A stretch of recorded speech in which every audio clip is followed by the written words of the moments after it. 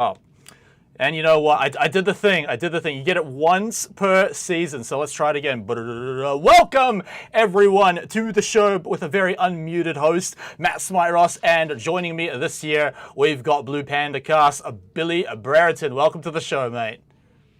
Look, I could not be more excited coming into a new year full of new opportunities for competitive Rainbow Six Siege in ANZ, and I'm stoked to be a part of the OCL broadcast. We've got some great teams in the competition, and look, Playday #1 underway, all three levels of competitive Rainbow Six Siege, at the Pro Division in ANZ are kicking off this week, and it's just, look, let's get into it, why don't we?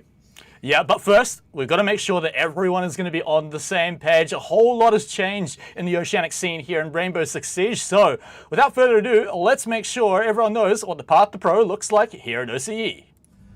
Welcome to Rainbow Six Esports for Oceania in 2021. We're proud to share with you the timeline for our 2021 season and the format of our Oceanic Leagues throughout the year. Through a sustainable approach to the region, we now have two clearly defined tiers and a proper flow through from our newly created Oceanic Challenger League to our returning Oceanic Nationals.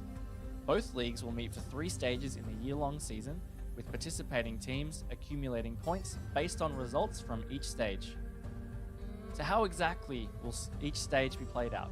We have 8 teams per league, playing single round robin best of ones with overtime.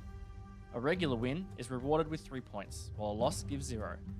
When the 2 teams fight up into overtime, the winner gets 2 points, while the loser gets 1.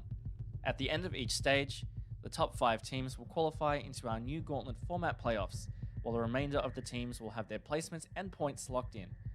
Playoffs for both OCN and OCL will be best of 3s, with best of 5 grand finals.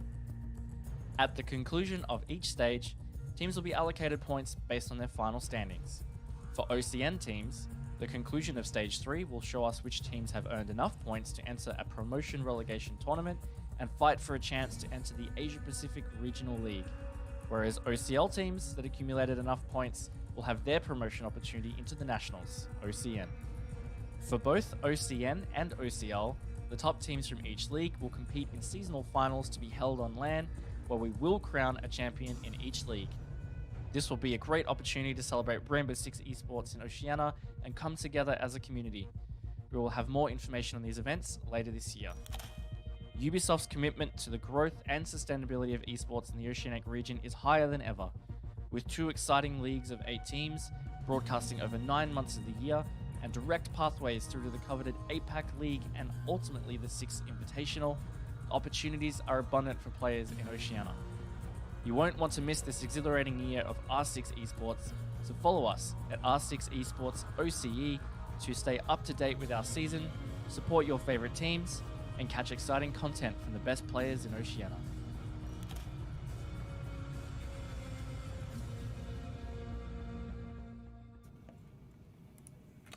And there we have it. That is how it's going to be working here in 2021 for the Oceanic scene for Rainbow Six Siege. And look, Blue Panda, mate, how good is it that we finally have just such a structured path to go all the way to the top? Well, I mean, yeah, you've got opportunities at every level now. You've got the semi-professional OCL, you've got the professional of OCN, and then you have the big leagues, APAC South, with some of the greatest teams in this part of the world. So, I mean, the fact that we are here presenting the first step on what is the potential to be an amazing journey for some of these up-and-comers, and this is where that talent is evolved into the teams that will be taking over the pro scene in the coming years. So, yeah, just getting in grassroots level. In the entry, there's a lot that could go very, very well this season. And of course, going to the top might be the main goal for all these teams, but we've got a little bit of icing on the cake here for them too. They'll be playing for the prize pool, of course, as well. You've got to get that cash money, and right at the top in first place, the team's going to be walking away with $4,500 dues. But as you guys can see, it goes all the way down to the 5th place. And if you watched the introduction video before, you'll notice that's where the playoffs are going to be cut off. So not just making it into the playoffs, but you're also making it into the money too. So definitely look out for that. But I mean, it's so good to see just such a good, healthy cash injection into the Oceanic scene, Billy. Yeah, I mean, it's not only is it a significant prize pool, it's one of the most significant prize pools in competitive esports in ANZ. Obviously, it's not the biggest. There are, competitions that offer a little bit more, but for a scene where we haven't had quite this level of opportunity. Yes, we've had LPL Pro, which it's a little bit below, but honestly, same caliber of teams, same caliber of players, and it's just that big injection, that big opportunity, the endless potential of what could be achieved off the back of something like OCL. The money is going to be great. It's going to help these players progress through their careers. It's going to help support them along the journey. I know for a fact that a number of orgs have gotten involved in OCL. These teams that were previously, orgless, had no real support other than what they were bringing to the table. We've got some reasonably solid organizations that have now entered the fold and are supporting them. So, look, not only is there money on the line, there's sponsorships, there's teams that are looking to back them. I know for a fact there are more teams looking to get in because they've been talking to me. I've had questions asked about how, what teams are worth investing in. And I've said straight off the bat, all of them. All these guys are worth investing in. Get behind the boys. Get them the support they need to progress through this scene. Well, look, mate, you've been teasing all these new orgs, picking up all these teams. So, you know what? Let's waste no more time. Let's take a look at the teams that are going to be competing in the OCL this season. So, looking at this list, of course, no one's got any points yet. So, we're all sitting on a clean slate. But you've got big dogs like Exsto Gaming, Skyfire. They're coming back here as orgs. Maybe a few new faces on the teams, but they are returning indeed. But, I mean, I know you were in there in the qualifiers. So, tell me about some of these new teams that may shake things up. Well, speaking of big dogs, we do have the big dogs currently sitting 8th place, but that's probably not where I'm pegging them to finish towards the end of the season. Well, why don't we'll work our way through. Exsto, Skyfire, 2 rosters that were in LPL Pro last season. Some new faces, some very familiar faces if you're fans of those original orgs. Skyfire, it's a completely new roster. Exsto, you're looking at some of the cores that we saw playing for them previously. Fury making their way back into the competitive Rainbow Six Siege scene in ANZ. They've got such a stacked roster of talent. I'm definitely excited to see them play here tonight.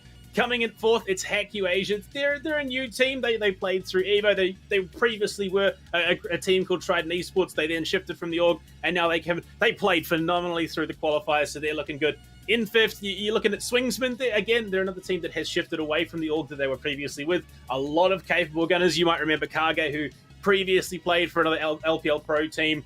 Coming in at 6th, it's the ex-Shadownet roster, Donut LFO. They stepped away from a lot of teams that have stepped away from their orgs, but are definitely keen to pick up some new ones. They're a capable team. They're very, very promising. In 7th, this is one that I'm extremely excited about, Pryde Gaming. I've had experience casting their former North American roster. I've been doing a bit of work over there. They have jumped at the opportunity to pick up what was exit fraggers coming into the OCL. Surge and the boys. There is some absolutely insane gunners on this team. Some players that I started casting back when I got into the competitive scene, so it's exciting to see them in this opportunity.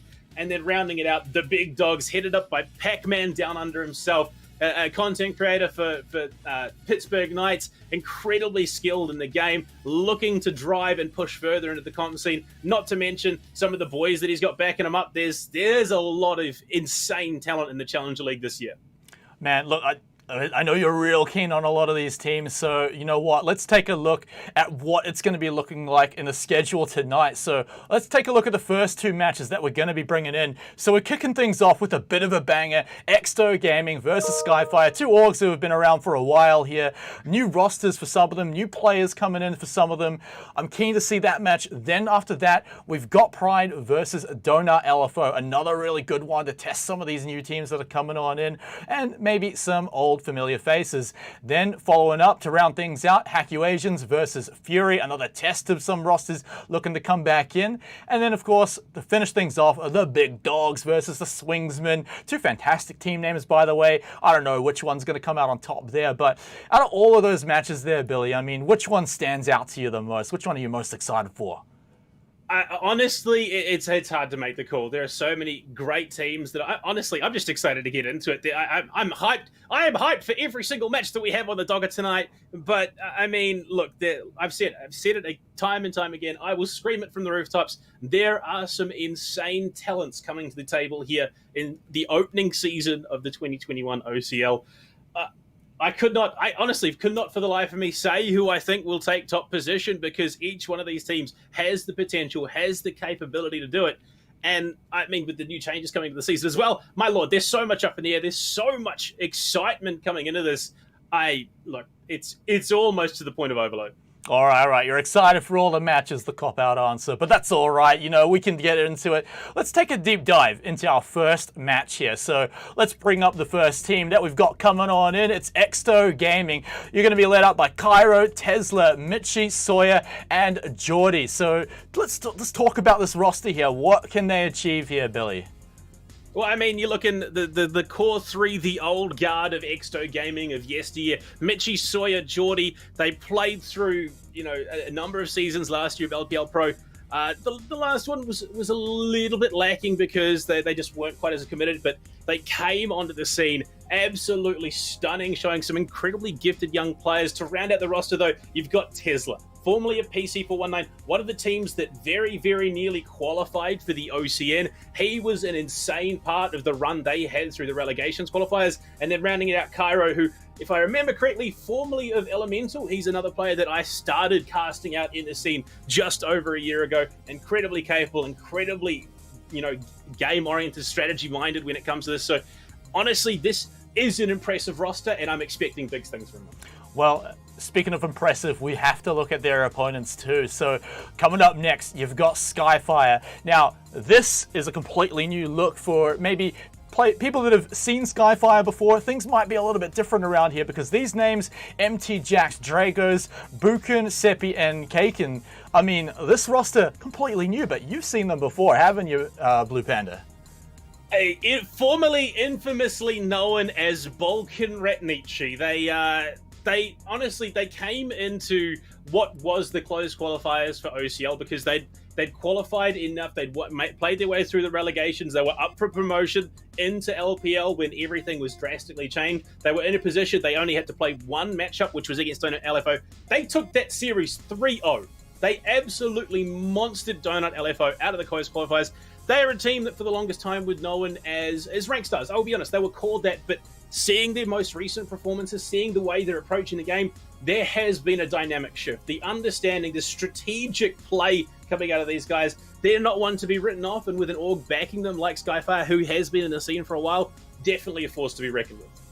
And now we're going to zero in just a little bit further, zoom in just a little bit more for our key player matchup. We've got to get the fraggers up against each other, but we've got Sawyer going up against MT Jax. So tell us about these guys and how they might match on the battlefield.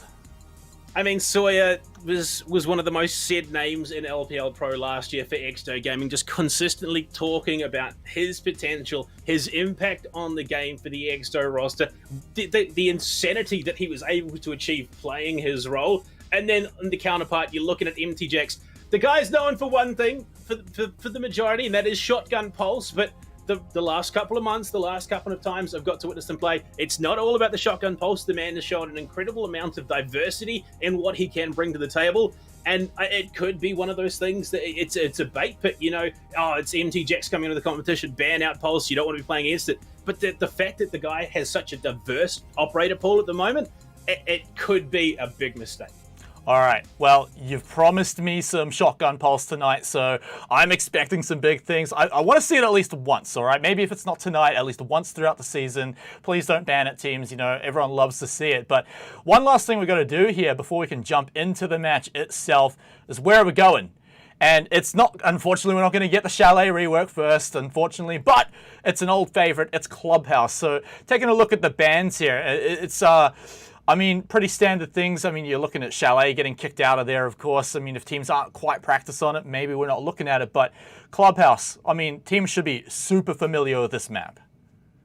Yeah, looking at the map pool that has been taken away, I would have to imagine that this Cafe ban is coming out of Exto Gaming. Cafe, when I first got into the scene and the first time I got to cast these guys, Cafe was their map. You did not want to take then Balkan Ratnichi, now Skyfire, to Cafe Dostoevsky. In fact, on that map, on the defense, you were guaranteed MT Jax is probably going to spend more time outside than he did in. He was just an absolute terrifying monster on the jump outs, playing that pose. Just the audacity to play some of the angles that this man plays and come up with success it's just outstanding. And look, we're going to Clubhouse. It's almost like Coastline because it has been done to death. Everyone knows exactly how to approach a map like Clubhouse. The strategies aren't going to be wildly diverse. It's going to come down to, execution, mechanical play, and the gunfights at the end of the day. So, I mean, I could not think of a better map to start this off. Yeah, this is going to give us such a good feel for the teams. And I think it really does just start right here in the ban phase. So, look, let's take us through it. What are you expecting here? I mean, are we really looking at Habana off the bat straight away? I mean, I'm anticipating 100% Thatcher is taken off. Monty is not what I expected out of Exsto, but it is an operator. It's traditionally banned, I believe, more APAC North. You look at a ban of Monty on Clubhouse, it's not necessarily an ANZ staple. I would have to anticipate, Thatcher is probably going to see quite a high ban rate throughout the season. He just enables so much, especially on Clubhouse. With that taken off the board, I would imagine we're probably going to see get Cade let through on the defense because Maverick is available. He's not quite as relevant. So I would have to anticipate potentially a Malusi, potentially a Mira on the defensive bans. Yeah, although Valkyrie's another pretty common one to pick out. I mean, there's just so many good spots for the Valk cams. I mean, the runouts, if you're ever going to gym bedroom, such a good one to get and just completely keep that balcony clear. But last ban, it is going to be the Pulse. There we go. And I talked about it. The guy has shown an immense diversity in operator pool as of late. This post ban, it could be a waste. Honestly, Skyfire, they don't actually rely on the shotgun post nearly as much as they previously did. Exto, this is going to be interesting. We see Mira left through. We see Wemai let through. We see Malusi let through. And this is interesting. Exto, they're opting into a gym bedroom start to kick things off. And we're not seeing a Maverick being hovered here at the moment. This could be a very, very tough hold. Seppi is going to six pick out to the castle. Makes a lot of sense. They're going to go for the traditional gym bedroom hold. You lock out gym, you open up footholds, you dump, or you put all that utility denial in there plus the castle barricades. Skyfire are going to have a hard time getting this gym wall open because they're not guaranteed the security of the Maverick, and they're going to have to probably clear from a couple different directions. All right, so let's waste no more time. It's round one. We're into the prep phase. It's the first match of the OCL. So let's take it into a gym bedroom to kick things off here on a fan favorite. We got Skyfire on the attack. Let's see what they can pull out here, Billy. Yeah, it's going to be interesting. Skyfire, traditionally a team that succeeds a little bit, they excel a little bit more on the defense. So honestly, they're going to be looking for that 3-3 half, looking to carry it over the finish line in the second half once they get there. But I mean, Exto, they're a team that time and time again has proved themselves incredibly capable. A number of these players have played on just wildly impactful rosters throughout their time. PC 419, you're looking at, Mitchie was scattered. No, he was scattered a couple of big teams, but I don't think he quite got there in the end. Just there's a lot of potential on this roster, and it's exciting to see them get back into the comp scene here in 2021. Looks like they're going to go for a pretty traditional jacuzzi / logistics take. They're not going to go for anything crazy jumping in windows. Already Seppi on the job. Yeah, Seppi's going to be hanging out there, just putting the pressure on, making sure no one can just sort of leave him alone to do his own sort of thing. But he's already working on the wall. He's got the backup to blow it up if he needs to. Hard breach as well. I mean, why not? You've got the ace too, so plenty of consistency for these guys to get on inside if they need to. Selma's going to come out, so we're going to have the front door nice wide and open. Interesting utility. Dragos off here. He's over on suicide outside con window at the moment. Could have been positioned a little bit better to help enable the jacuzzi wall. Obviously, having that breaching ground would have paired up quite nicely given that the wall had been Maverick trick. But he's a player that does his own thing, likes to roam around, play a very, very aggressive solo. Ash Broken already in cash, looking to pinch in through construction as well. Could be the tool they need to open things up, get themselves into the bomb site. I don't think they quite realize just how in danger Geordie is right now. He's looking to try and swing around the doorway, but this could all explode in a moment. Yeah, Broken's really playing with fire with that one hole, but the first blood does come out, and it's Tesla to fall, so Wamai off the table. Always an operator you want to keep to the end, but the next one's going to come out. MT Jack's going to be falling down. That's the Habana now, so a little bit of breaching power now gone, but you've still got Broken in the strong spot, but Dragos is gone. He goes for the swing, and we'll miss out. Yeah, you don't take fights like that against Geordie. The guy is just insane when it comes to the heads-up gunfights, so unfortunately for Skyfire, they've lost two key parts to the puzzle here. At least they have a way into the bomb site. At least they have these opening and Kaken will be the one to start marching in. Jim obviously locked out with that castle setup. Good swing, finds the head of Sawyer as well. That's big damage done. They've got fast rips. Got Seppi doubles up with a frag grenade onto Mitchie. It's looking a little bit bleak here. Exsto as Dogz falls in for another double here. They're looking to do some real damage in this opening round. It looked good for Exsto to start things off, but Seppi, he says no. Skyfire take it for themselves. Yeah, I mean, a bit of a dicey one there. A lot of trades going back and forth, so that's a round that really could have gone either way. But at the end there, they do manage to pull it out. Nice little point on the board for now, but I think we've really got a bit of a match on our hands. Yeah, I mean, I talked about the changes that have been made here for Skyfire in recent weeks, and they're starting to show some significant signs that there will be a big change up in the bomb sites. No more gym bedroom. A lot of teams will go there, try and win their weakest bomb site so they can coast in, pick another couple of rounds as they head to, the likes of CCTV and basement. But Exsto, they know that did not work, and it did not work at all. It wasn't nearly a close round. So they go to basement, they go to something a little bit more secure, and they just have so many options on the board. Interesting, though, we're still not going to see a Maverick here, and they had the option to bring Attackers need to locate and defuse bombs. Yeah, so no Maverick. Going to be a little interesting. Maybe a little less attention sent over to Dirt, but I mean, you look at the defensive side, nothing really out of the ordinary.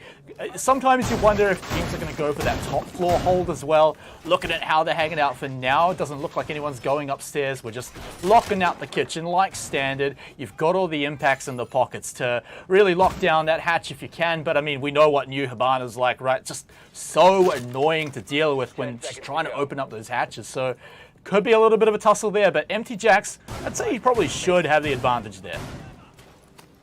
Yeah, look, hey, there's a number of different ways to play this bomb site with some of the recent changes. It makes it a little bit more interesting, but I mean, a lot of teams have been transitioning back to the old SSG style roam hold up on the second floor with the Mute Mozzie combo. It's been finding great success with some of the new changes that have come in the latest season. But it looks more like a bunker-centric hold. They're going to be having that Jaeger sitting around blue, holding generator. They're not going to overcommit to the deep roam, although it is a map that does tend to favour the depth of roam. So it's going to be interesting. Cairo, I think he's the furthest off site, playing around main stairs. But you can see him. He's retraining back. It's looking like it's going to be a hard bunker hold. Yeah, now Cairo's just fallen all the way back. I thought for a moment he might look for a bit of a kitchen hold, but he must have heard Seppi drop down above from the buck. So looks like full control of the building is going to be given over to Skyfire, but they're looking to just solid up all of the different kind of angles that they're going to be looking for. Interestingly enough, no one is in kitchen at the moment, so they're not going to even try for that at the moment. They're just going to look for a lot of pushes from maybe blue. You've got Broken on here holding it down, but he's going to have to get through the Jaeger. Always a tough task, but I mean, you're Zofia. You got 4 shots. He's only got 3 ADS. Yeah, I mean, look, the changes to the ADS in the last 6 months, it makes it a little bit weaker in terms of that utility sync, but there's still ways to work around it. Skyfire, they're trying to figure out what the play is here. They're going to reposition, try and aggress onto Dirt Tunnel as well. Interesting, we haven't seen the Aruni. Obviously she's out of quarantine. She is available to play. One of those operators that very much enables that SSG roam upstairs instead of the castle setup. But at the moment, great vertical control being established here by Skyfire. Dogz position around bottom main could explode into either Moto or down 90. They have so much information available to them. Exsto, they need to be playing with their heads on a swivel here because they could find themselves overrun soon. But it's execution time, Billy. There's just over a minute to go. They're going to have to head on in pretty quickly. They've got the vertical control. Seppi's all over the place. He's also got the mobility as a buck, being able to just quickly rotate through all those walls, but the last bit of droning is coming out. It's difficult because of the mute, so they're going to have to go in maybe a little bit blind, but they've got the vision in blue. We saw the pings coming out there, but the question is, what can they do with it? Seppi's got to rotate around, look at kitchen as well. So they're getting the holds down, but I feel like they're playing with their time here. Well, time is a big factor here on the attack. You don't have it working for you. Broken kicks things off with a kill onto Geordie and Cairo. He swings in for 2 bottom main, but a Nitro Cell is going to be the only thing that does meet him. Seppi locked out of Dirt from the smoke canisters. Kaken accidentally team killing him there. This is looking a bit bleaker for Skyfire. Sawyer finds Kaken off the back of that unfortunate situation. And all of a sudden, what looked like a good positioning setup here for the explosive round goes very much in favor of Exsto. And there's only 2 players left to try and execute this attack. Dogz finds Bitchy, 2v2. It's coming apart here. Oh no, Dogz, he can't find it. Tesla gets the shots, and Empty Jack's the captain. Can't do anything. Exsto shut it out and will equalize. Yeah, totally rough when you're trying to push through dirt tunnel against the smoke. I mean, you saw Sawyer, he was playing with fire, but he knew he had the advantage there. Kind of offset the explosive start that came out from Skyfire, nabbing them just another point on the board. So already looking pretty good here, but I mean, we've tied it up for both sides. So what are we looking at? I mean, we've had the common spots come out. We've had gym, we've had basement. I think it's time to go to tried and true CCTV.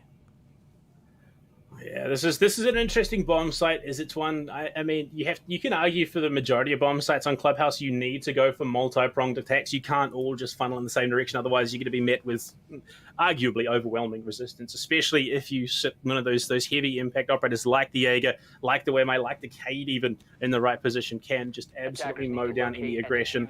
So you're looking for a couple of different approaches. You want to get control of the breach on the CCTV wall, garage, con, even red stairs could be the play here. So look, Skyfire, they started that last round off so well, and then they just unfortunate things all across the board, losing Broken, who is such an impact player in that last round down bottom main to the Nitro self. Seppi getting taken out, shot in the back of the head by his teammate, unfortunate, and then they lose him off the back of that as well. So the communication, the nerves obviously coming into effect a little bit here. Hopefully, Skyfire, they can rein those in and start to play their game.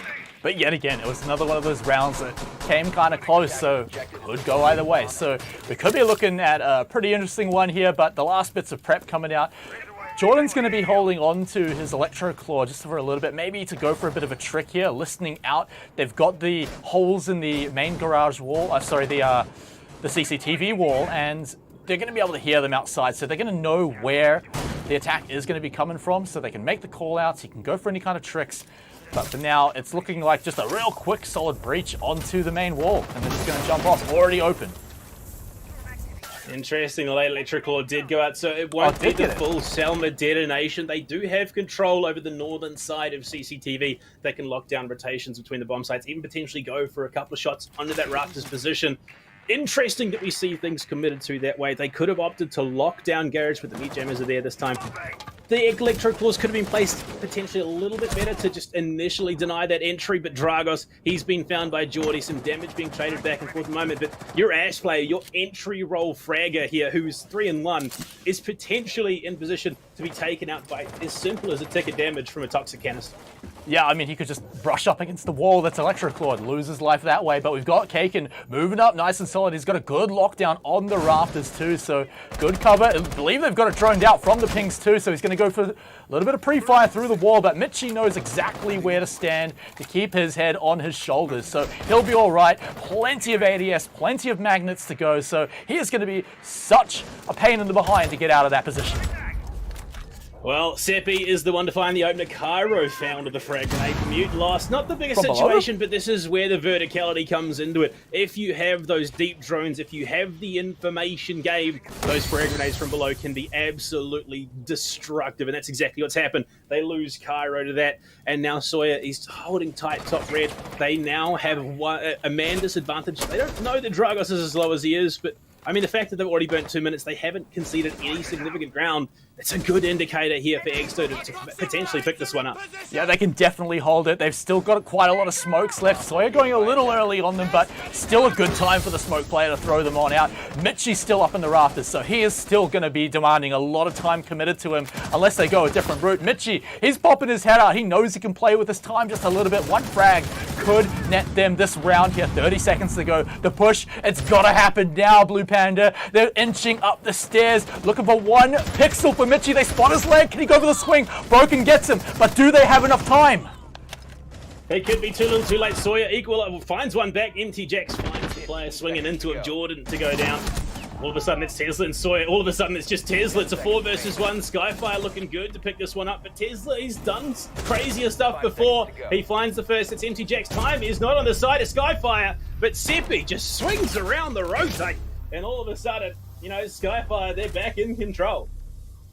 I gotta say, I mean, I've said it 2 rounds in a row already, but again, coming right down to the wire. Seconds left to play with, and yet they still managed to go in and get it done. So, I mean, props to Skyfire coming in on the attack there. They had to move quickly. I mean, particularly, I went on about it quite a lot, but Mitchie just looked like such an annoyance in that round. But when they go for the execute on getting him out of there, then it seemed like it was easy as pie. So props to them for pulling out that one there. It was certainly no easy task, but a little bit closer by time, but they had all their members at the end. So it's going to be a retry on the site here, Panda.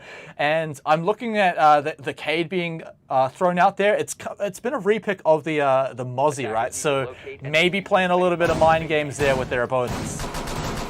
I mean, information is such a key part of this game. Denying information, creating false information as well. If they're anticipating a Mozzie, they're going to position their drones a little bit more cautiously. So, I mean, mind games definitely an integral part of this matchup here.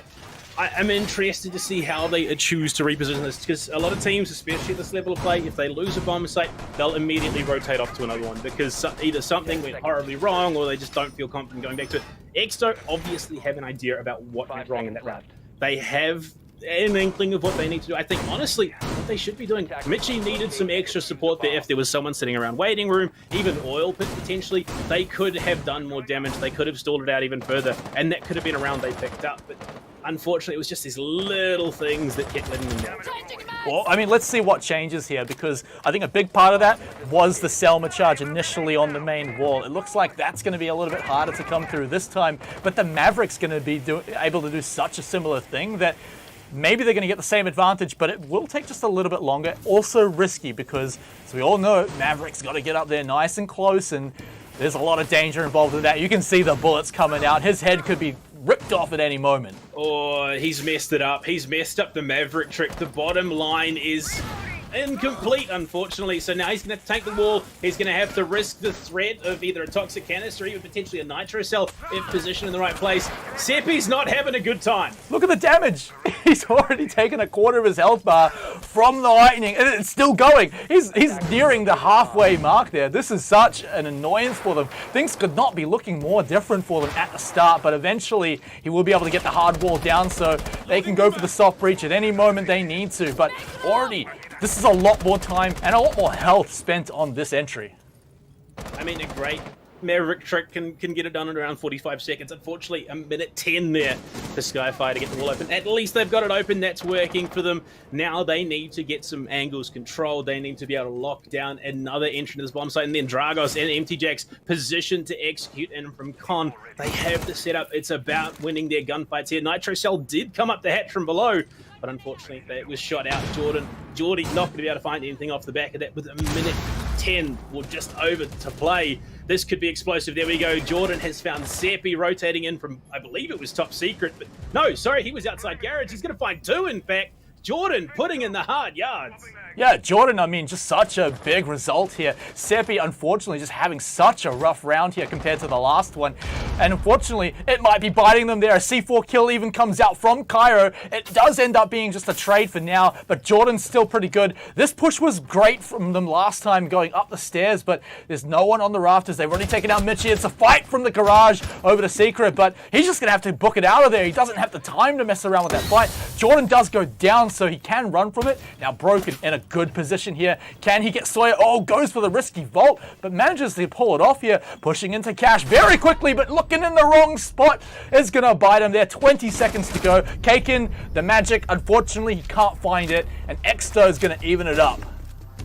Second time is the charm. That's what I was talking about. You need someone playing down below, and it was Geordie. Played it to a T. Unfortunately, his Nitro Cell didn't find anything, but boy, the Org A3 did. Putting in the hard yards. He finally went down.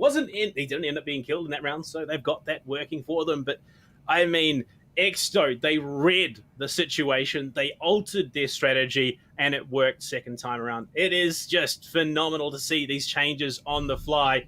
Now we're going to be going back down to base. Tachanka, the other operator that has been taken out of quarantine. I don't think we're going to see it locked in. I would imagine Geordie's probably going to be playing something a little bit safer, potentially in a Rooney, potentially the Mozzie even could come in here and they go for that extended roam. But Cade is going to be the name of the game. They're going to be bringing it. He did phenomenal work on it last round, so I 100% rate this. Yeah, I mean, not too surprising to see that the Challenger swapped off, but you never know. I mean, he's coming out of quarantine. Pros have not had a lot of time to mess around with him, but for now, we're just going to stick to tried and true. We still have yet to see that Aruni as well. I'm not too sure if we'll see it here on Clubhouse. But for now, I mean, just Cade is such a strong pick here in the basement. You need to lock off those hatches. Yes, it can still be annoying with the Hibana, but at the same time, you want to lock him off so you just don't have to deal with him. So another try at this one. They held the tunnel super well. They had Sawyer on that job last time. He's back here on the smoke, so he can definitely solo hold it if Skyfire go for another multi-man push over there in that direction. Attackers are moving out to locate a It's bomb. interesting. We're seeing this setup in the attack for Skyfire. No Maverick, no Sledge. They've opted for a Buck instead. They're doubling down on that ranged hard breach from the Ace and the Hibana. So they obviously have an idea of how they want to approach this, because not a lot of teams would approach a basement bomb site. One without a Sledge, two without a Maverick if it's on the board. Dragos again off doing his own thing. This is where he thrives.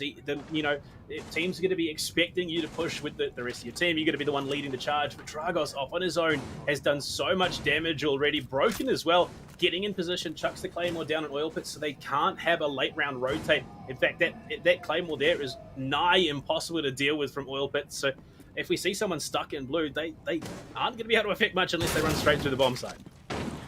Yep, for now though, Dragos has made his presence known just a little bit there down on bar. You've also got Seppi who's looking out from above. This is going to be the advantage of the Buck. You can just go through multiple walls from above. But Dragos, he takes a chunk of damage in fact, but he's still going to be standing. Now they've got a strong presence above. Dragos is just going ham down through the floorboards, but no kills just yet. Unfortunately, he's the only one to lose any health so far, but this is going to set Seppi up to do a lot of damage if he needs to.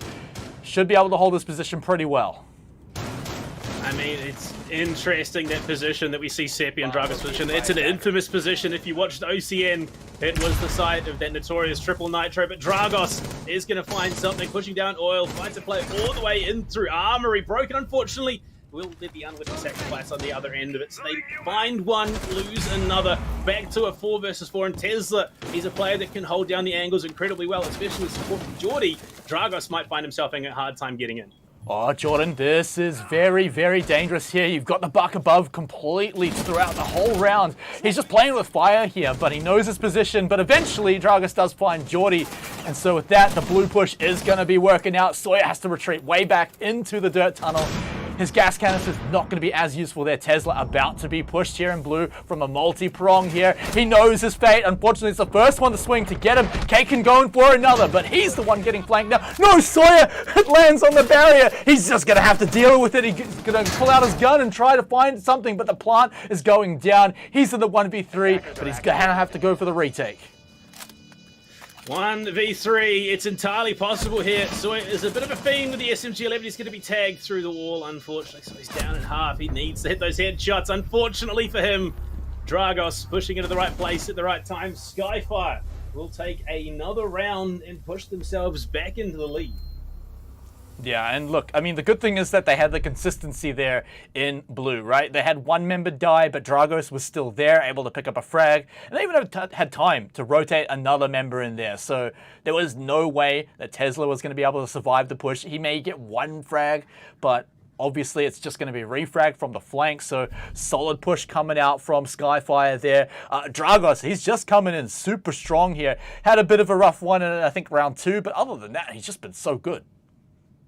I mean, Dragos, yeah, he's been a consistent entry fragger for this, well, now Skyfire, former Balkan Ratnichi roster. He's definitely proved himself in the heat of battle, and he's continuing to do that here. Cairo with the 6-pick off the castle onto the mirror. So, I mean, this is an interesting setup. Mirror traditionally is strongest on gym bedroom, but, I mean, there are positions you can make it work here in the basement. Mirror is a scary prospect for even the best teams. It comes down to the verticality. Can you control the area above it so you can lock down that window or even open it up? Well, we'll have to find out. I mean, they have been noticing that there's been no sledge. There's been nothing like that, so perhaps they can play around with that. But Seppi has been on Buck almost every round. But you look at it now, he's back onto the Maverick, so going to be going for a bit of a different role. So maybe they think they've got a little bit of room here to play around with the mirror and not worry so much about the verticality. Just put up those really strong, long positions here, which are just so annoying to push through, especially if you can cut off any of the Hibana pellets that come in. Yeah, I mean, it's going to be interesting to see. A lot of teams in North America will run a deep roamer up in Logi because you can actually get control above the kitchen hatch, shoot out those X-Kairos from the floor rather securely. So, I mean, this mirror window positioning is going to be key. I'm interested to see where it is. Tesla as well, he's playing in garage storage. Could find a big flank. Broken aggressively, already in, looking to push down into the basement and start contesting onto some of these angles. Okay, so it is just going to be a standard blue mirror window here. They might not have Tesla holding that angle this time around. They're going to pull him back, sit him somewhere else. And, I mean, again, this is a situation that could work either very, very well or very, very poorly for Exsto. And in the position they're in, they want to pick this round up. Yeah, and you'll notice Cairo actually still has a black mirror in the pocket. So if he needs to, he can rotate it around somewhere. But it's going to be a single push. Broken coming in from blue. He's got the flanking drone if he needs to. So no one should be able to cut him off for sure. He's even got, of course, Oil Pit Claymored off just like last round. So no problems there either. Now they're going to be able to drone on down. Notice that there's not too much of a presence hanging around upstairs. But here's the real deal. They've got control of the kitchen. Stun grenades and fire grenades trying to flush out some of the utility denial, and they will slot it through. Only so much that can be found, and I believe, yeah, they did. They got the electro claw off the back of it. So MTJX, so yes, he will be kicking things off. Sorry, just looked a little bit off on my screen. He's going to go for the double up here, not committing the full 4. X-Kairos trying to bait out any sort of impact trick, but with no impacts on the board, it's not going to matter. Geordie was found there, was tagged, was threatened a little bit, but for the moment he is still alive and still in position to effect some real change here. Broken, just not quite able to connect onto the head, but as we near that minute mark, the positioning is good for Skyfire to go for an explosive execute onto the side.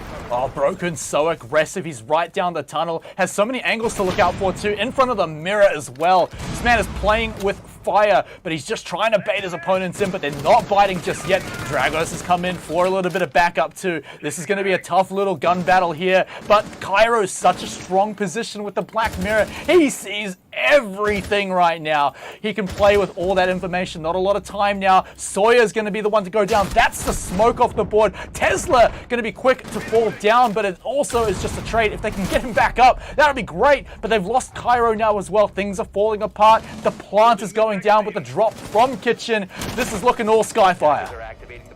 I mean, they've got the coverage. Geordie, he's trying to go above, trying to find it as Kaken will fell his teammate for a triple. Flash grenades just being tossed up in the kitchen. They know exactly where Geordie is right now. Can he find anything from the hatch? Can he find anything from these vertical angles? He's spotted, and it is the captain for Skyfire to take him out. Skyfire picked themselves up a 4-2 attacking half here on Clubhouse.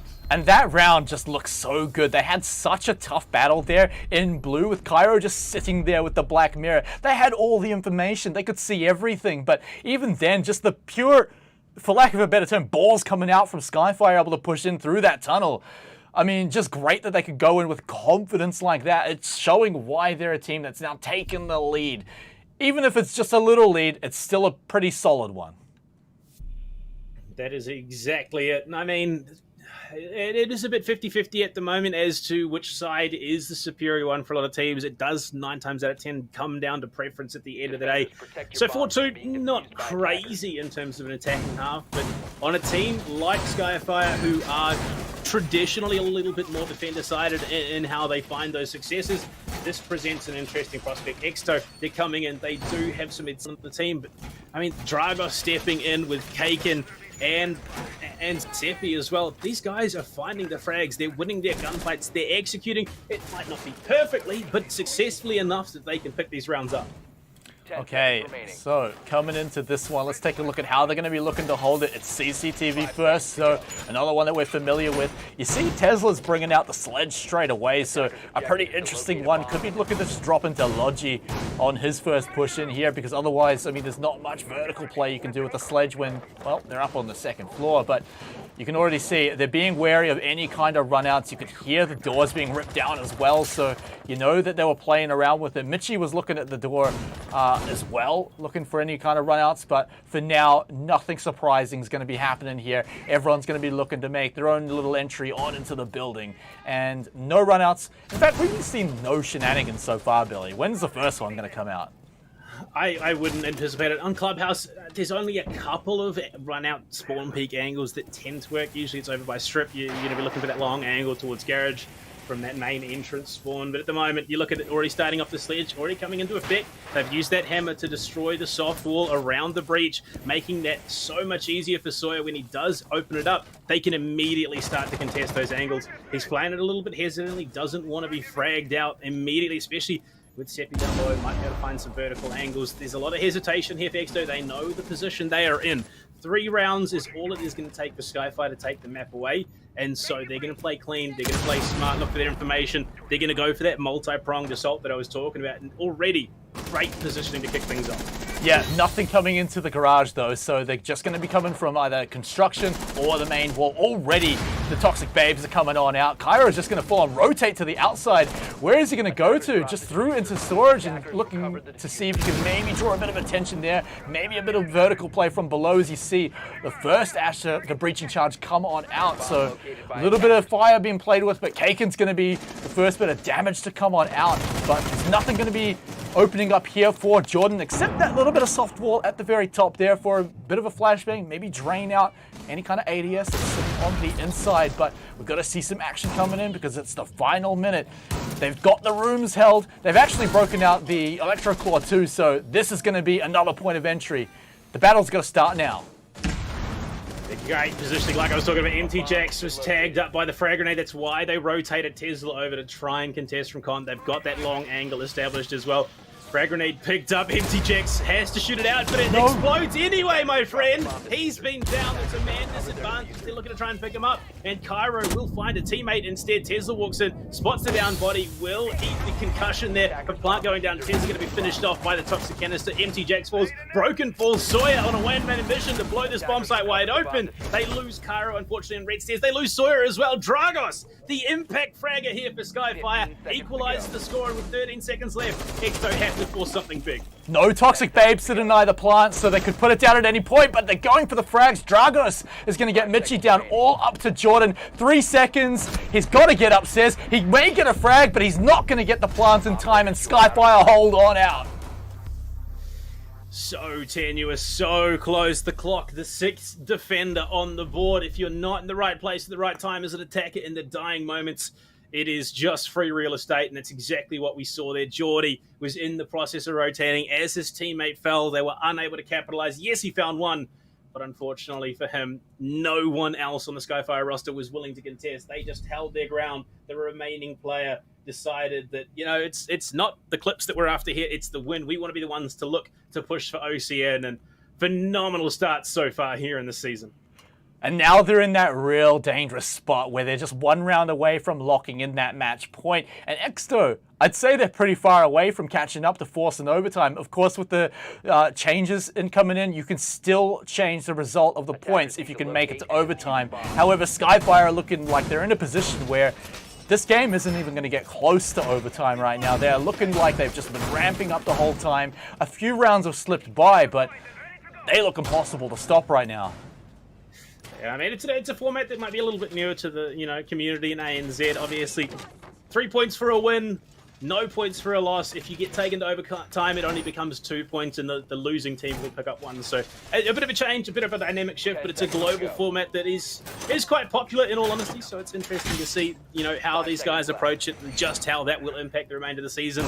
Basement though coming out here for Sky. Some minor changes we see, mostly in the fact that Dragos is going to be running that Goyo with the Vulcan shields. We've seen a bit of a diverse roster on the defense for Exto, but I mean, look, hey, Goyo has proved himself a formidable force on a lot of defensive rounds.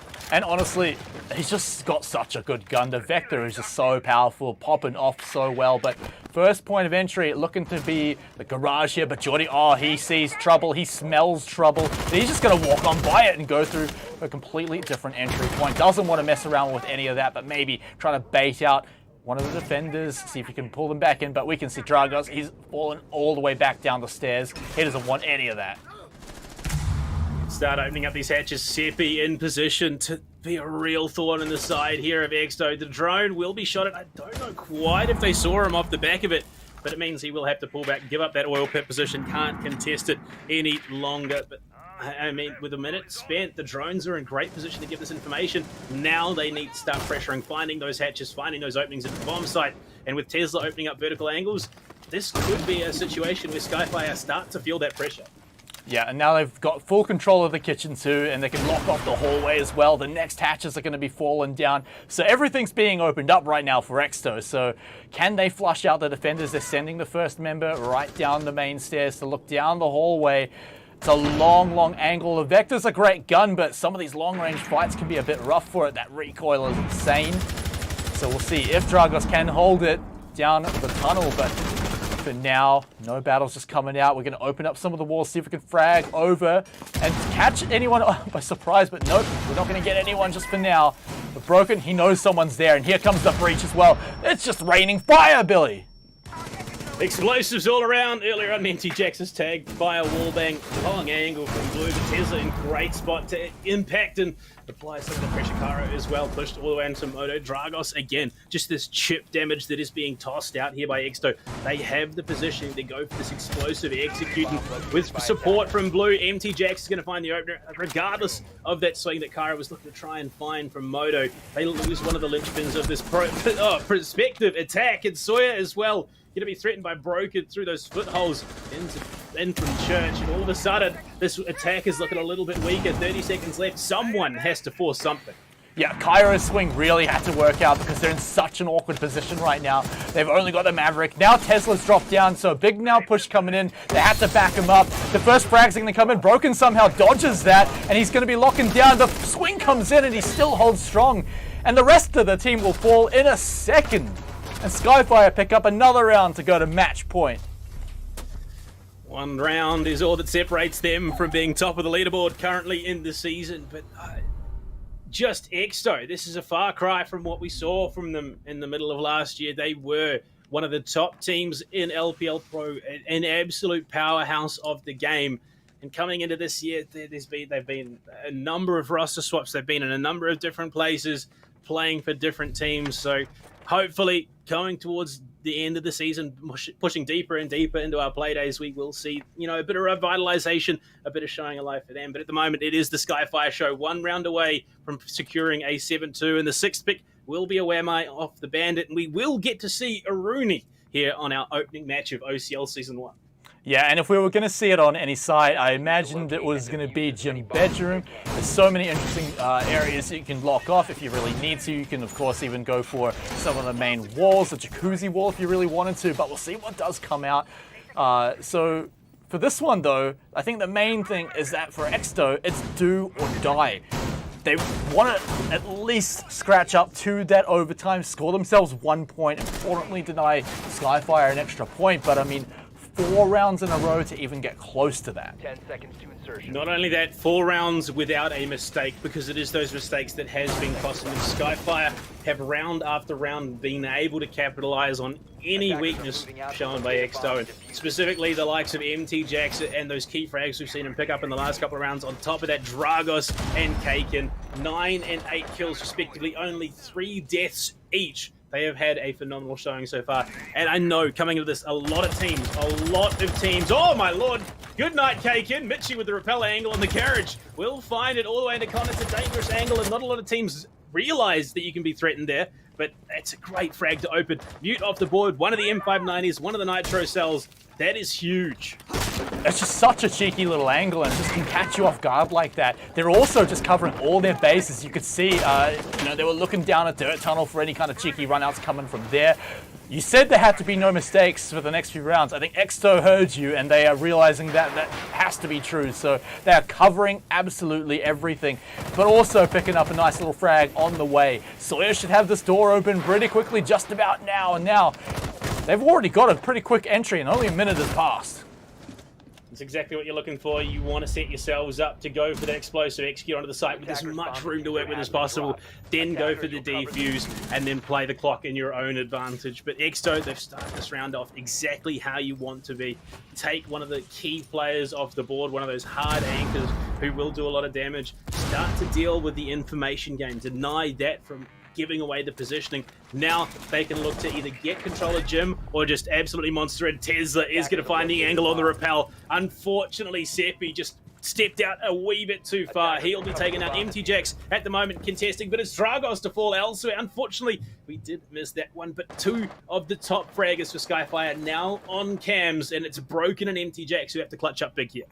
This is the exact kind of turnaround Exsto needed. Everything coming out perfect. MTJax might be looking to mess around with that perfect round score right now. Not a drop of health has been lost for the Exsto boys, but even if they do right now, the round is almost shortly in the bag unless we see a massive pop-off from either MTJax or Broken. Broken's moving around very quickly, looking for his moment of opportunity. He has heard someone off in CCTV, can maybe catch them.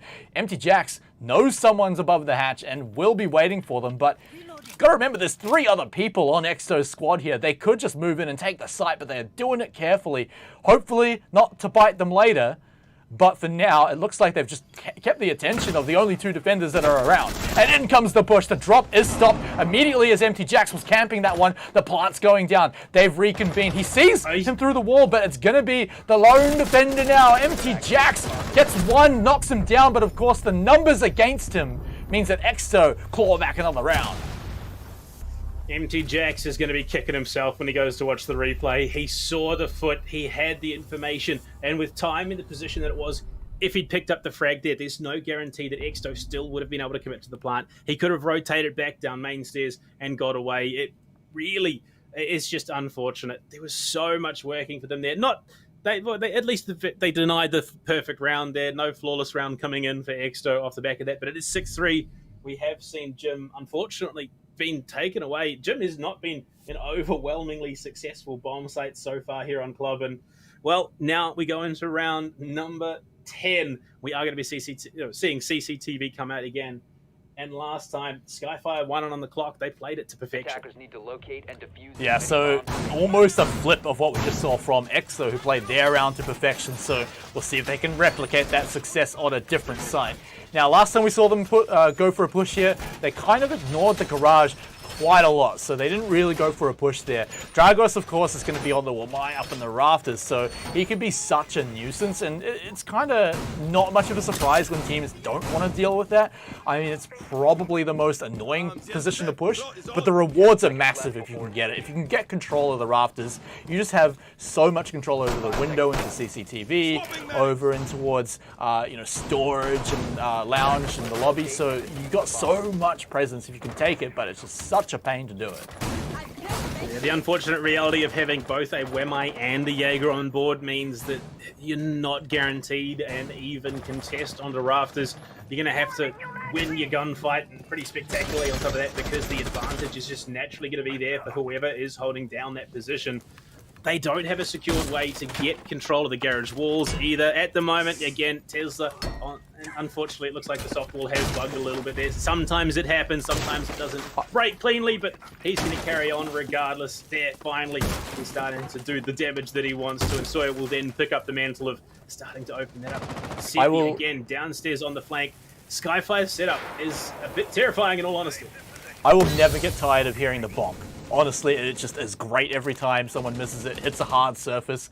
Some early gas grenades going to be coming on out here just to push off the Maverick. But I mean, Sawyer, he's just got plenty of time. It's only going to buy them an extra few seconds, but they waited out. That's okay. And you know what? Sometimes it doesn't matter if it's at the end or the start of the round, but first bit of damage is going to come out. Dogz is going to be the one to fall, so this could give a lot of control over towards him on the rafters. It was actually a run out too, so punished for that one. Questionable, in all honesty. The longer a Wemai is in the round, the more effect that he can have. Obviously, the more magnets obviously he generates up, the harder it is going to be to go for that push. Seppi at the moment still holding his angle, can't quite find the shots that he needs to do any significant damage onto Tesla at the moment. We'll reposition into stock, but this is tenuous. This is not as secure as Skyfire would have liked the position for them to be in. They do have one looking to contest below, which is Seppi on that roam. I was just talking about him. But the amount of work that he's going to have to do, given that the remainder of his teammates are all hunkered down in the bomb site, now he's been droned out as well. Skyfire's grip on this match is slowly slipping. But look at how far they've rotated. They've almost left the main wall completely alone. They've just left Sawyer there. So they're just completely cutting up Skyfire's attention. They know someone had to rotate to the rafters, and that's where Broken's gone. So that's one person who's not defending on the cash side now. So it's all up to Empty Jacks. He's got a big job ahead of him. He's going to go for a try, maybe a deny, even concussed. Will he manage to get it? He threw it, yes, just in time. He felt the timing was perfect, and it exactly was. Kairo's still below him though, so danger's not over yet. They do have the option to open the angle, but that's all they have the option for. They're still going to have to force through the doorway here. And Empty Jacks is ready and waiting to receive with a Nitro Cell. Time is not on their side anymore. Exto, we're in a great spot to do it. Now from below, it is going to be Tesla with that frag grenade. Matching Seppi. Speaking of, he finds the kill on a Tesla. The trade is there. 3 versus 4. They're funneling through the breach. Kaken does some real damage with that SMG-11. Broken found and killed Sawyer. He's going to find one. So is Mitchy. Seppi and Broken now 4. And all of a sudden, Kaken, he does it on time and steals the map away from Exto Gaming. In the final moments as well, it looked like maybe Exto could hold on for just one more round, but at the end of the day, oh, Billy, Skyfire come out just absolutely strong. What an absolutely astounding performance to make a statement there. I mean, right down to the wire at the end. You have to give props to Exto though. They did hold strong once match point came out, but I mean, at the end of the day, such a strong performance coming out from Skyfire, kind of showing why they picked up this roster. Yeah, I mean, unfortunately, it could be a case of coming into a new season, coming into a new year, a plethora of new opportunities. It just could be performance anxiety coming out for Exto, and you could definitely feel a little bit of that. There were some mistakes that were being made. They do have a team that could go quite far into this season and the coming ones as well. But Skyfire, I talked about those key changes that they had made through the previous months, and this is the culmination of all that. They played their game. They played it incredibly well, and this was a well-deserved victory. 7-3 on Clubhouse. All right, well, Billy, what a great first match, but we've got 3 more coming up for you guys next. Coming up after the break, we are going to have a good one. I know you're looking forward to this one. Pryde versus a Donut. So, ladies and gentlemen, don't go anywhere. Well, maybe go somewhere, get a drink, but make sure you're back in a few minutes because we'll return with the next match of the OCL.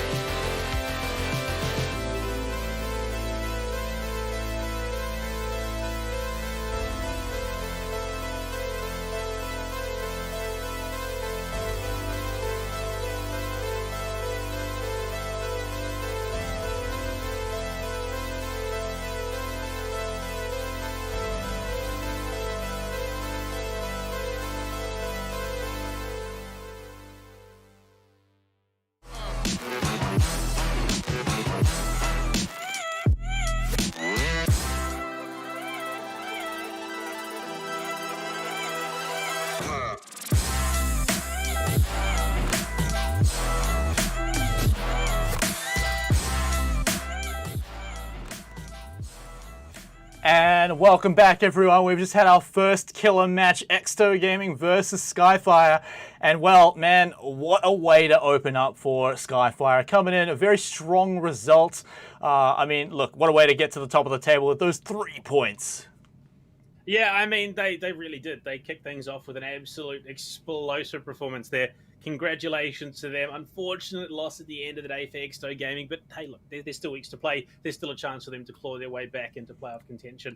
Let's turn our focus to the next matchup. Obviously, Smite, this one is another one that I'm excited for. It is going to be Pryde Gaming, formerly of North America. They've come over here looking to invest in our region and the Challenger League versus Donut LFO, a team that was formerly in LPL Pro, and unfortunately, they lost out in the closed qualifiers to Skyfire Gaming. Surprise, surprise, now after the fact.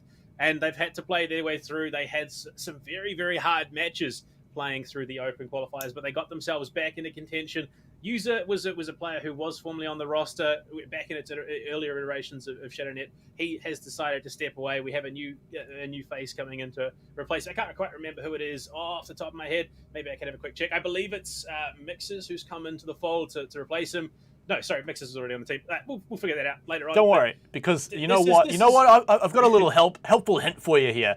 And it's less of a hint, more of an in-your-face graphic, because let's take a look at the first team. We'll start off with Pryde, I know you're a big fan of this lineup, led up by Surge, but then, of course, Pluto, Elements, Namdi, and Kieran. So, I mean, look, you've mentioned Surge a whole bunch, so just tell me about this guy. I mean, he's been around the comp scene for a while. He's had a pretty storied history. I'm excited to see what he's going to be bringing coming back into the competitive scene. Honestly, it has been a little while since we saw him play recently, but honestly, unfortunately, yeah, that's right. I remember now. Unfortunately, Surge, he's not going to be playing tonight. He has subbed out for one of the newer players that they have brought to the roster. I was told about this earlier, and it completely slipped my mind. But, I mean, they've picked up a reasonably new player in the form of Arbiter, who will be joining the team for tonight. But, I mean, the remaining players on Pluto, Elements, and Namdi, 3 incredibly gifted gunners on the team. Pluto and Elements were 2 of the players that I started casting back in the day. And they were phenomenal players then. Now they've had time to mature, time to develop those skills. Elements, I would easily say, one of the best sub-pro players in the region. Incredibly mechanically gifted, insane when it comes to fragging, and then rounding out the roster, Kieran, I could be wrong on this one, but I'm 90% sure, formerly of Bizarre Gaming, who are another team that wasn't LPL Pro. There is an insane amount of potential on this team. They did have a couple of hiccups throughout the qualifiers. There were a couple of times where it looked like maybe they weren't going to make it, but they pulled it back. They played some very, very clean siege, and this is one of the teams that I have high hopes for coming into playoffs. All right, another team that's got high hopes, and arguably, at least I would argue, one of the cutest teams in the league this time. It's Donut, and of course, led up by Levi, along with Nova, Mixes, Tracy, and Enju. I mean, look, how can you not like a team that looks like that? Yeah, look, they not only are they very, very gifted at the game, but they're very, very attractive in real life. So, I mean, that's bonus points. It's charisma at the end of the day, and that's the stats you want to be rolling on your character. But again, some incredibly gifted players on this team. Played formerly for ShadowNet, and unfortunately, they departed from the org. They've been doing their own thing. Again, some more players here that I started casting and have developed to the point where they have the potential to move up the ranks deeper and deeper into the pro scene. Enju as well. He's a bit of a newer face to this roster, but again, to be fair, he spends a lot of his time playing Tarkov, not Rainbow Six, but it translates aim at the end of the day. Very, very gifted. I would anticipate this match could quite easily go to overtime.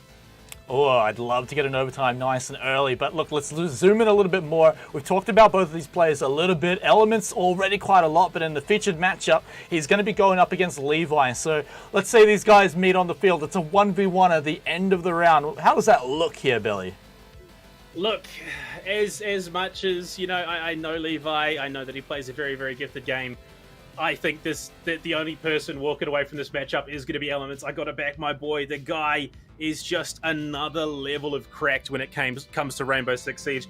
I have played against him a handful of times, and they are times that I have wanted to step away from the game for at least a week because it has just been that convincing, that one-sided.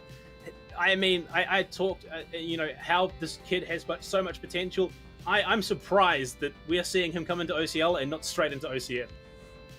Well, he's going to have his chance to prove himself here if he does want to make that transition. The pathway's there. We already learned that at the start of the night, so he'll be able to climb up that ladder. One more thing, though, before we get into it, Panda, is going to be what map are we going to be looking at here? So let's take a look here coming in. We had Clubhouse before, but another nice, cozy one that everyone's comfortable on. It's Oregon. Yeah, I mean, it's another staple of the competitive scene at the moment. As soon as Oregon was reintroduced into the competitive pool, teams took to the map like ducks to water. Again, it's another map that is very, very well known. It's a slightly more strategic, I would say, than Clubhouse, given that there's a little bit more fluidity. There's more options when it comes to setups on the defense. You can alternate which is your tertiary bomb site between dining kitchen and kitchen meeting. So I think there's a lot of potential. It's also another map that favors the deep roam. And on a map like Oregon with the deep roam, you need some sort of flank watch on the attack because the roamers in this competition, especially on a team like Pryde and on a team like Donut LFO, they could do an immense amount of work and steal away some rounds, much like we saw in our last matchup. Yeah, I mean, the last matchup definitely had a favored side there where Skyfire just started to pull ahead. They were getting the momentum. But like you mentioned, this one could be a bit of a closer one. It's hard to tell which way it goes. But, I mean, do you see a team maybe crumbling under the pressure? Maybe if a bit of momentum starts getting rolling, particularly if they do it right in the first half? I mean, I've seen this time and time again over recent plays through different tournaments. Especially opening week, this is where it all kicks off. This gives you an indication of who the front runners are going to be in a competition. You cannot be coming into this competition underprepared. Donut LFO have to have done their homework. Pryde have to have done their homework because this is one of the few situations in competitive esports where you cannot let this opportunity slip because you will find yourself swept aside and out of the competition in a heartbeat. Luckily, they do have the entire year to progress and improve, but teams aren't going to keep you if you aren't pulling your weight, and unfortunately, neither are orgs. So I would have to hope that both teams have come in prepped and ready to go because this otherwise could be a blowout. Now, let's also talk about, because we know that there's some pretty cracked fraggers on both sides, but I'd say for Donut's side, they've got some of that synergy already kind of locked in. A lot of them have played together for quite a while. Does that give them a bit of an advantage here, or is Pryde's superstar kind of style going to really pull out the stops here? I mean, yeah, it is something to consider. There is that gel factor that you want on a team. They're playing together consistently. They're friends outside of the game. They just have that rapport and trust in each other that a newer team wouldn't be capable of. So, yeah, Donut LFO, they have that history. They have had one minor roster swap in recent history. So, as to how that will impact things, you've got to wonder. But I know for a fact, Serge and the boys, they play together quite frequently. They do a lot of stuff outside the game together. And there is just that inherent skill when it comes to the game that could be the defining factor in how this plays out. But, yeah, like you said, it's something that could be working in Donut LFO's favor. The fact that we go into Oregon, the strategies are going to have to be big. They're going to have to do something crazy here. Maybe not crazy, a little bit less conventional, I suppose, would be the best way to describe it, to get those advantages where they can. Aruni has been let through. We have seen it played in Oregon in top-tier competition, so I have no doubt that we're going to see it here again. But it's those little comfort pocket picks that we see sometimes that could be the definer.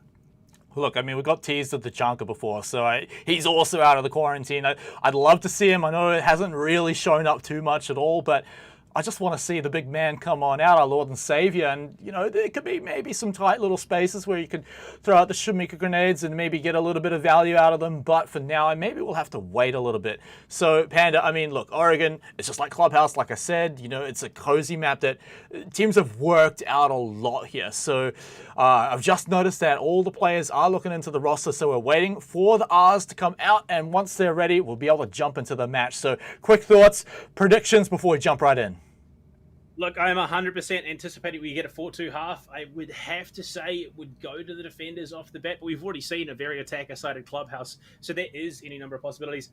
It is going to come down to individual skill, I think, at the end of the day. Whichever team is hitting those headshots better or faster or more superior orally on the day are going to be the ones to take it. With Pryde starting off in the defense, there's that little bit of me that says they have to have the advantage coming into this. All right, well, that's it. Let's get into the second matchup of the day. Donut LFO versus Pryde Gaming. Going to have to be a strong start for them. But just like Oregon, the map being well known to everyone, so is Thatcher being banned out first.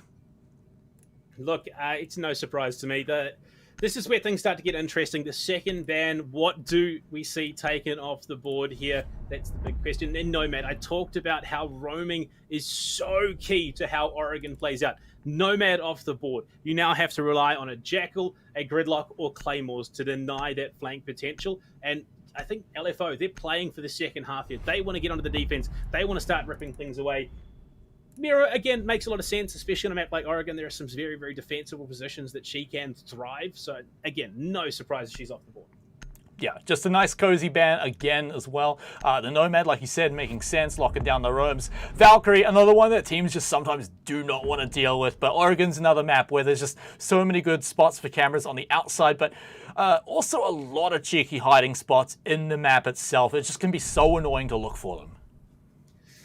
Yeah, information is key in Rainbow Six Siege. That and the lack of information decide how things play out. Misinformation as well. That's why we're seeing the Iana. She's come back into, well, not necessarily back, but she's come to the forefront in terms of popularity.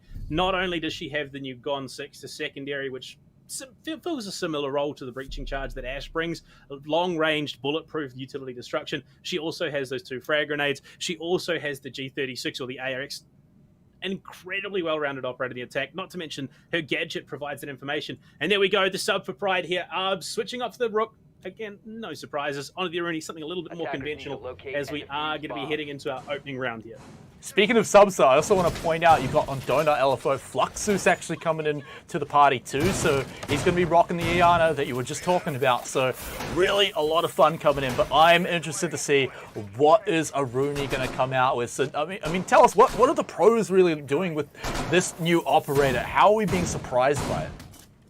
I mean, the biggest advantage you're getting from an Aruni is it's not even the gadget itself, it's the deterrent that it provides. You're not going to want to have to deal with one of those Aruni gates, one, because you either have to waste utility, a drone, or damage yourself just trying to get through it. So it's that thought of, we're going to have to deal with this, we're going to find a different way to get into the bomb site if we can. Even if they do try to contest it, 30 seconds later, you can reset it. So if it's dealt with early on in the round, it's still got that use the later you go into things. Honestly, it's crazy to see an operator who isn't necessarily utilized purely for a gadgetry like you'd see other defenders, and more for the deterrent and the formidability that it provides. Yeah, I mean, are you ever not going to be scared of a gate made of lasers? Let's be real. Like, if you're looking at a doorway, no one wants to go through that. For now, though, looking like everything's nice and standard. You've got Tracy, who's got the diffuser, hanging out, looking for a bedroom push, but he's very quickly going to see one of those Aruni gates sitting there, just blocking off the main kind of breach he's going to be looking for. Of course, he's got a drone to go through it. Could arguably even chuck a Selma breaching charge at it if he really wants to, but surely you want to go through something else. You got the stun grenades if you really need to, but in fact, actually, there are none. So they're going to have to put out something of value into that gate or run through it. Yeah, I would imagine it's going to be a breaching round or potentially a Selma. There are 3 of them, so you can still find your way into the bomb site with that.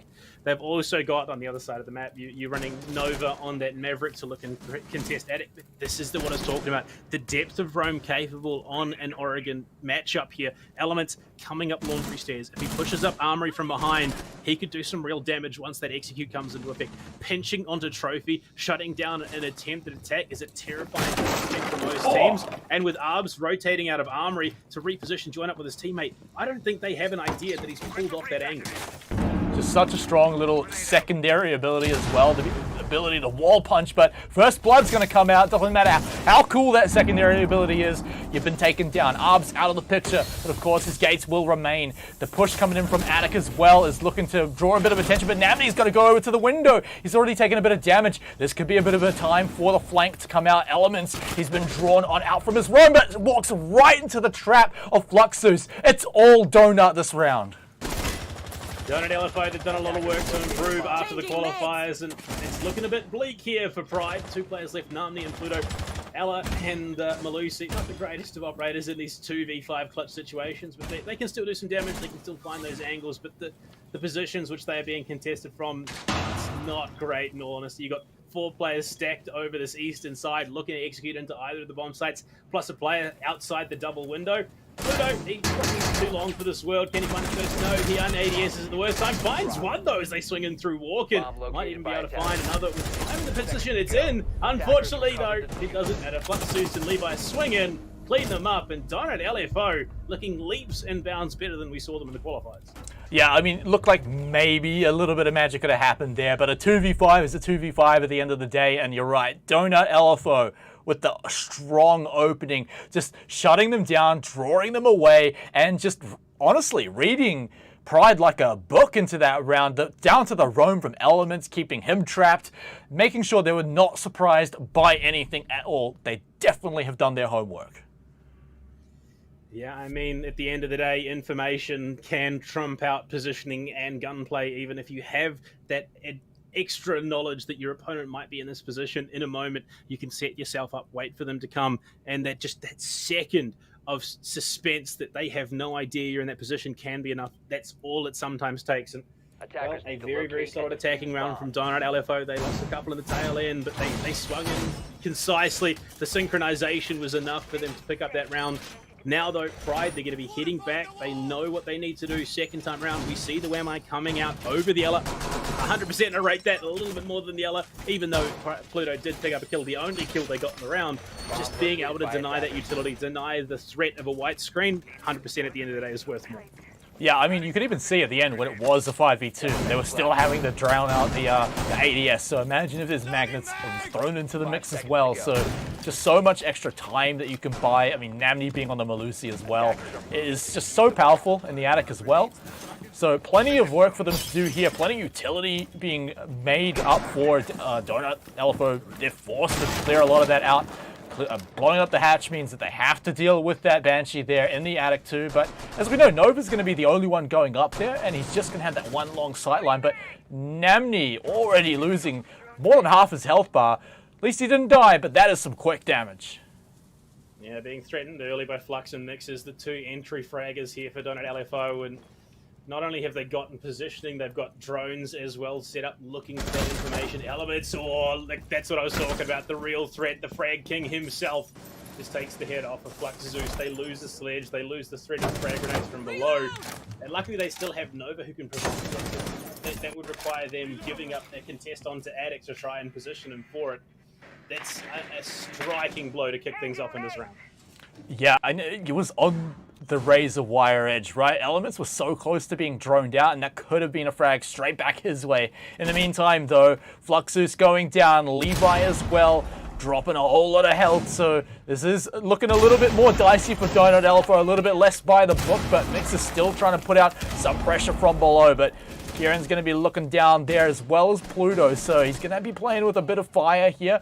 But of course, any one of them could have their legs completely ripped off as well. You do not want to lose a Whamai here this early into the round. Awkward frag there coming out from Nova means he's going to miss out on any kind of kill. And even taking a bit of damage in return from the stairs. Can't run under the floorboards there, or could risk his head being ripped off. So is just going to have to retreat from that position. It's a double-edged sword, the verticality on a map like Oregon, especially when you have such talented gunners on the defense. You can go and open those up. There's no guarantee you're the one who's going to be taking advantage of them. And speaking of take out guns, Elements pushing in through Classroom. They could find defense here through Zulu, and there we go. Mixes falls, so it is Nova. Triple kill for Elements here in round number 2. He might even be able to find more. Levi prone in kitchen. He's not at all aware of the threat that he finds himself in. Elements on the hunt, going to swing in. It's just a matter of a pixel. That's all it's going to take. Rotates back to security. He's got so much positioning to cover, but he's already proved himself. Tracy will find Pluto, so brings it back to 2 versus 4. But the health's not looking great. Kieran will steal away that frag that could have been Elements. And Smite, all of a sudden, Tracy swept aside, and Pryde will get themselves on the board second time around. And that looked a lot more like a round that we're expecting from Pryde. Strong roaming presence from Elements, really leading the rest of his team to victory, setting them up. I mean, the double kill that happened to round it out to a triple kill. Beautiful work from Elements. He just never got caught in the end. Even if he looked like it was a little bit of ring around the rosy at the end there, he just had the numbers advantage with the rest of his team. So props to Pryde for coming back in a real strong round on the retry.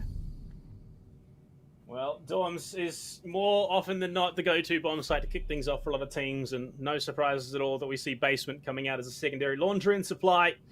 We will see the Aruni and the Goyo being paired up with that bomb site as well. A lot of this is making sense here. You go for the aggressive contest from Pillars down by the generator with the Goyo. You can contest all the way through E-Box out into Con. It's such an untenable situation to try and contest, especially with the utility of the Nile that is going to be on the board. No, I would expect we're going to see an elbow hold as well, just off a supply.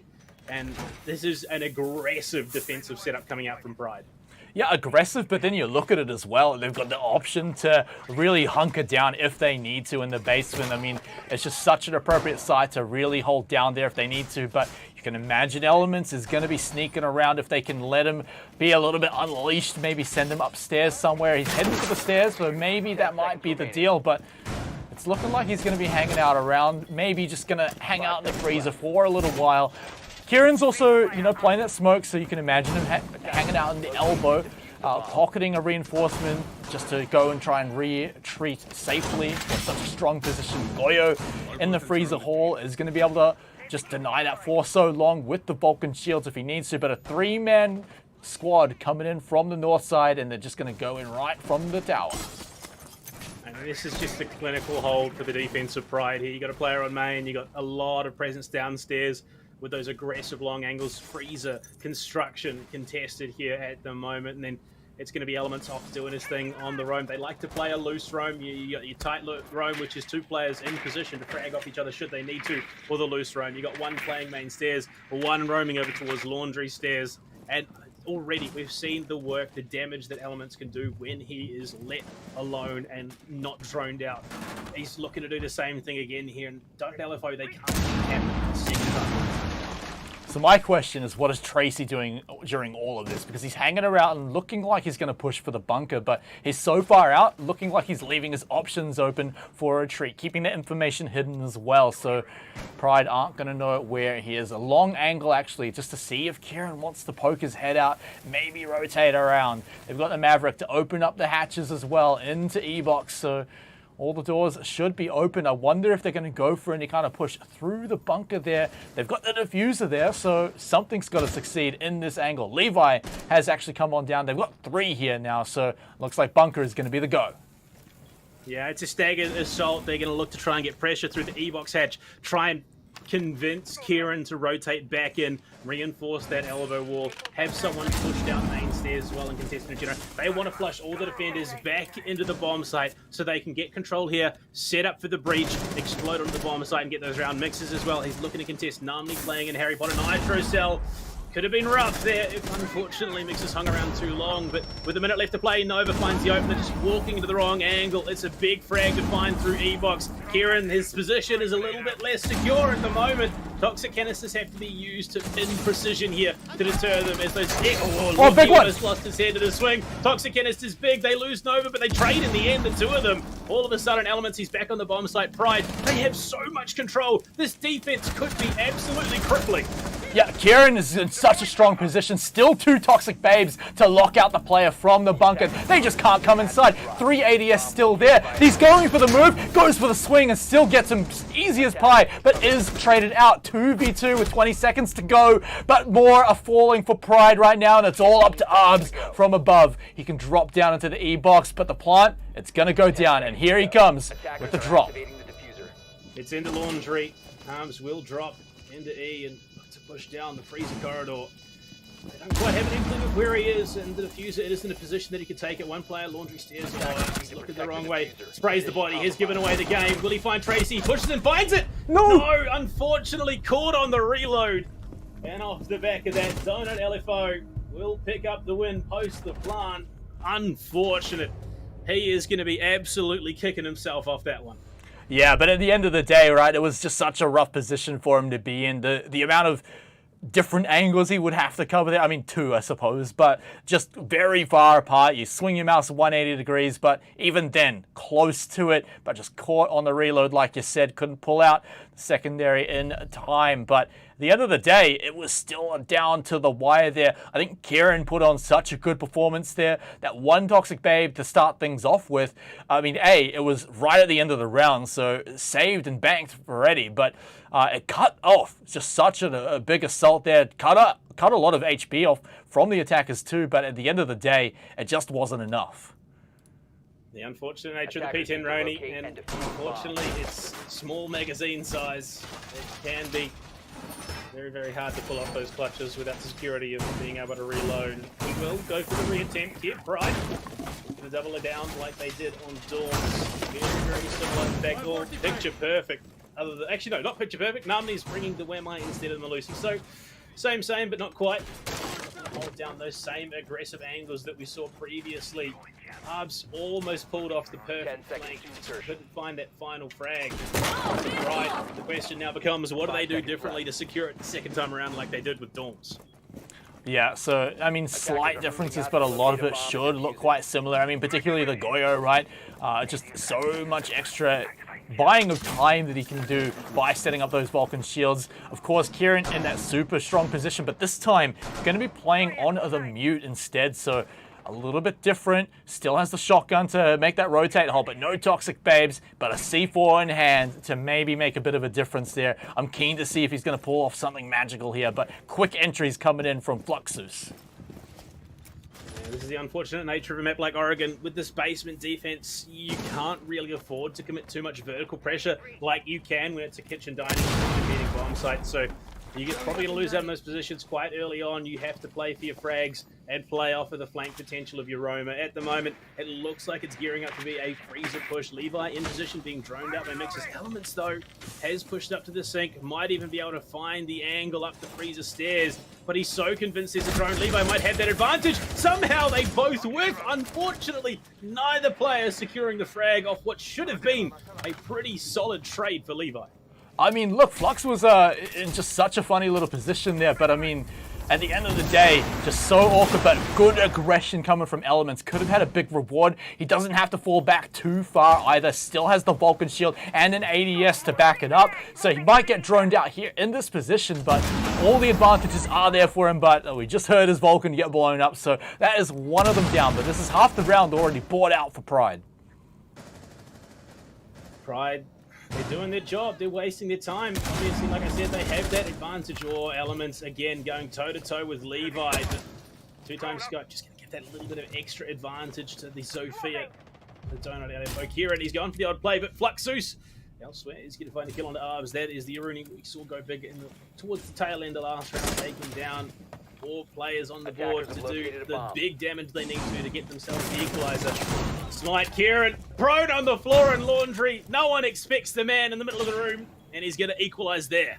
Yeah, you're never going to blind swing just like that. First ADS is going to catch that frag, but Elements is going to have to get the heck out of dodge there if he wants to live. Somehow manages to sneak on out of there after buying so much attention from the attackers. C4 onto the hatch. Is it going to catch anyone? No is the answer. No one's surprised by that one, but he's going to fall right back to the strong position of the laundry, but is still going to get taken out downtown from Freezer. Elements may be able to pick up whoever did that, get a little bit of vengeance, or is he going to fall down too? Because now he's got a lot of angles to worry about in the open, but it doesn't matter. Still, no one looking to push him from the other side, so he's going to be able to sit in this position still. He's going to be looking for the plant. Fluxus coming in from behind. He can't do it. Pluto with the double nitro as well.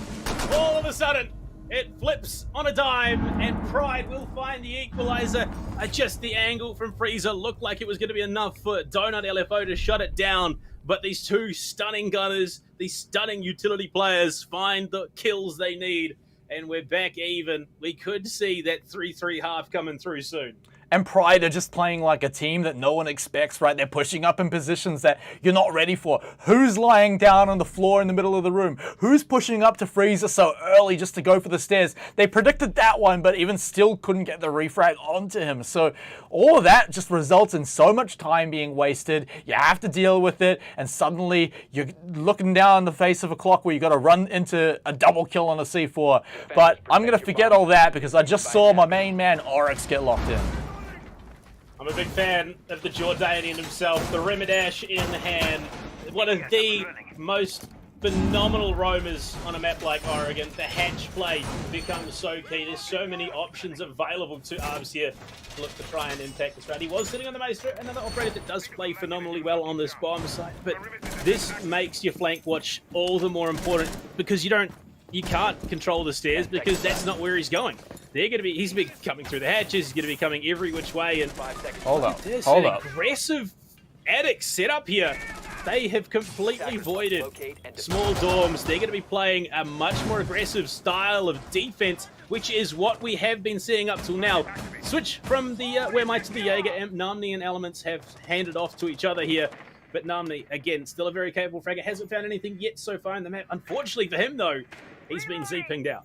Yeah, if you're going to be sitting at a place like that, you've got to watch out for those drones. However, he does go down at the end of the day. Can they still hold this aggressive position? This is such a wild defense that I'm so surprised, but what I've seen from Pryde so far, this should be looking like the norm for them. They are just catching everyone out, and I'm loving it. But they have lost one member, so Namni down. What can they pull off with the rest of this attack? Donut Elfo, look at how cautious they have to be on every single corner.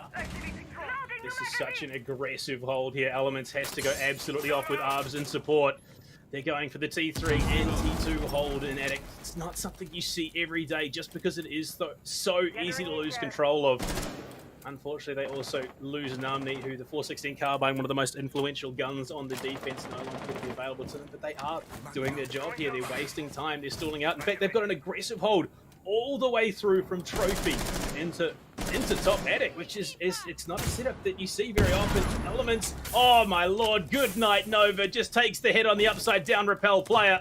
And this is exactly the frag potential that we were looking for. I mean, they have the angles to know exactly where to stand with, like, what, 3 different vantage points? So Pryde are never going to give up this tower here. And just another one from the outside is going to get taken down too to give them the numbers advantage. Pryde, what a hold. I mean, I've never seen that bookshelf just completely stacked with magnets, but here we are, Billy. I mean, look, you're just going to have to take this completely unconventionally. Elements has just got such a weird line of sight here that you don't normally see, but it's just such a pain for them to deal with because they can't push from the attic at all. They can't come from behind, but they have managed to get another one down, but there it is. It's a refrag too, but they hold the numbers advantage still. I mean, it's Elements. He is the man, and Rainbow Six Siege who says, here I am. Come fight me. I will take you at every step. Mixes is currently top white, has the advantage of a shield. Tracy not nearly in a position to help support here, and there we go. Arbs finds his second in the round. Kieran finds Mixes as well. Pryde take themselves the round lead for the first time in this map off a very aggressive, very audacious, and very successful hold. Panda, mate, is it too early in the season to have a favorite team? Because Pryde they're just pushing all my buttons here. They're getting so aggressive, surprising everyone, just not doing things by the book, and it's just working out so well. Yeah, they get caught out a little bit, but I mean, even Elements going down at the start basically for free, even that wasn't enough to shut them down on that defense. I mean, unfortunately, it was Namni. Yes, it got a bit confusing. Yeah. They both switched operators. I was a little bit confused at the start as well. But yeah, Namni did go down. The drone information was there. But Elements, like I said, he is not a player to back down at any stage in the match. You could be down 6-0, about to be wiped out of a tournament. He will be the one. He will be the rally cry that brings his team back into it and give them a real fighting chance. Going in round number 6, final round of the half, Pryde might be able to take that 4-2 that they were looking for here. They're going to be going kitchen dining. This one, it's an interesting bomb site. Teams, it really depends on who you ask as to what their preference is. They can both be incredibly volatile in their own right, but this one, they're going to be going for a Showers extension, looking to hold that with the Vulcan shield. I'm interested to see. Normally you run a Maestro in that position, but look at the vertical angles that are being set up here. They want to aggressively contest. Usually you hold this one upstairs in small dorms as well, but they are just hunkering down. They are setting up the kill box and waiting for Donut LFO to mistakenly walk in.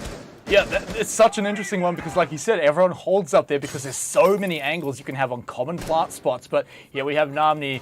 He's already on such an aggressive position, can jump out at any moment if he needs to, but already they're pushing on his position. He's got the shield to lock himself down. Plenty of ADS as well, so he could draw a lot of attention and a lot of time. Any frag he gets here can absolutely be worth it if he buys enough time, but already droned out, not once, but twice. They know exactly where he is and the fact that he stayed there, so this could be only a matter of time. Concussed out, runs away from the frag, tickles him a little bit, but can he get just a single kill?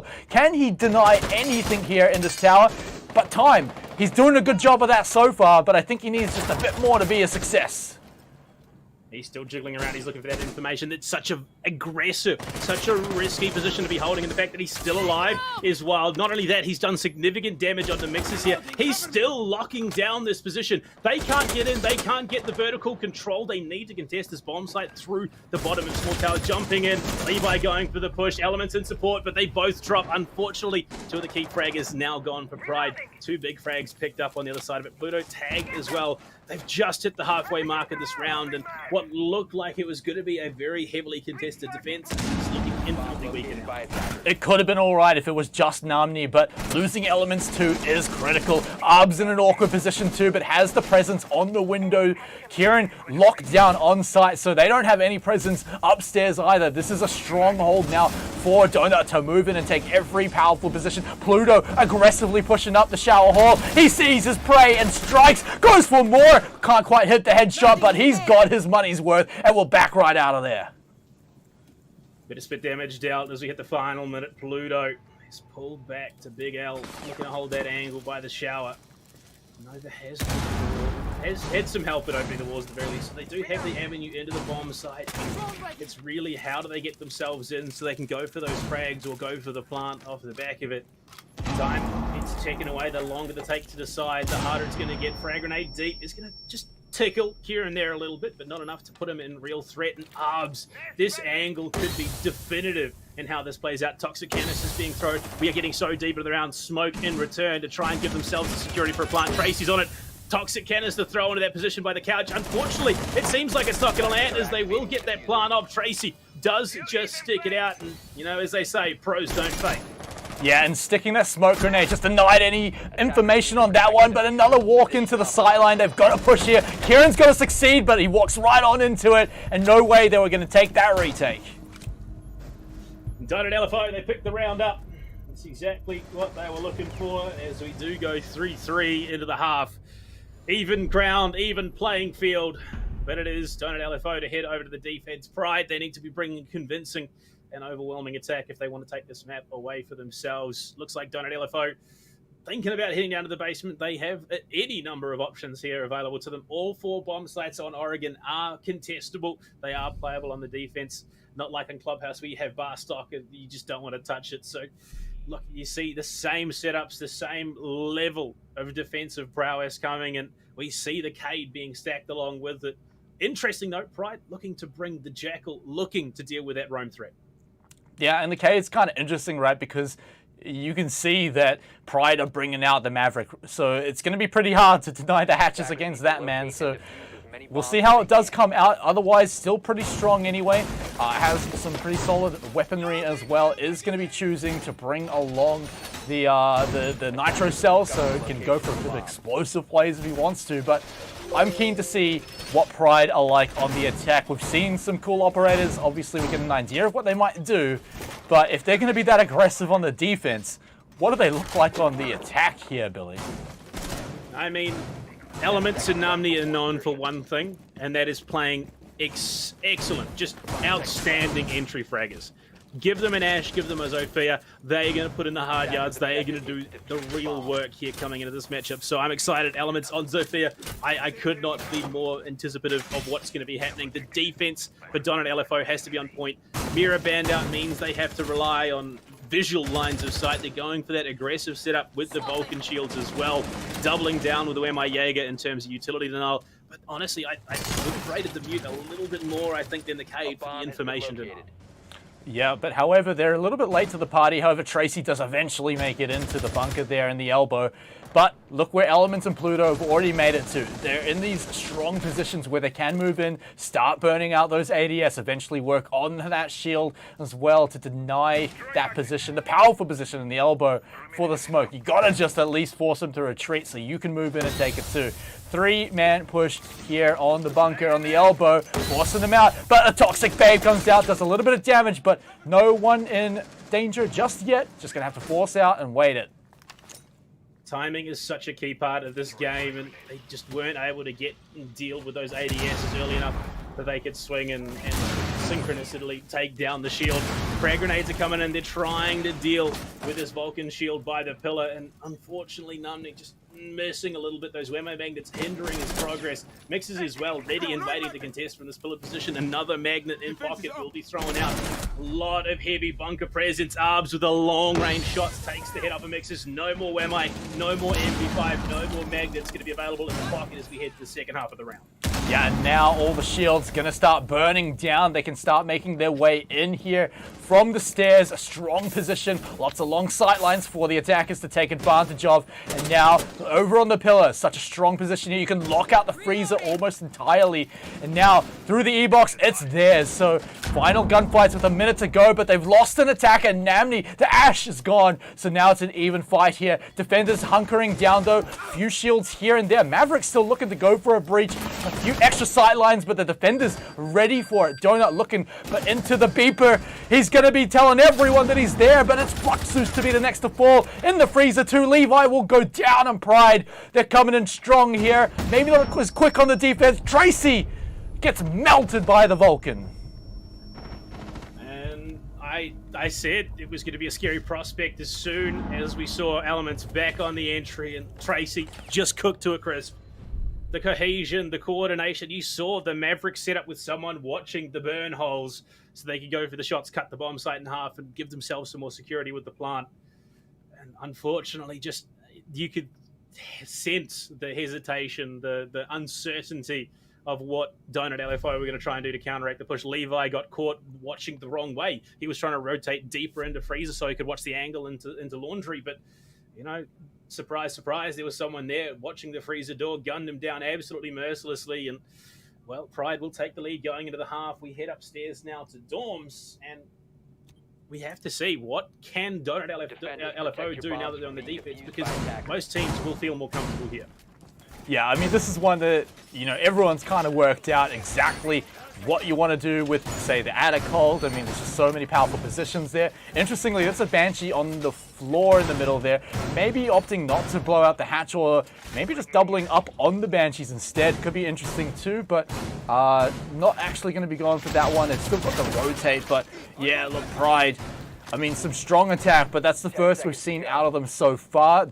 They're sending their drones up just to check, hey, are they doing the same thing we did in the attic? Okay, cool, they're normal. They're not doing anything crazy. Yeah, I mean, the entry position for a majority of teams is going to be up in tier 3, get control of the big tower, and position yourself so that you can start to burn open that attic wall. Mixes with an aggressive spawn peak angle all the way down to the water tower from attic. Not a position you see contested every day, but if you can find something here, especially if you can find one of the key hard features here, stepping off the board early would be crippling for the attack here for Pryde. But no, nothing found. He's going to rotate back in, find a different position to hold. Elements, he's sitting just shy of 10 frags at the moment, looking to double up even further. And Pryde, they're going to get themselves in pretty early to towers to start this off, but it's Numni finding Flux Zeus, finding the Goyo, caught out of position.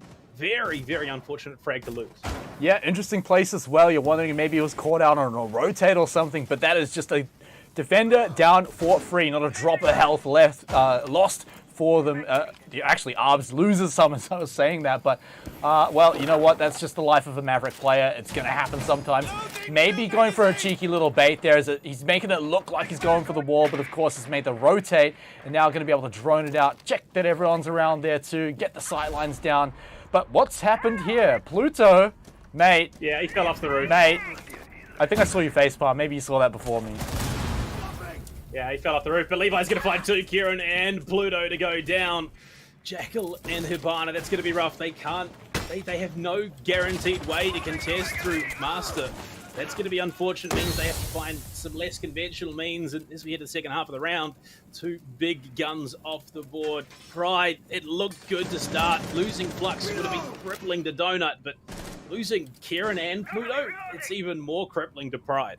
Yeah, and now on the defense, Donut have essentially given up the attic. They've moved out of it, rotated some shields even, but you can still see some hesitation coming out from Pryde, and it's actually given them enough time to maybe look to go for a bit of a hold. They have rotated back a bit further, but this drone is going to give them all the information that they need. They can shut off any kind of rotate, so that one defender in the attic, he's in there for life right now. It's do or die for him because Elements will cut off. No, he moves at the moment that Elements wasn't looking, and so he will escape.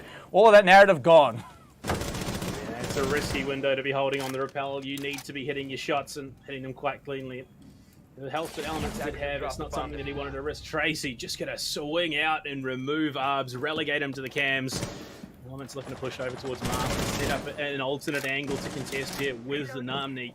At least be able to get the diffuser back, so that's not in danger at the moment. They have that security of protection zone from the front. Oh no, Namni! There's a player there. Mixers will rotate back in. He's going to find Elements regardless.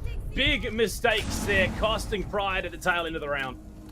Yeah, I mean, it wasn't looking good for them earlier, but a crucial mistake like that, it just throws any chance of a clutch right in the bin. And with that, Donut Elfo, I mean, they're happy to take that one for sure. I mean, mistake or not, you'll punish them every day of the week. We've evened up the score now, Panda, so this is certainly a tight one like we were expecting. So could certainly go either way here. Pryde might be playing a little unconventional, might be throwing out a bit of surprises, but for now, Donut Elfo are showing that they can compete with that. And we have the call for a pause. One of the new features that is going to be available in the competitive season here for Rainbow Six Siege. From the looks of it, we are going to be heading down to basement. In fact, it's guaranteed that we're going to be heading down to basement. No time left to change things up. And interesting that we see some of the operators on the board that we've had a mouse break for Pryde. I think they're. Oh, you don't need that. I think that may have been Elements getting caught by surprise and just not expect. Yeah, I 100%. This is Elements who is. Being caught unawares and had a bit of a oh my lord moment and dropped his mouse or something like that. But look, we're going down to basement. This surely is going to be a 6-pick off the castle. I don't see why in the world you would ever bring it to the basement bomb site. Unless you're going for a vertical hold, it's not really going to offer you much. And there we go. We have the readies in chat. I'm going to hit him up after that. 100%. I reckon it's Elements. I'm going to have a word to him and figure out what went wrong. But I mean, come on, we've all done it. Bomb site. It's at the moment, it's a bomb site that Pryde has won previously. So it has gone the way of the attackers last time we saw it in this half. And with the way they're playing things, they're winning their long-range gunfight. It is Elements. Yeah, it's Elements. It's Elements. Okay. There you go. Your suspicions were correct. I think there was a running joke. I can't remember where I was, but there was talk about there was going to be a sanction every time Elements got himself a new mouse because he just goes and buys himself a new one every other week. Yeah, well, I mean, apparently he's swapping them every round out, right? But regardless of that, the pause is now over. You're right, the castle was indeed a bit of a bait, and I think I get the idea why. I mean, some teams will run that on Meeting Hall, right, where you can cut off certain rotations, maybe to bait them into thinking it's going to be that site, but at the end of the day, just mind games, swapping off that, throwing the castle in the bin, because he's got no place down here in the basement. I mean, you see teams if you're running a castle, it's to lock out key positions on a map, and on basement, you kind of need to be able to contest those long angles in the defense, because if you just if you castle it off, you're just giving away that ground for free. They can take it. 90% of teams are going to be running some utility to be able to deal with it as well on the backside. But as we get into it, action phase now underway. We're seeing that aggressive setup as well. They're going to be running the Goyo shield, staring through E-Box into Con. Another one's going to be sitting in that basement hallway as well by Freezer. Not going to be doing the aggressive Freezer contest that we saw when it was Pryde on the defense. Not as aggressive with that Vulcan shield positioned in Freezer, but still the long angles from the laundry machines and the washing machines so they can actually contest those long-range gunfights. Okay, a bit of a forward position here by Levi, moving up the stairs to catch anyone coming in on the inside or perhaps down the stairs from the tower. No Jackal footsteps are going to be found up there, but maybe he's going to be leaving some behind that can catch out his position. But as long as he's going back to site, should be no danger, no worries, and it looks like he's done exactly that. But it's everyone coming on down, the beeper going off, so someone's been caught out a little bit on the other side of the map, but Yep, looking like it is just before. All Pryde coming in through the western side of the map. Flux on a roam down and dining. Last time we were on this bomb site, he was caught out. Just an unfortunate position in main lobby. Wasn't able to impact the round at all. Flux? Sitting over there, the pinch is entirely possible. He could come in behind no claymores. The Jackal's not going to be too effective. Mix is going to be white screen. Going to have to pull off the angle, so they will be able to deal with the defensive utility position. And Generator Levi is going to be tagged up. He's in trouble. The Vulcan shield is enough. Unfortunately, just hesitated too long, and Namni will pick that one up. Yeah, I mean, he just got tagged up super hard by the explosion and then, like you said, walked right into the flames. This is exactly how the defense fell apart for Donut in the last time they were holding the site, except it's just looking quicker this time.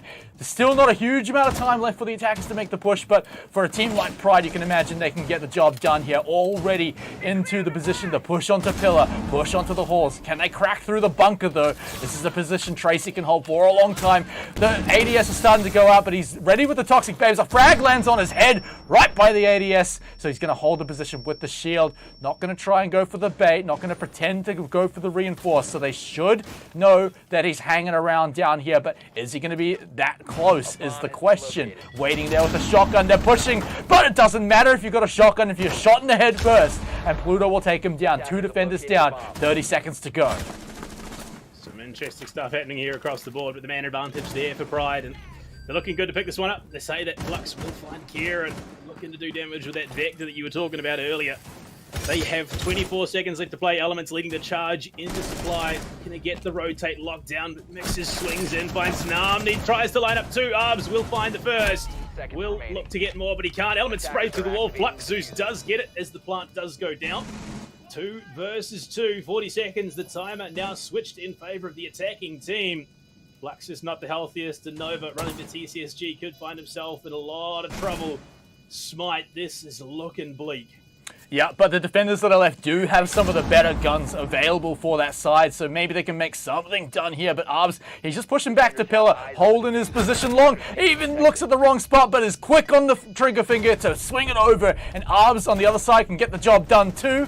Strong little attack there coming out for Pryde, gets the job done.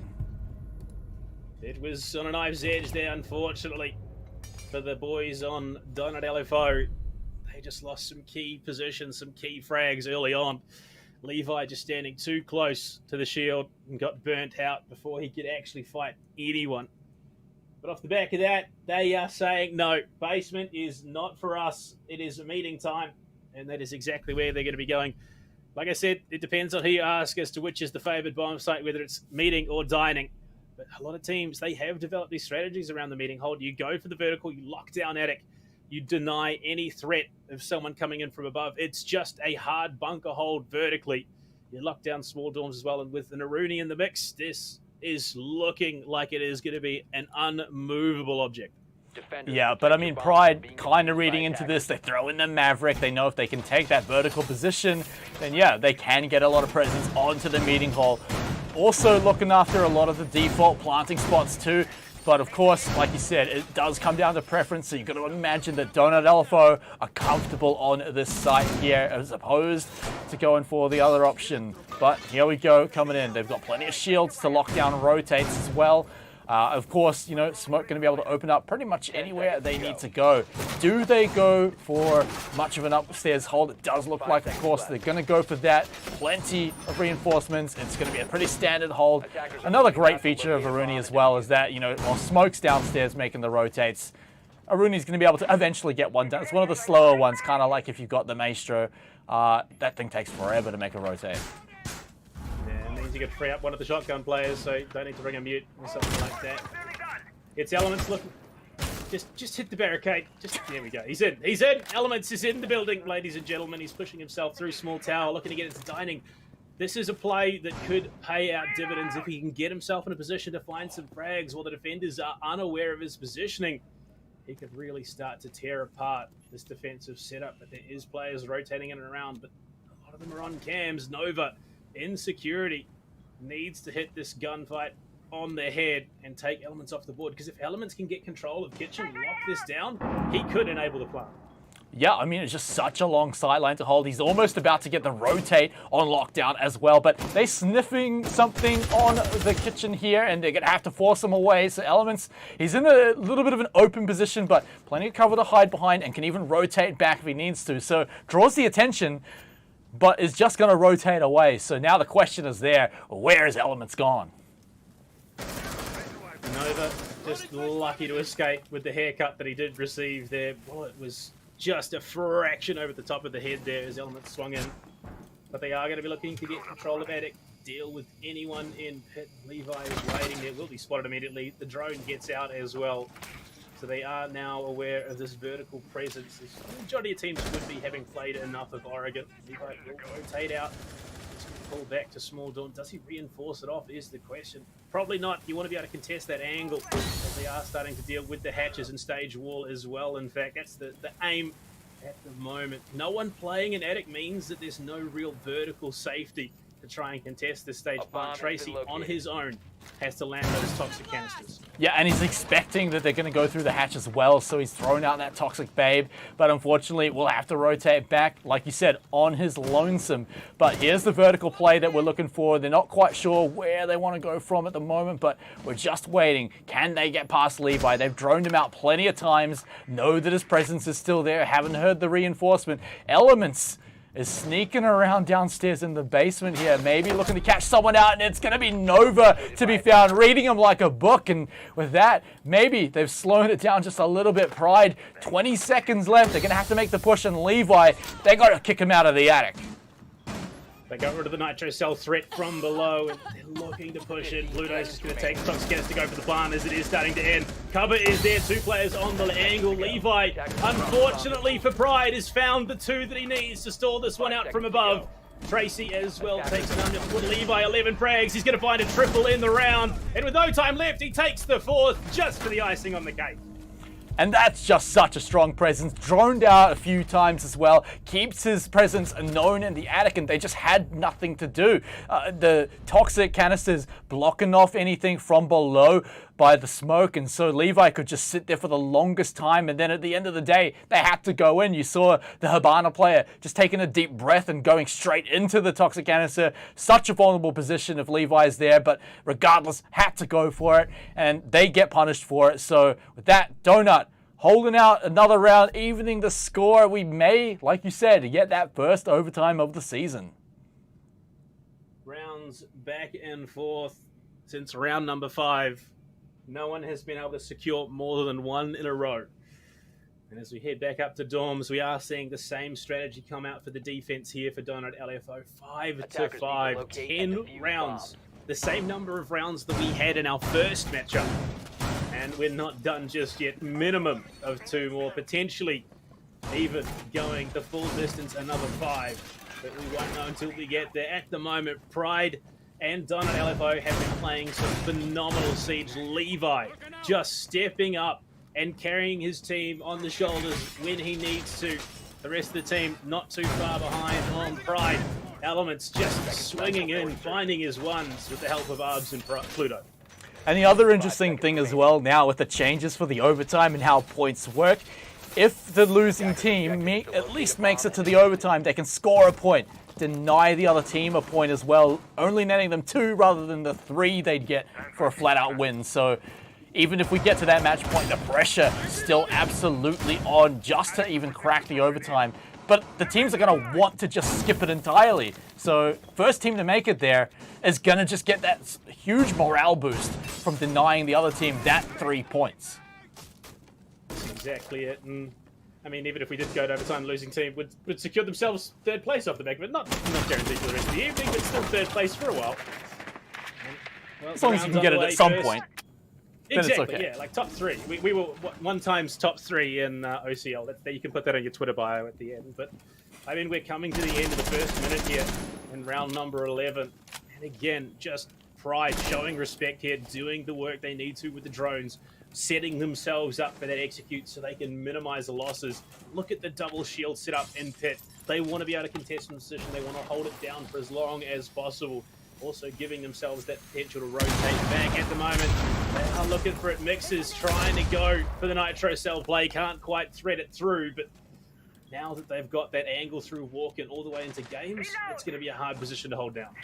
Yeah, I mean, just the pressure from below makes that C4 so awkward to chuck out, so always a rough one. On the flip side, though, you've got Tracy, a Vulcan shield, and all of the toxic babes in the ADS you could hope for. This is going to be such a hard one to crack as long as he just doesn't poke his head out at the wrong moment, doesn't get too overconfident, too cocky, and they can hold that position for such a long time. But Namni from below could be making things a little bit interesting there if you can get a strong position. Pluto still has that long sideline, could make it even bigger if he wants to. Sees the pings there exactly, so the communication's coming out, but the push into the attic. Tracy's had to fall back. The Banshee's going to be popping off, so they know exactly what's going on, but there's no way he's going to be able to stay there with all those holes coming into the wall from Trophy. So, Pryde have made their position known, but they've got just under a minute to make the final push happen. But what's Namni going to do as the wild card here?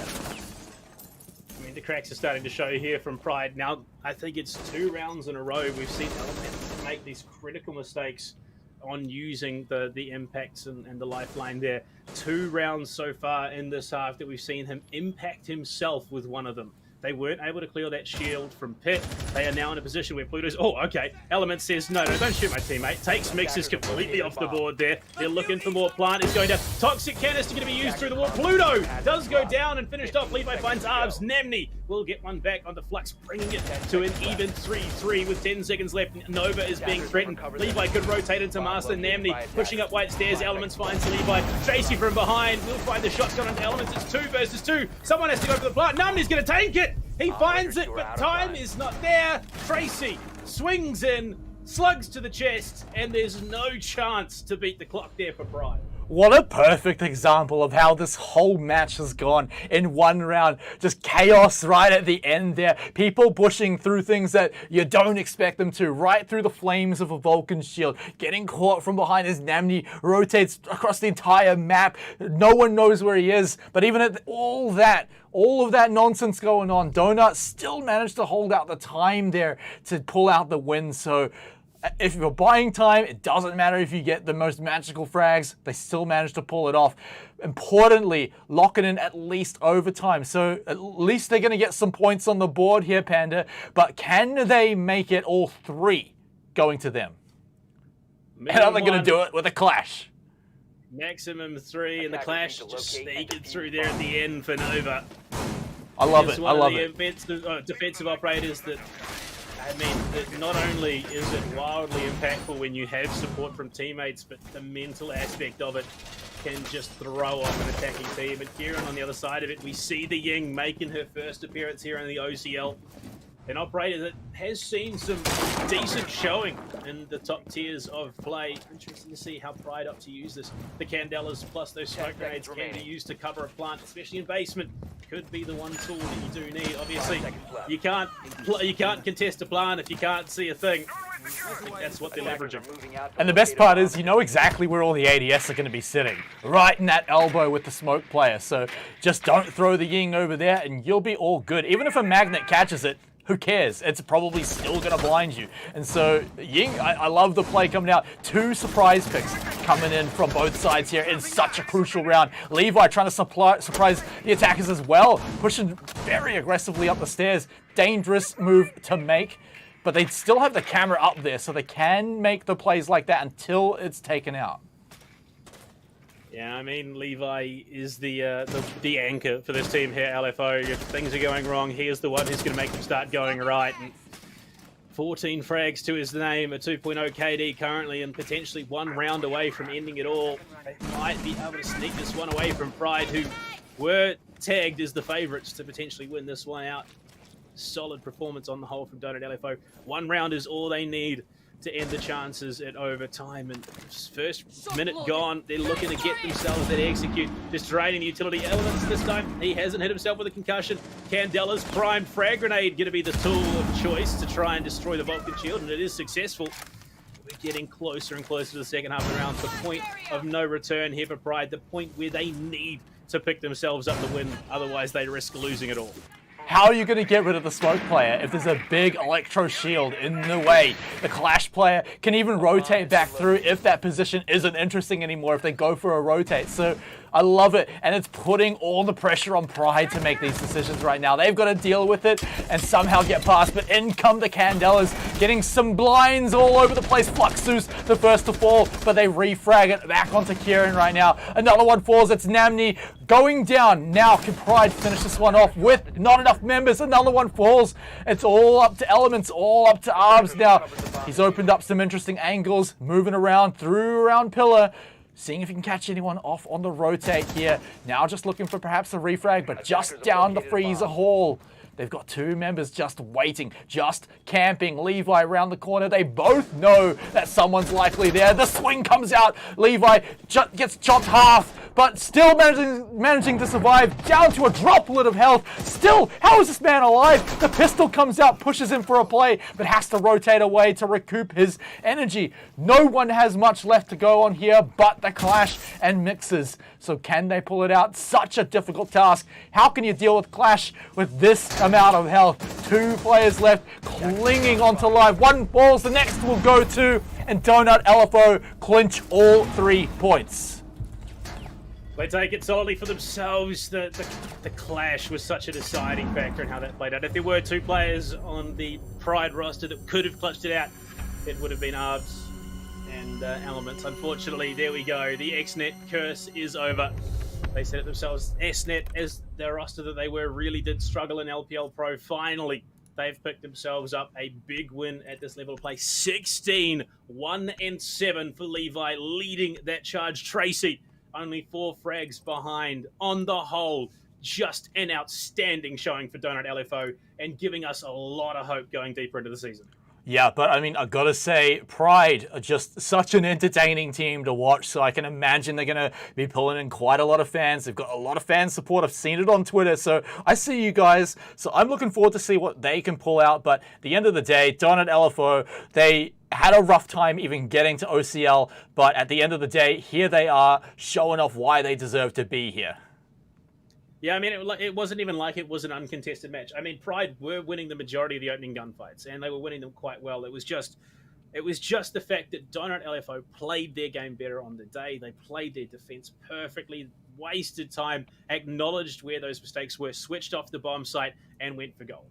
All right, well, guys, that is half our matches done for the night. We still got 2 more to go, so make sure you go grab a drink, get yourself nice and hydrated, because when we come back, we're going to have more Rainbow Six Siege action.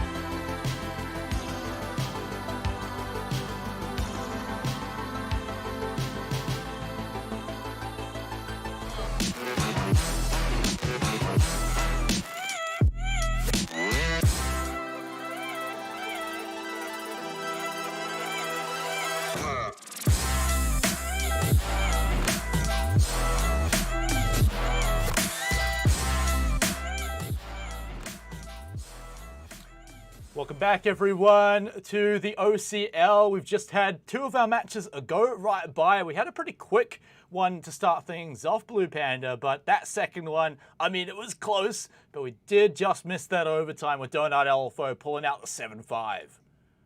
Yeah, just sneaking away that win in regulation time means they get the full 3 points at the end of the day, and that's going to sit them nicely towards the top of the leaderboard. But I mean, like you said before we headed to the break, we've got 2 more phenomenal matches coming up, and our next one, honestly, I said I was excited for all the matches today. I was lying. This is the one. This is the one I am most excited about. There are so many storylines coming into this, not to mention, just the history of a couple of the players coming into it, and, unfortunate situations which played out in the last 12 months for certain players. But honestly, I'm just so excited. Yeah, a little bit of redemption, a little bit of return to glory all across the board here. But let's get into it. It's Hackuasians versus Fury. So let's start off with the Hackuasians. So coming into this one, this is a roster a lot of people are looking forward to. Pika, Raindrops, Wazoo, Jockstream, and Tester. So tell me about these guys. Why should we be looking forward to them? I mean, they played through the Oceanic Nationals relegations qualifiers and almost went the full distance. A number of upsets happened off the back of it. There was a lot of unexpectedness about the run that they had. And now on the back of it, they've picked up Tester, who was one of the players that did end up making it through on the PC419 roster. The guy is just incredibly skilled at his game. When he plays Zofia, it is a work of art. They were playing under a roster formerly known as Pryde, and now, unfortunately, they've stepped away. Some stuff happened. We won't talk about it here and now. There's another time and place for that. But they are back. They have a lot to prove off of their recent, their unfortunate OCN run, and they are looking to deal some damage. But another team that's looking to deal some damage and do it under a very well-known name, it's Fury, and this is an organization I am super keen to see come back into Rainbow Six, and with a badass roster to boot. President, Angmo, Twent, Edpan, and Punisher. I mean, look, there's a lot of high hopes on this team.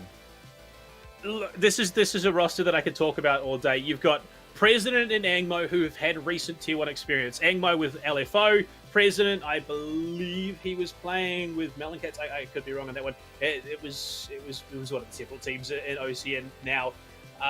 Before that, President played for Bazaar, so they've got a lot of experience. Edpan and Twent was another player from Bazaar. Edpan played on Exsto. He also had a stint on Bazaar. Edpan, an incredibly gifted young player. And then coming to the final member of the roster, Punisher, the man himself with one of the longest, most storied competitive histories in ANZ, all the way back to Mindfreak in 2017. This guy has been and done almost everything you could possibly do playing from ANZ. He is just an outstanding play at the end of the day. In fact, to the point where he was there at the 6 Invitational one. He was there where at the grandest stage of all of Rainbow Six Siege, and unfortunately they lost out to Lethal Gaming, but the fact that they made it that far speaks dividends.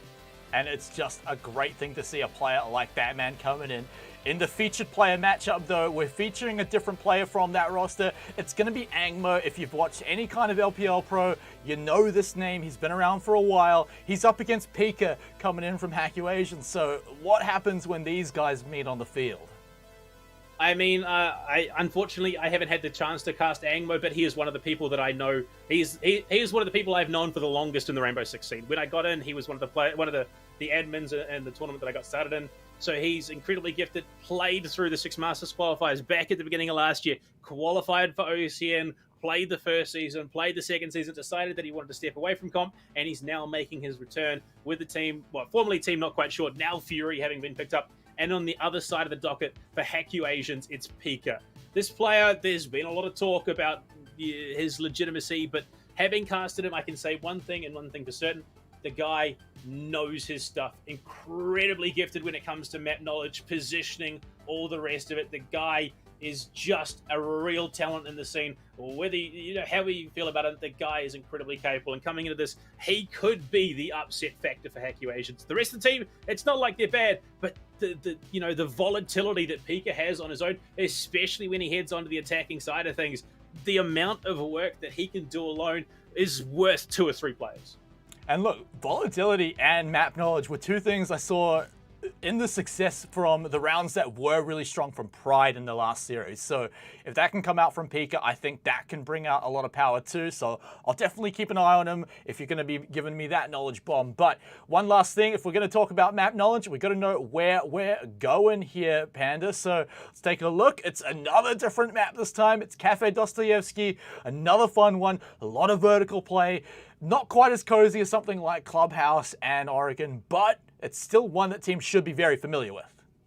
Yeah, it's a map that has been in the competitive scene for such a long time. This is a map that, you know, they were playing in the first iterations of competitive Rainbow Six Siege. Some minor changes have been made along the way, some minor reworks, but here we are, the final iteration. It is a go-to for most teams in terms of competitive play. It's a map that I possibly anticipated we saw coming out of Skyfire, but this is, honestly, as much as I said last match was almost guaranteed to go overtime, which it very nearly did, this one has much the same potential.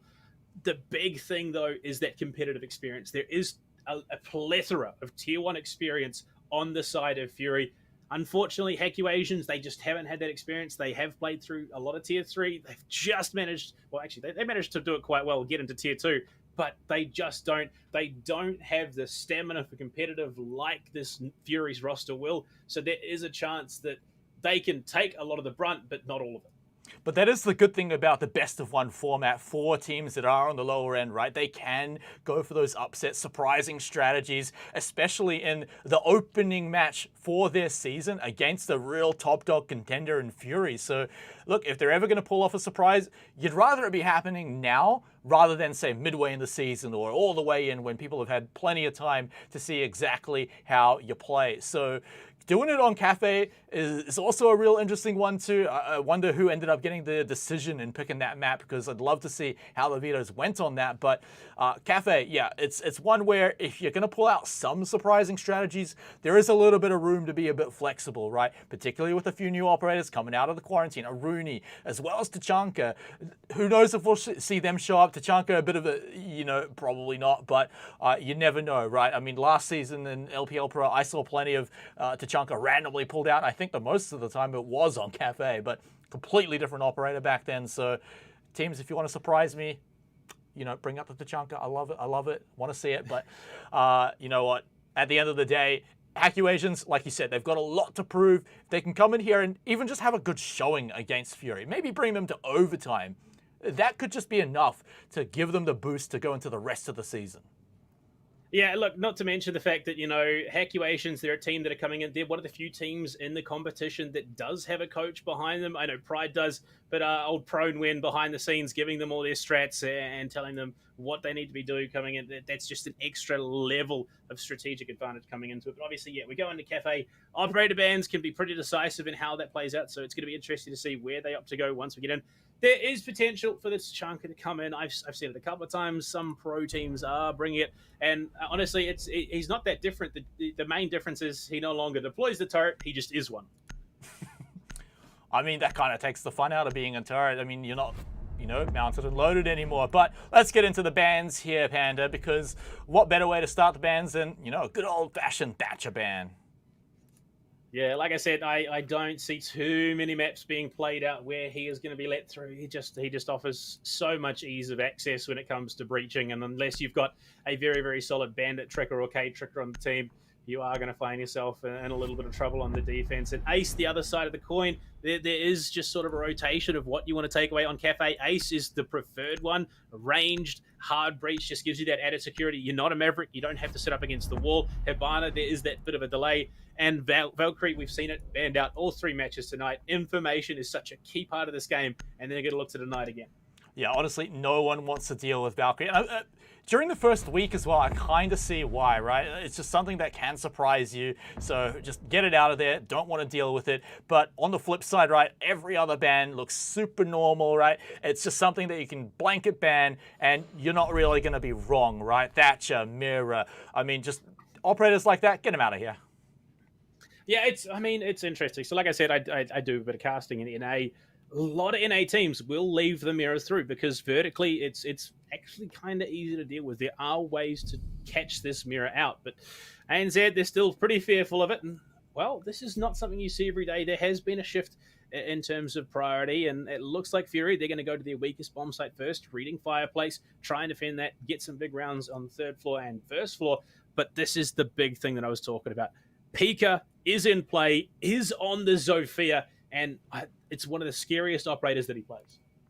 Yeah, I mean, just an operator you can do a lot with, especially if you're very knowledgeable, on top of being a big fragger. So in the hands of someone like Pika, from how you've hyped him up to me, then I imagine we're going to see a lot of big things. But yeah, you're right on the fact that Fury have picked quite an interesting site to kick things off with, but never throw your best cards away. Test your strength. I mean, it's kind of like Goku when he fights off in like base form first, eventually makes his way up to Ultra Instinct. But for now, we'll see if it is going to be Fury making it up there, but they're testing their opponents right now. Defense is an interesting one here on Cafe. Again, it comes down to the team as to which side is the preferred side, but I mean, it's a map both teams have played plenty of. I've seen them do it. Well, it's those interesting surges. There's some conventional means that sometimes can be the factor. Ed Panitz went back in comp for the first time in a wee while. Angmo as well. So this is a chance for Fury to show that they've shed the rust. They're back in a competitive mindset and ready to game. Because losing out to Hackuasians first week would be a crippling defeat given everything that's happened. Yeah, so they got a lot to put on the line here. A strong round one could be really great for them, but it's a hard one to do on the attack first, right? You're walking into who knows what on the defense, you know, how they set up. Even if you can spot out the operators, you can see where everything, you're never going to see where everything is placed, right? So how are they going to pull it out here? Going to go in for, of course, a bit of vertical control from the top down. Raindrop's already making his way onto the red stairs. They get this breach into Christmas and then plenty of control throughout all of the rooms. But look at all the cameras that they've got set up here on the defense. Very tough to get rid of here. Edpan playing from below. We saw a few bullet holes being sprayed on just below the doors, so can cut off any defenses. Raindrops is going to get shot at through from White Hallway, perhaps in the bathroom as well, and so he's going to have to be careful of that one. Cautious on the push into the hall. Yeah, Angmo is a real gunner. Plays a phenomenal anchor role. It's going to be hard to flush out at the moment. Prez there as well in support. This is a window that you can jump out of. Wazoo could find himself in a world of hurt. The rope's seen, but it's jump stream to find the opener. Twent goes losing the Jaeger first. That's a bit brutal. They are going to be playing from a man behind Anglo as well. Contesting this white corridor, has players behind him. The stair window, it's a tenuous hold at the moment. A scary proposition for Anglo to try and contest this. Breaching round goes out, but 2 ADS is there. Man, it's going to be impossible. Raindrops refragged out immediately. Both Vulcan shields go down, and Anglo is being threatened, but for now, he's equalized. Angmo and President, they're completely locked in here. The flames are about to burn out, but they still can't escape until they deal with those attackers. But they're still fighting back and still getting results. Angmo's actually just brute forced his way out. President pushes his way back into his old position, and now they've completely turned the tables around here on the top floor. They're holding strong, and Hackuasians, they might find it hard. They've only got 3. Wazoo also dropping down incredibly low. President just holding strong in his fortress up above. No stopping Fury in round 1. I mean, it started so well for Hackuasians. They got an early frag. They got themselves some aggressive position, and they just brute forced their way in through Skylight and funneled in, giving those kills over to President. He's not a player that you want to take lightly. When he lines them up, he lines them up cleanly. And off the back of that, they take the first. Pika stifled so far in this matchup. He wasn't able to achieve anything in round number 1, having yet to come online. But we head to Kitchen downstairs, and with Angmo sitting on the Echo, it's been nerfed a little bit, some would argue, now that the Yokai drones are visible. But I have seen some real upsets off the back of Yokai drones. Yeah, and the other thing as well is the Echo's been out of competitive play for quite some time before this, and so to have him come in and be almost a different operator, slightly, with how you have to hide the Yokais a lot more differently, but you can be a bit more aggressive with them. So it's interesting to see how teams are going to be able to deal with it. Angmo on it, always fun to see. He's going to be able to real hunker down if he needs to, has the shield, can really play around with the Yokais. And with a map that's as vertical as Cafe, I mean, you can do some real tricky things here with the ways you can sneak up through the floorboards, up through the hatches. So Real fun ways to play on this one. Definitely the added plant denial as well. Having that extra option now, you don't just have to rely on something like that smoke anymore. Echo is available too, whether the yokai is invisible or not. Attackers must locate. Now and seeing defuse a pretty bomb. traditional setup here from the guys from Fury. The extension over towards VIP. They're going to be having someone there. Hold bottom white, hold the VIP entrance, and have that angle opened up from Freezer. Angmo with the cheeky positions. And we've seen more and more of this recently. You have one yokai in position to try and contest a plant, and the other one, you use it like a conventional attacking drone. You leave it on the floor underneath something because it's so hard to flush out. And you can just, the information you can gather for your team playing it like it's a normal drone is, I mean, you might as well be an attacker. Exactly. It's like being a Mozzie, except you get a flying drone, and it's just so good if you can use it in an aggressive way like that. But Twent quickly pushed out of his position up on the balcony. He's going to have to jump on down, but for now, at least he keeps his head on a little bit longer than in round number 1. But once more, we're seeing Hackuasians take quick control of Red Stairs and straight into Christmas as well. But where they really met their danger was in that white hallway and in Cocktail. So let's see if they can hold on to this one a little bit better. Of course, the defense is going to be a little bit lighter because the site is all the way down the bottom, but you've still got one member up here. There we go. Prez finds the opener. That's Wazzy to go down in train. That's an interesting position for Wazzy to be caught out on the flank denial as well. Once again, Fury finds the opener. But this time they don't. Nedpad with the Nitro onto Pika, who is being absolutely shut out of this map here. The vertical bunker hold coming in yet again. And at the moment, it just feels like Hackuasians. The traditional approach to this map is you top down clear, and that's exactly what they're doing. But unfortunately, Fury's not pulling off on these defensive positions. They pulled back a floor, they pulled back to the other side of the building, but then they waited. They said, come on, push in, and they won their gunfights. Yeah, that's one of the really strong characteristics of a team like Fury, right? They can know when to retreat, but know when they can kind of bait them back on in and maybe make a little bit of mind games come on in there. And now with that, they've set themselves up a 2-man advantage. They do still have all the tools they need on the attack there. They can deny any kind of utility through the ADS. They've got breaching charges left. They've got verticality through both Ash and Sledge. And even a hard breach. So tools are there. They just have to clutch out a few extra kills there. No easy task at all, especially against Fury. But it all starts here. Can they get some vertical control with only 30 seconds left? They need to deal with this player in VIP. Edpan behind the shield has a lot of security in those ADSs. Reaching round does just miss. They nerfed the radius of it too. Yokai drone is there in support. They're in so much danger. Test goes down. Headpan on the swing finds his second. They lose raindrops as well. Twent unfrag back for jump, but he's not in the greatest positions and there's not nearly enough time left. Pun just walks out, gets one for himself. And Fury, I talked about the potential for it to be a potential blowout if one team didn't step up and do their homework. And I mean, it's looking like Hackuasians haven't quite done theirs. Yeah, it's looking pretty rough for them for now, but remember that Pika has been shut out both rounds now, so we're still yet to really see him unleashed. But if it does continue to be happening in this way, then maybe it won't ever happen. But for now, it is still waiting to be seen. It's only been 2 rounds, and Fury, they are now going to go right up to the top to Bar and Cocktail. This is a strong one. I mean, Maestro's on the table, not banned off. So many excellent positions for those Evil Eye cameras. And of course, there's a few more tools to deal with those now for now, but at the end of the day, it's still one of the best gadgets in the game. Locate and defuse bombs. Yeah, I mean, you talk about anchor operators, and I mean Maestro, the 3-armor Italian stallion himself. Not only does he have those evil eyes, but he also has the Older 556, one of the greatest anchor guns in the game. 81 bullets in mag, you just have to sit there, hold mouse 1 as they swing you, and 9 times out of 10 you're going to come out on top.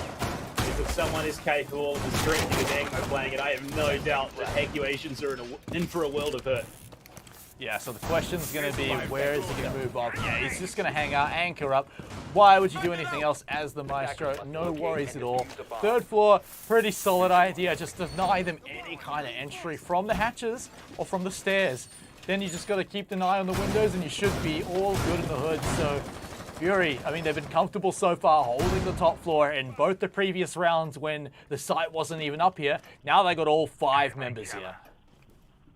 interesting. We're not going to see the pixel hold come out here for Fury. Usually you see teams opting into it, but I mean, even with Jaeger and Wemai on the board, we're going to see Prez play something a little bit more aggressive. He's playing in the main cigar lounge itself, playing behind the couches, looking to catch his opponents unawares. But hatches opened early. They're looking to get themselves in, start to take some of that control and lock down the flank angles.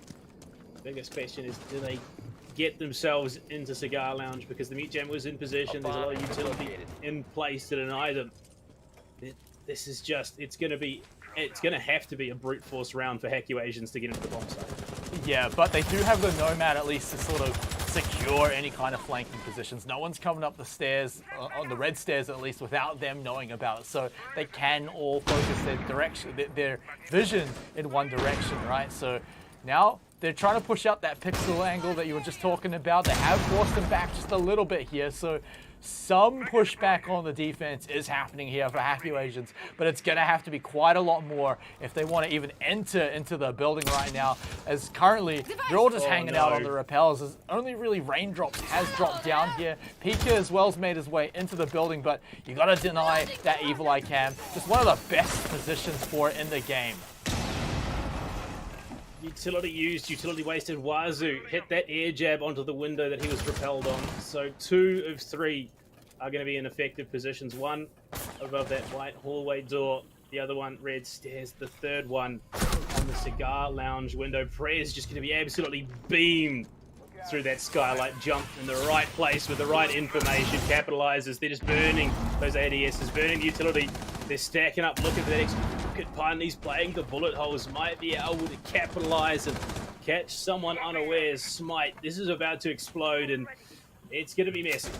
Well, I mean, they've got to force Pun out, right, because he's got such a strong position. C4 from below. He's just got it in position. Tried to call it as he entered the door, but just a little too early, a little antsy. But Pun, I mean, look, he's just got all the angles that he wants, and he's in such a hard position to flush out. Angbo as well, older from downtown. You can just hold that as long as you want. Never need to reload. Another Nitro cell comes out from Pun. This one not getting the effect he needs, but it does do the job as Angbo can get it done in the end, and they're all just getting the kills off the board. So it looked maybe a bit dicey for Fury for a picosecond, but at the end of the day, they held out the defense so strong. Oh, Pun! There's a reason the man's name is Punisher in this game, because you give him an inch, he will take 10 miles, and that's exactly what he did. Swinging the angle, giving him that opportunity to switch out Raindrops. Could not have handed that any cleaner to him. Angmo as well. Honestly, they could have gone below. They could have threatened the Maestro playing on Cocktail, because as soon as that Aldous starts singing, anyone walking through that cigar shop door is going to die, especially when it's Angmo behind the wheel. The man just clicks heads, and it doesn't matter what scope you're running on that thing. The holographic, it might as well be a 2.5 times, because he has the pinpoint vision. He knows exactly where he's aiming. He's nothing if not disciplined. Bombs from being defused by attackers. We did see a cute little play coming out to catch out President, and that was a great start by Hackuasians. We just need to see a little bit more of that, right, where there is that communication. They catch them out with the drones. It was a real quick, snappy play, and so that was great to see. It just needs to be a lot more of that, and you know, I don't want to make this an understatement, but it needs to be a huge amount more, because Fury are just in control of this match. Apart from that one little victory they had against President, it's just been entirely Fury at the moment. So 3-0 keeps up this way, we just could be seeing our first perfect game. That's exactly it, Fury. I talked about their competitive experience. Punisher having one of the longest competitive Rainbow Six runs in ANZ history. It's just the depth of talent, the depth of player consistency is out of this world. It was always going to be an uphill battle for Hackuasians to try to take this one away. Pika had to be that star factor for the team, and unfortunately he has just been kept silent throughout the entirety of Cafe so far. 3 rounds in a row for Fury, a flawless rotation of bomb sites, and there's no sign of it ending anytime soon. So another quick little drop onto the red stairs. They've droned out Cigar as well, but they're just waiting to see if anyone's coming from the balcony, but not quite just yet, so they can once more open up their way into Christmas. Plenty of little spaces, but remember, we've got Ed Penn just below hanging out in mining. He's been looking to make some vertical holds there. If he can catch them out, he's even got bullet holes to see up in there too. He's being super tricky with it. They have droned him out, so they know that he's there. They just need to not be silly running through those holes in the floor. Luckily for them, they do manage to survive, but there's control of the top floor. It's inching towards Hackuasians so far, but this is the tricky part when they start to push towards the white stairs, when they start to push towards the cocktail. That's where they need to start succeeding, because Fury held us spectacularly last time. Yeah, Angmo's held this position. He's deathless so far in the match. Prez joining up to help. Edpan finds the kill with the Nitro Cell from below. Just not giving up an inch here. Playing this game the way they want to. Angmo being threatened. The drones are coming in. Players all across the board. He's going to get out for now. No! Unfortunately, there was a player watching white stairs. Prez, no chance that he's going to be able to get his fallen teammate up, so we'll just retreat back for the moment. Waiting on someone to rappel in. Maybe. He might get him. Just maybe. But it could be a bait. That is the unfortunate nature of this situation. Angmo will just snake himself out, so they're still going to be playing with 5 bodies on the board. All right, they're trying to bait it out now because they know that the Resurrect has to come in, but they just have the manpower to do both. And so they pick up a freebie kill there. Hackuasians once more starting to fall apart as they try to take the white stairs and cocktail, despite getting that kill before. But the Nitro Cell added on top of all this chaos, really setting them back, and only 30 seconds left. They've once more got to find some magic. Tester has to get these kills from above. Jumpstream up there with them too. It just has to be frags happening right now, and that's not what we're seeing. I mean, they have the vertical control. Wazoo will swing in fine. Angmo give him his first death of the matchup. Dropping down the hatch, though. Unfortunately for him, it's punt away. 10 seconds to go. Laundry is now full of blood. They won't be able to get out of those close. Jump and Tester, though, will find 2. Twin on the backside finds the diffuser. All they have to do now is play for the clock. Pistol in hand. He will go down, but Eddie doesn't have to do a damn thing. And Fury will carry on their untouched run here. 4 rounds in a row. Yeah, things started out really well for Fury. I mean, they held control of the round just like any other. Things got maybe, I don't know if Fury were maybe, they knew they had not much time left on the clock to go, so they were playing a little bit overconfidently, but, you know, a few seconds go wrong. One guy gets the diffuser, you can suddenly plant, like maybe that's where you throw a round away, but at this point, I'm kind of stretching for them because Fury are just super far ahead. It's looking like if Hackuasians are even going to take a round in this game, something completely different has to happen, because the only good things we're seeing out of them, you know, they're looking great when they do happen, but we need to see far more of that if they want to stand a chance of taking even a round. Yeah. Well, we head back down to the kitchen. First floor on the board yet again. Angmo bringing that Echo into the fold yet again.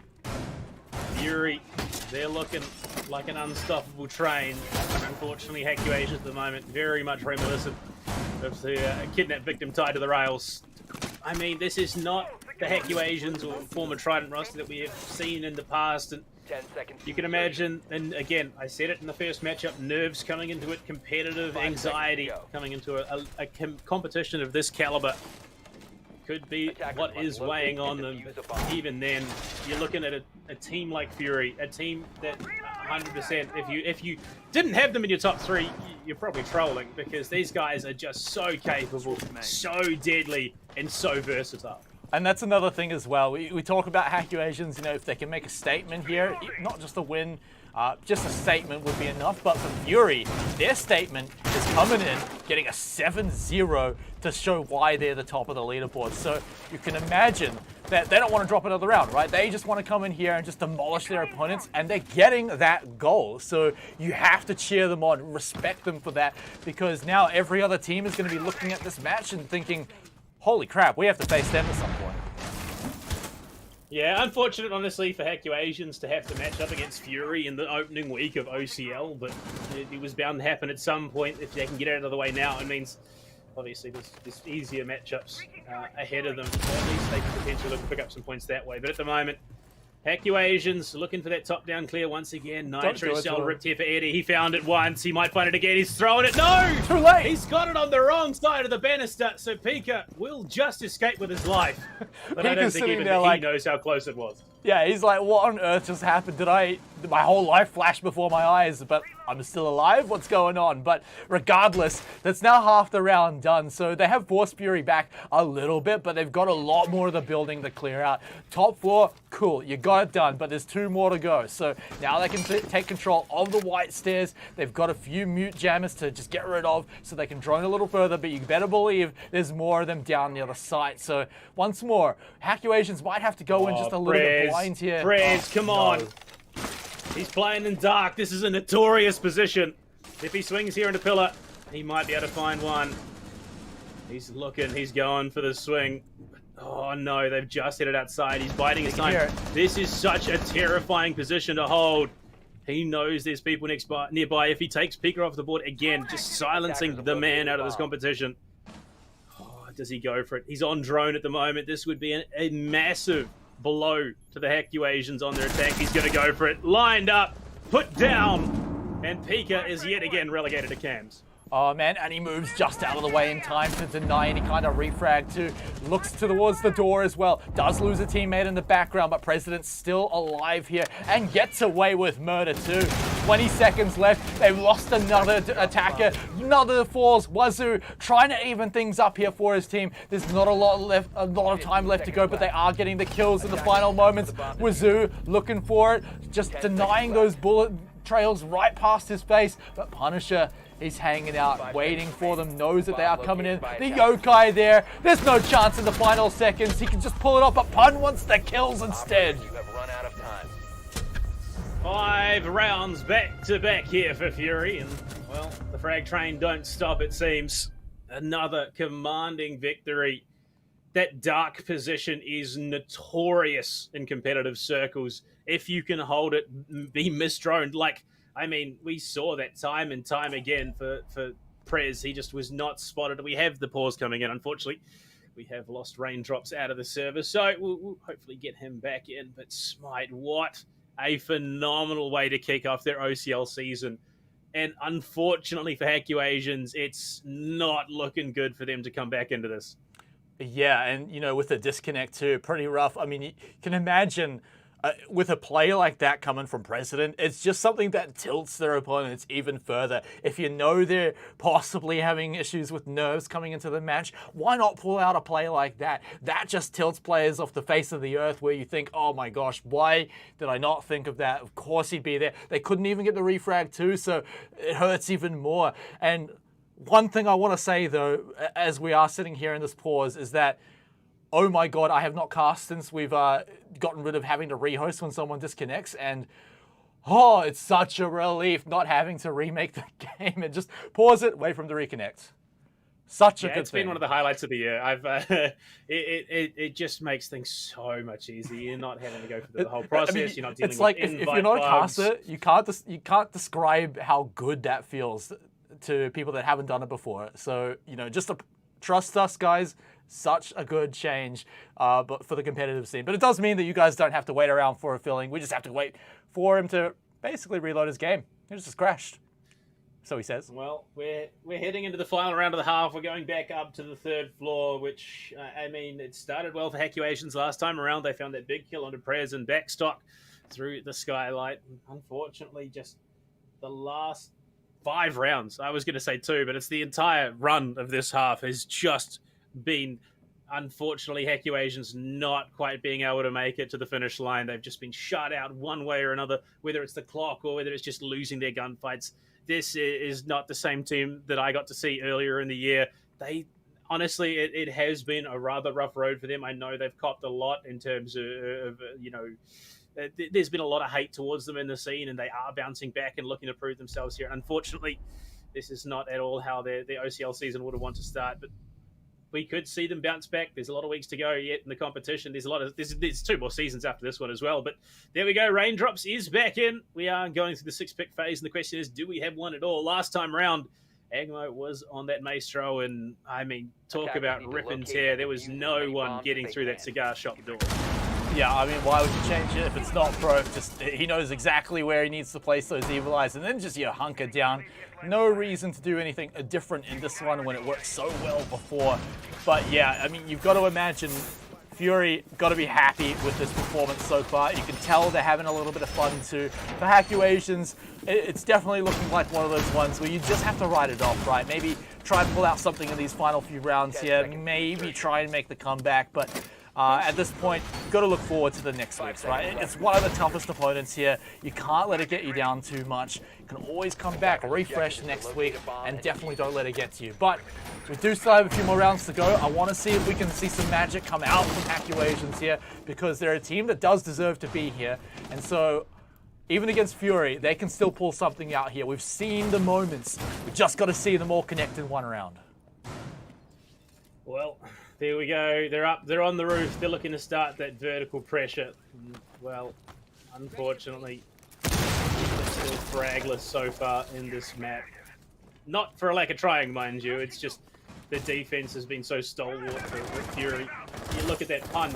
In the 5 rounds played, he has died the once. So is Angmo. They have just actually, no, them and President. 3 men on this team have basically been doing the hard yards. It's not like Edpan and Twent haven't been performing. It's just they haven't needed to. All the work's already been done by the time they start to get involved. And well, we see a situation where they are pushed to the limit. It's going to be crazy to see all 5 players on Fury starting to gel and mesh and come online.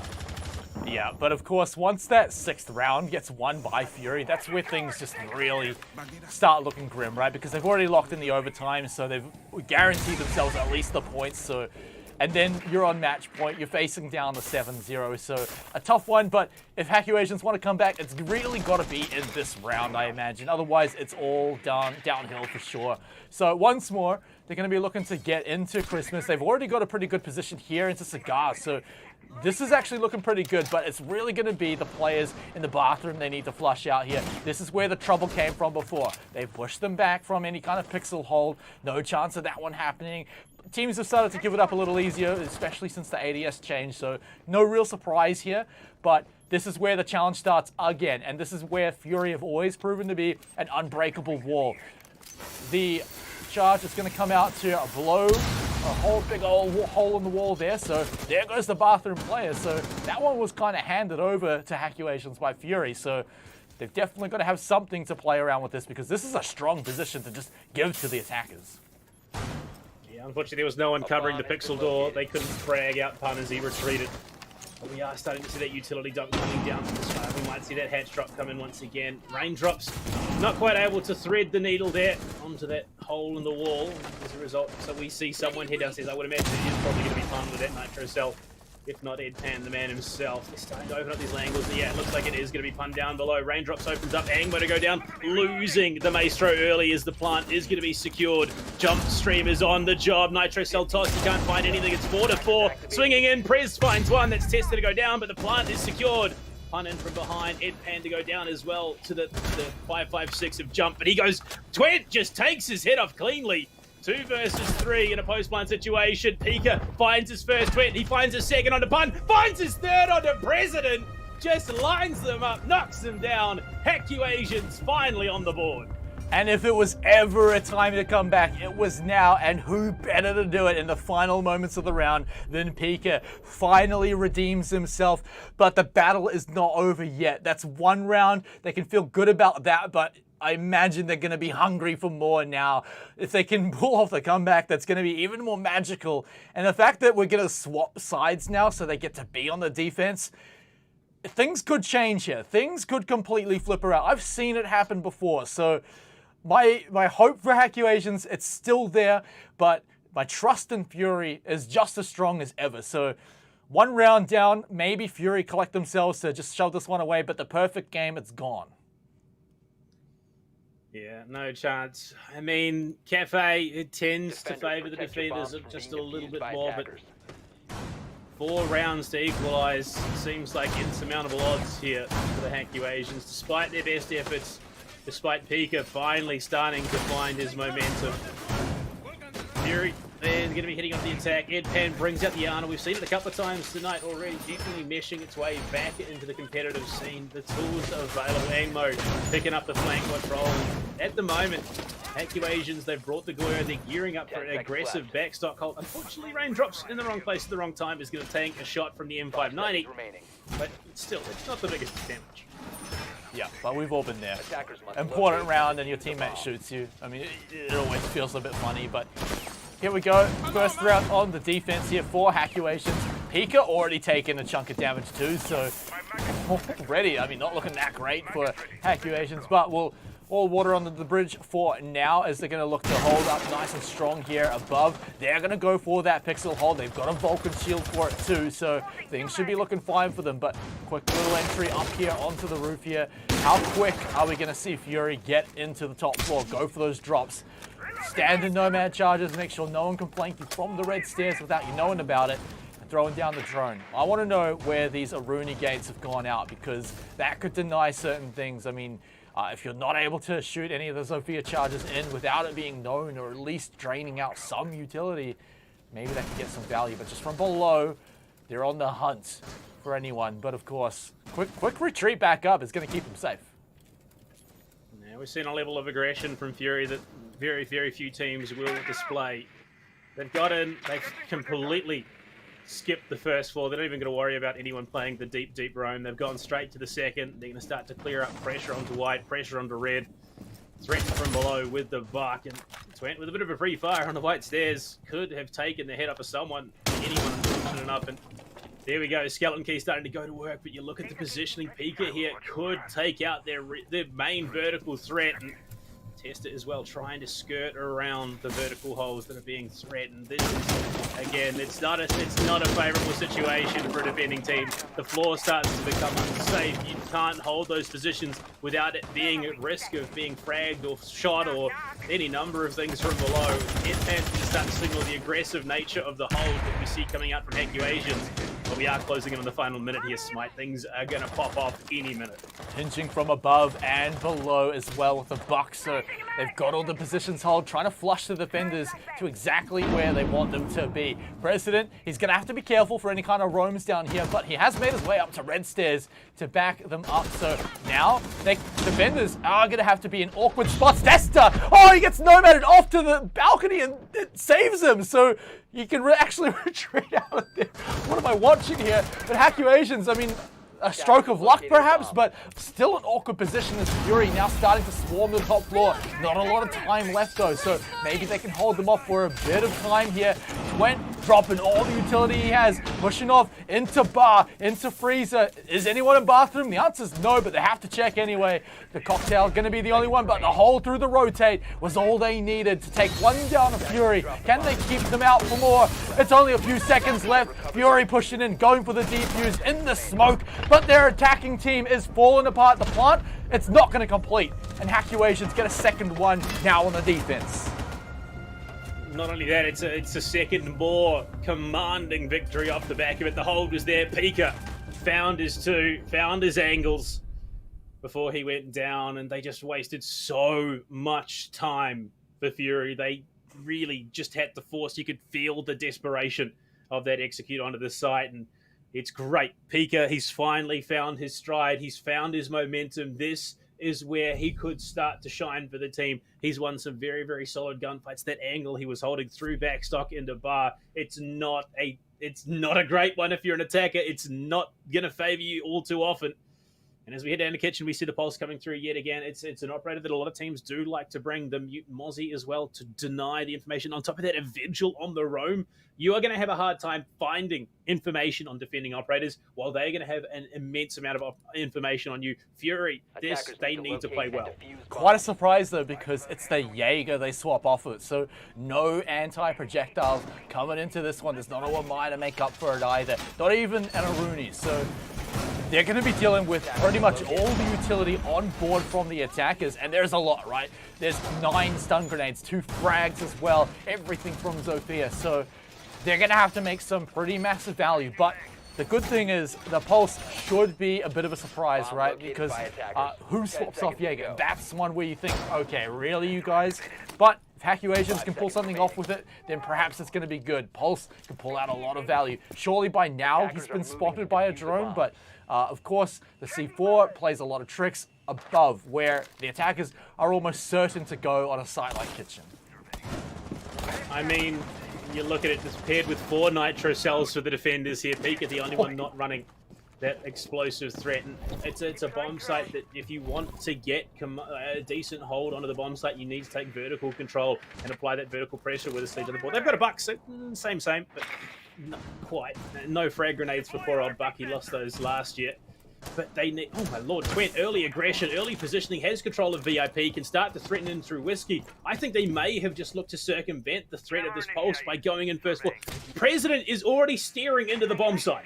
Yeah, I mean, that is such quick control of Coates right now that they are going to be able to hold out almost an entire half of the map now. The rotates onto the side, the rotates onto the rest of the building, in fact. So strong positions very quickly from Fury. Angmo's taken a little chunk of damage, but some quick drones into the site. Still managing to keep the drone alive, but straight into a mute jammer. It's going to get rid of that one. So for now, what can they pull off with their powerful position? Pun's cutting off any kind of rotate, so any kind of flank from the defenders is going to be a pretty tough one to go for, but they still are suspecting something coming from up there. But if they can make their way through the soft wall. Look at that angle. This is not what you see all too often, but it is such an unexpected position. No one is going to have any idea that he's there. First flash goes in, and exactly, Angmo just absolutely eats it. He's going to be found from above. Twent rotates in and capitalizes on the fact that he's more focused about white, but Raindrops finds a second. This is exactly what Hackuasians needed. They've come onto the defense. They're a little bit more secure. They're a little bit more comfortable swinging, and Prez goes down. Can Ed find anything? No, he can't.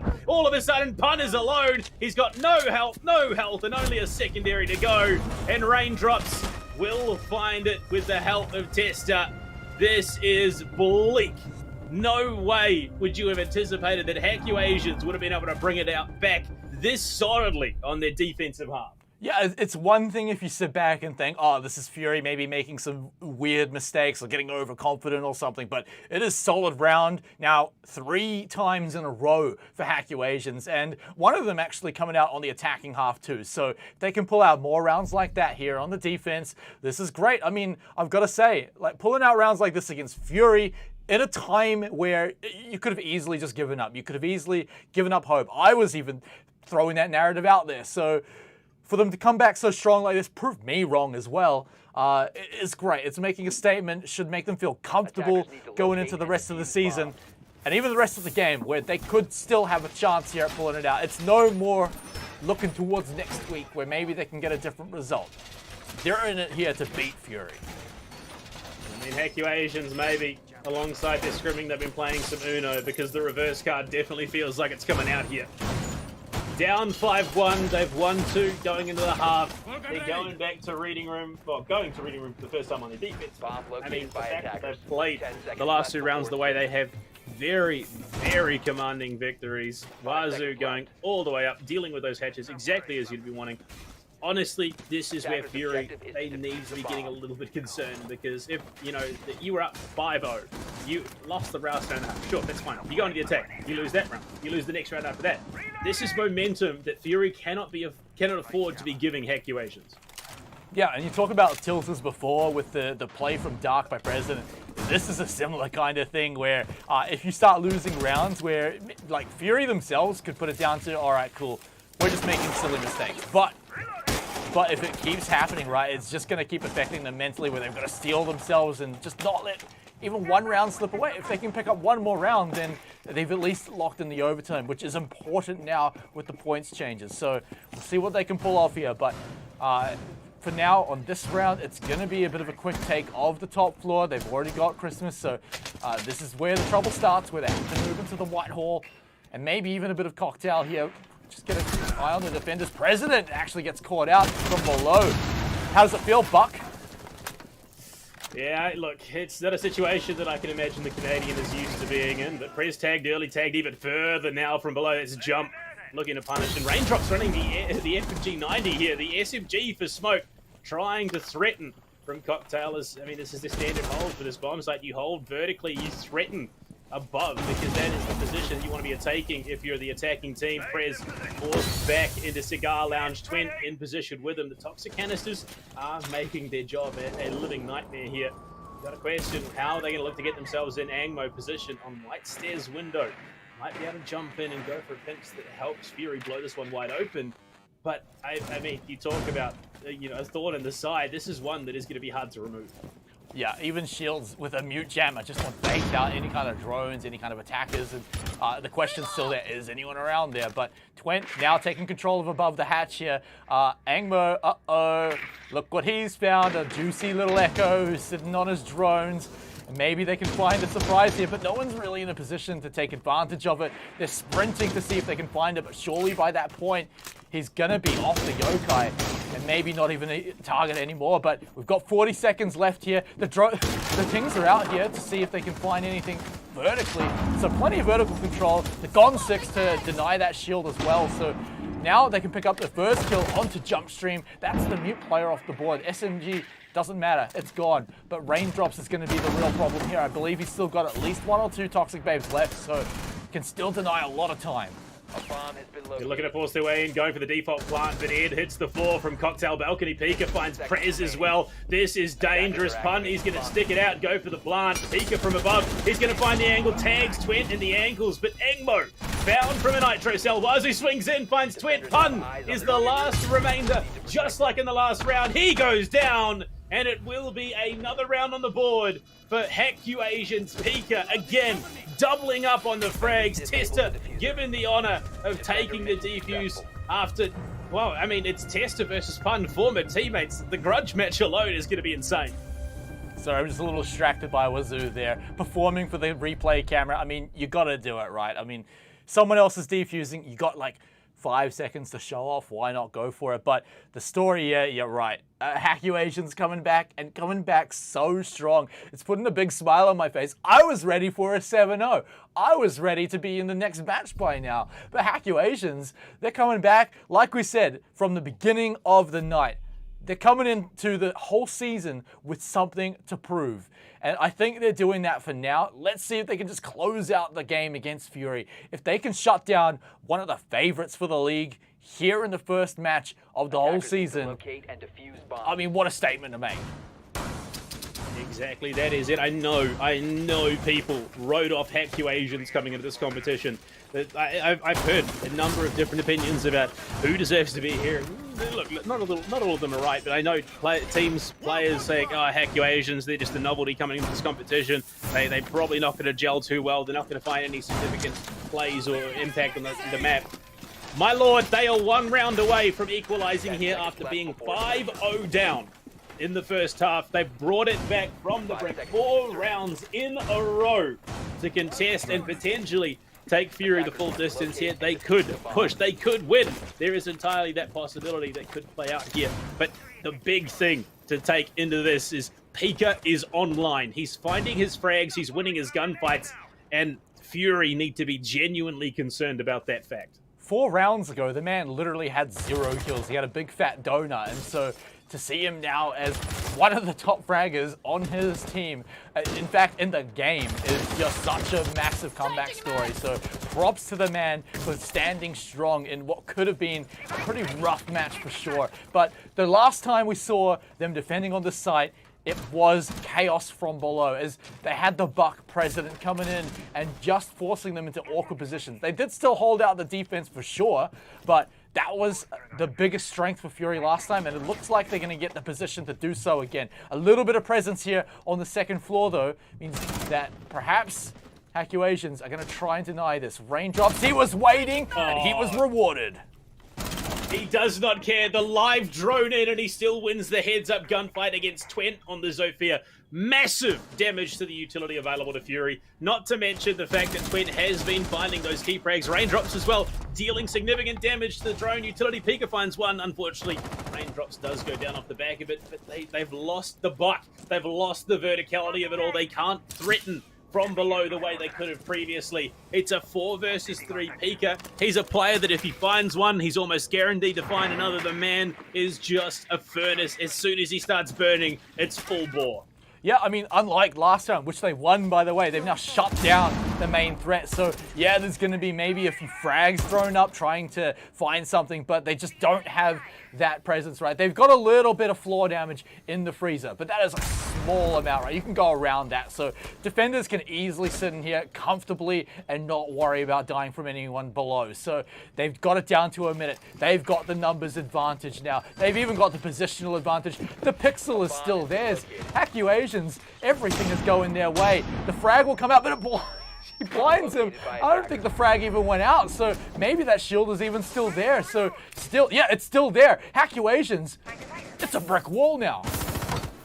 I think it did go off. I heard an explosion, but I'm pretty sure a magnet was involved in that process. So not where he wanted it to go off, but it did go off nonetheless. Angmo pushing in from U-Belt, hits by a teammate's flash. He'll have to pull off the Edpan. You can feel the frustration that is present in his mind right now. They're going to fly onto the bomb site, look to go for that quick plant, swinging into backstock. Edpan sees the shield. Angmo will find Pika, takes him off the board, but Wazoo for the refrag. Angmo for the double up. Jump stream to go down. We're back in a 2 versus 2. Pun is on Cocktail going for the plant. Angmo has the cover. Nitro cell tossed. Is it deep enough? No. Pun is there, but he uses it to cross. He's in a great position. Angmo caught watching the wrong way. Pun goes down. Tester finds it. Hackuasians will still have time for the pickup, and they equalize here on Cafe Dostoevsky. No man left behind. Get him right back up there to be in the victory screen. He's not going to be... No, there he is. There he is in the replay. He knew what we like to see here. That's why you bring him back up before you go for the defuse. Hackuasians even it up. 5-all. Incredible play. Fury maybe made something happen at the end there. Maybe it was going to be a turnaround during the 2v2, but they clutch out in the end, again, where it's starting to matter the most. Hackuasians equalize 5 rounds in a row with no sign of stopping as we look to head down to Kitchen. Last time we were here, it was an unfortunate push into Kitchen that did not work out. Pun just seems to find himself the remaining factor here for Fury, round in, round out. The last one alive tried to contest against multiple overwhelming odds. Round number 11 is going to be key. Whoever can move themselves onto match point first could find that room to push themselves over the edge, close it out in regulation time, but Smite, I can't say for sure that I think it's Fury that might do it.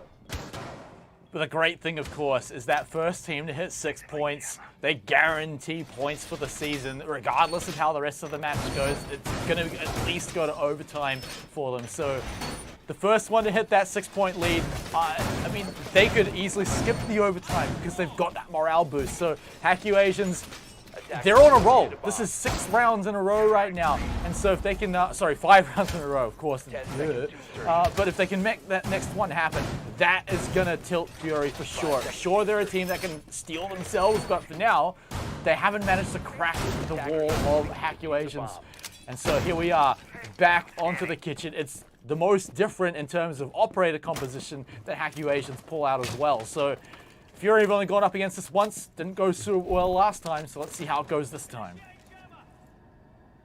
In the space of 4 rounds, Pika has gone from bottom of the scoreboard for Hackuasians to the top fragger in the server, currently 9, 4, and 8. Even surpassing the trio of President, Punisher, and Angmo for Fury. Just a monster effort on his part. The nerves obviously played a part into it, but he finally got himself online. He finally got himself in the right mindset, and he's just clicking heads. And that's exactly what you want to see if you're a fan of the Hackuasians right now. Fury, they're inside, upstairs, looking to go for the top-down clear onto the first floor bomb site. There is resistance along the way, raindrops. And it would seem Tester playing around the second floor, looking to try and counteract the aggression that we see coming out of Fury. But first minute is done. They have the second floor, but there's still an entire floor to go. Yeah, but I mean, they can take it so quickly because they've got the Iana and even the Buck, who could open up sightlines from pretty safe distances. So they can check out all the possible positions so quickly. They've taken control of it. But like you said, there's a few more to go, so they're going to have to make their way down. But that first floor, just so important to be able to hold it. But here's their first sign of resistance. It's Wazoo, and he's tracking them. He knows that there's at least one here on the stairs. He can definitely challenge him. Pika on the position, a pixel hold. Oh, he almost had it, but unfortunately shut down the star player for Hackuasians. And this is a crucial round to be losing him out so early. Angmo going to be tagged up heavy from Brownstairs. We'll have to pull off the angle and concede it for the moment. There's a player swinging into trade, and he will be finished off. Raindrops. He's going to be tagged up for his troubles, but he almost finds a second, but President is just too quick on the trigger. So they get themselves a 2-man lead. Angmo will be entirely savable for the moment. Wazoo has to go big here. He has to provide that information. He has to find the frags. He's going to be droned out, so we'll get back to the bomb site for the moment. This is an open freezer wall. They have no way to secure it for themselves without risking severe harm and no reinforcements on the back of it anyway. This might be Fury having snaked away match point first. Yeah, if Hackuasians want something done here, it's got to come from the Pulse here. Some big bang C4 kind of deal, and it needs to happen soon. But 25 seconds left, perhaps Fury might slip up here on their final push. There it goes, but it doesn't connect on anything. A little bit of damage is nice. Oh, it does down President, actually. That might be the deal maker, but the what has to happen in the next 10 seconds? So they drop down from the hatch. Jumpstream trying to find a position, a small prone position through the holes. Maybe he can get them on the feet. The plant starting to happen. He gets dropped down now too, all up to Wazoo. And surely a 1v4. You've got to pray for a miracle, and no one's listening. Fury take match point. Fury picked themselves up their first round of the half. That is not something that I anticipated I would ever say with a team of this caliber, but we go to the final round of regulation time. One more shot for the Hackuasians to equalize and take us to OT, get themselves some points on the board. This is not at all how they anticipated that round to go. They are going to double down, though, it seems. Kitchen service coming out yet again. There were so many instances. There we go. Okay, so that makes a little bit more sense. It has been a bit more successful for them.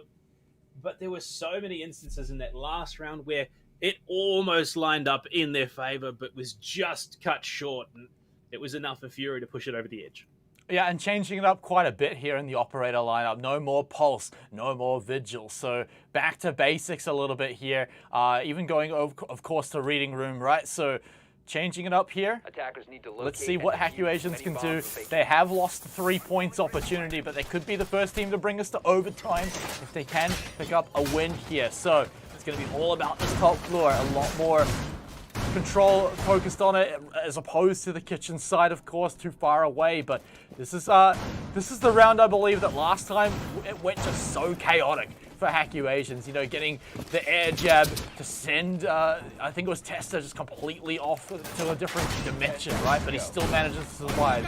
So if they can repeat that, then sure, but that's something that's a little bit awkward to, you know, repeat. So it may have been maybe the messiest round, but it was one that they did win. Yeah, 100% Angmo, the MVP for Hackuasians that round. Don't know who he was working for, but it surely wasn't Fury. Coming to this though, round number 12, match point secured. Fury, they've done the hard yards, they've got themselves here, they just need to go a little bit further. Unfortunately, it's not their race done just yet. And, well, we're going to see that vertical hold coming into play once again. Cocktail set up for a Reading Room fireplace defense. This, honestly, Headpan, very much an unsung hero for Fury on the attack. This Iana, despite them not being able to pick up rounds, has been providing so much information in terms of setup, in terms of positioning. Unfortunately, they haven't always been able to capitalize on it, but with this round, they've seen that there is that vertical hold. They've seen that there's that vertical pressure. They want to get themselves into backstock so they can push through to white and start to threaten these players holding upstairs and then flush them out as best they can. Yeah, but here we go. President on the buck once more. He can just safely open up some interesting sightlines, just a little bit more unique compared to the sledge. They know someone is in Cocktail. They can hear them hiding around, even in the direction. But look at all these extra holes, extra rotations that are going to be made available here by President. So Twent can just move on through. Early toxic canisters coming out. That's another one now, only halfway into the round. How much longer are they going to be able to hold the Cocktail? They've got two, I believe 3 members actually up here. One will drop down, but we've still got a single person up here, but he too has the opportunity to retreat. So Raindrop's going to get out of there with his 3rd toxic canister dropped along the way. So everyone can safely retreat, but that's almost 2/3 of the round now bought up. I mean, it's still vertical pressure now, given this is probably a little bit earlier than the majority of teams are finding themselves in a position to set up this vertical pressure onto a Reading Room bomb site. Prez We'll start to get things underway. Ed going to be tagged up here. Nitro cell throwing, but not connected. Prez probably getting a bit of PTSD, and Edpan finds the first. The opener onto raindrops, the smoke gone. Wazoo contesting. Red Hatch still finds it somehow on the retreat. We're back at a 4v4 with 45 seconds left to play. Prez is just going to carry on doing his job, establishing those sight lines so they can threaten the bomb site. But it's about to kick off. The tension, you can feel it. There's so much riding on it for the Hackuasians here. A shot at OT, a shot at a victory at one of the biggest competitors in this competition. They need to dig deep. On the flip side, though, so important for Fury to win the round now to get the 3 points. Plant baited. It's not going to go through. Pun actually now starting to stick it, but he's lost Edpan. They're going to stick the plant to see what happens, but they're baiting them in to go for the deny. They do deny it. That time might be all they needed. President winning the gunfight upstairs, but the plant still not happening. Fury might not be able to do it as Tester gets not 1 but 2 kills to secure the round and take us to overtime. Not only 2 kills, but 2 kills with the Bearing 9, which is one of the most unforgiving secondaries in the game in terms of recoil control. First OT secured. Both teams are guaranteed to walk away with points here. The big question is, who gets the 2? Who gets the 1? We're going to be heading upstairs for a third floor defense to kick things off. Hackuasians have the added advantage of starting on the defense, which they have so far picked up 5 rounds on. It has been a 2-way 5-1 defensive split. Absolutely massive respect to Hackuasians for this performance, right? There were 2 big moments where they could have crumbled. 1, where they were in the 5-0 position. And 2, when Fury cracked that match point. Could have been very easy to falter there. But even at the end of the round, Plant going down, pressure must have been immense for them. But they made it here, and they've worked hard to show everyone why they deserve their spot in here, taking Fury to overtime. Now the question is, can they be the team that picks up the 2 points? We'll have to wait and see. At the moment, just big numbers being put up across the board. 2 players so far hitting double digits for Hackuasians. Tester 1 frag away from doing it himself. On the counterpart, it's President, the only player to crack the double digits for Fury. Pun and Angmo just really not quite able to push it for last couple of rounds. This is going to have to be a phenomenal defense here for the Hackuasians if they want a shot at closing out the map in the favor of themselves. And honestly, it would be potentially the 3rd upset in a row. The teams coming into this competition. Honestly, not at all how I would have pegged the night to go. Not at all indeed, but man, I'm so glad we finally got an overtime. I mean, I can't believe it was in this match either. I just cannot stop repeating that fact. But let's get into it. Let's see the actual overtime kicking off. Fury have always been quite quick to take the top floor, but this time it's the site, so they're going to have to work a little bit harder for that one. Plenty of reinforcements. They have gone from below before. They love using that buck to flush out the defenders. Last time they're on the site, though, it was shut down very quickly. President was taken out, along with Twent as well, on the 2nd floor. So will we see a repeat of that coming out from Hackuasians? Because I think it needs to happen again. At the moment, there is a bit of a spread. We see the Capital as well making his first appearance here in the OCL. Not something that you traditionally see, but he has been returning to form. Twent going to be the first victim of some damage here in the first overtime round. Tagged up, but not by any means dead. And in a game like Rainbow Six Siege, where a headshot is literally all the difference between a round victory and a round loss, he could still find some big impact. We are heading closer and closer to the second half of that round. A lot of time wasted, a lot of utility found. Or raindrops. Could have gone big off that angle, but I think I'm 90% sure it was a Gemini replicator, but it's jump stream to open things up. That's a big kill onto Twent. Raindrops finds a kill onto Edpan, and Prez desperately trying to capitalize, but it's Pun to do it instead. But man advantage now there for Hackuasians. Oh, Raindrops just getting so much value, but where Fury are looking to find the value, it's from President. If you can get at least the defenders flushed out of there, maybe a frag on the way in there would be excellent, but just look at how safely he can push out some of these positions here. They've also got Punt on the Capital. First time we're seeing that operator come out here today. What are we going to see coming out from it? It's a powerful weapon for sure, but the gadget is definitely where we want to see that magic happen. They're not going to be able to flank from downstairs to stop President doing this. The air jabs are going to secure that position. So he can just go absolutely ballistic, opening up this floor, flushing them out. question is how much time is he going to spend on it, because eventually they're going to have to make that push in. But they can flush out all the defenders, let Pun do his work. Oh no! He needed to get that 1 pixel, but he's the one to fall. Now only 2 attackers remaining. 30 seconds to make the push. I think Hackuasians may have done this one. It's not over yet. It really is close, though. They pick up this first round. It gives them the opportunity to just close it out before Fury has a chance to clap back. Angmo on this repel. Unfortunately, Pun, yeah, just a pixel off. That was all he was needed. The barricade, the BM barricade. The lock frees out at top red. Toxic canister thrown, which means Angmo cannot jump in without risking his own life. Prez just gonna swim into the belt, trying to find a player sitting on the bar. He finds one at back stock, but unfortunately he finds the bullets to the head off the back of it. Angmo. He's just gonna sit, he's gonna play the clock, he's gonna use what little time was available to him to talk with the team and figure out what they need to do to bring it back in their defensive overtime round. But Hackuasians, 1 round away from beating Fury in our first overtime of the season. Wow, oh wow. I don't think anyone would have expected this one, but Hackuasians, I imagine they might be picking up a few fans after this one. Fury, I mean, I apologize for this, but they've got to be furious about this, right? They've not only been denied that 3 points right now, they might just only be taken away 1 point in this match.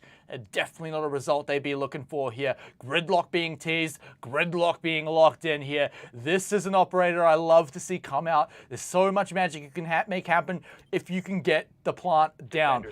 Once that happens, it's just such a great position to be in. It's just so hard to go for the retake. And all the track stingers are all over the place, making a bunch of noise. We see Fury heading down the kitchen. We see the Maestro being locked in as well. Angmo's already proved just how capable he is with the Italian. The older 5.56 is not a gun to take lightly. Looks like we are going to get that VIP extension as well. Last couple of Evil Eyes being set up and last minute preparations going down. We are going to see that aggressive freezer hold again. Edpan on a deep roam upstairs with the mute jammers, looking to deny that information, slow down the march that Hackuasians will be looking for in that top-down clear. Big brain plays coming out here. Give themselves as much of a buffer as they possibly can until that execute comes, and they could play the clock on this one. Yeah, that would be excellent for Fury for sure, but remember, it's been a while since they've been on the defense, and now they've got to make it work, at least on their defensive half. It was their most successful by far, so if they can pull that magic out again, that's what we're looking for. Angmo on that Maestro. That's the magic that they really definitely need here in this round, so let's see how it works out. Pika was denied a lot on the attack. Got a lot of magic on the defense for sure, but let's see if you can pull it out on the attack here, because it needs to happen. It's been great so far, but in this crucial point here, they can just shut Fury out. Just don't even give them that 7th round there. Don't even worry about going to the next one.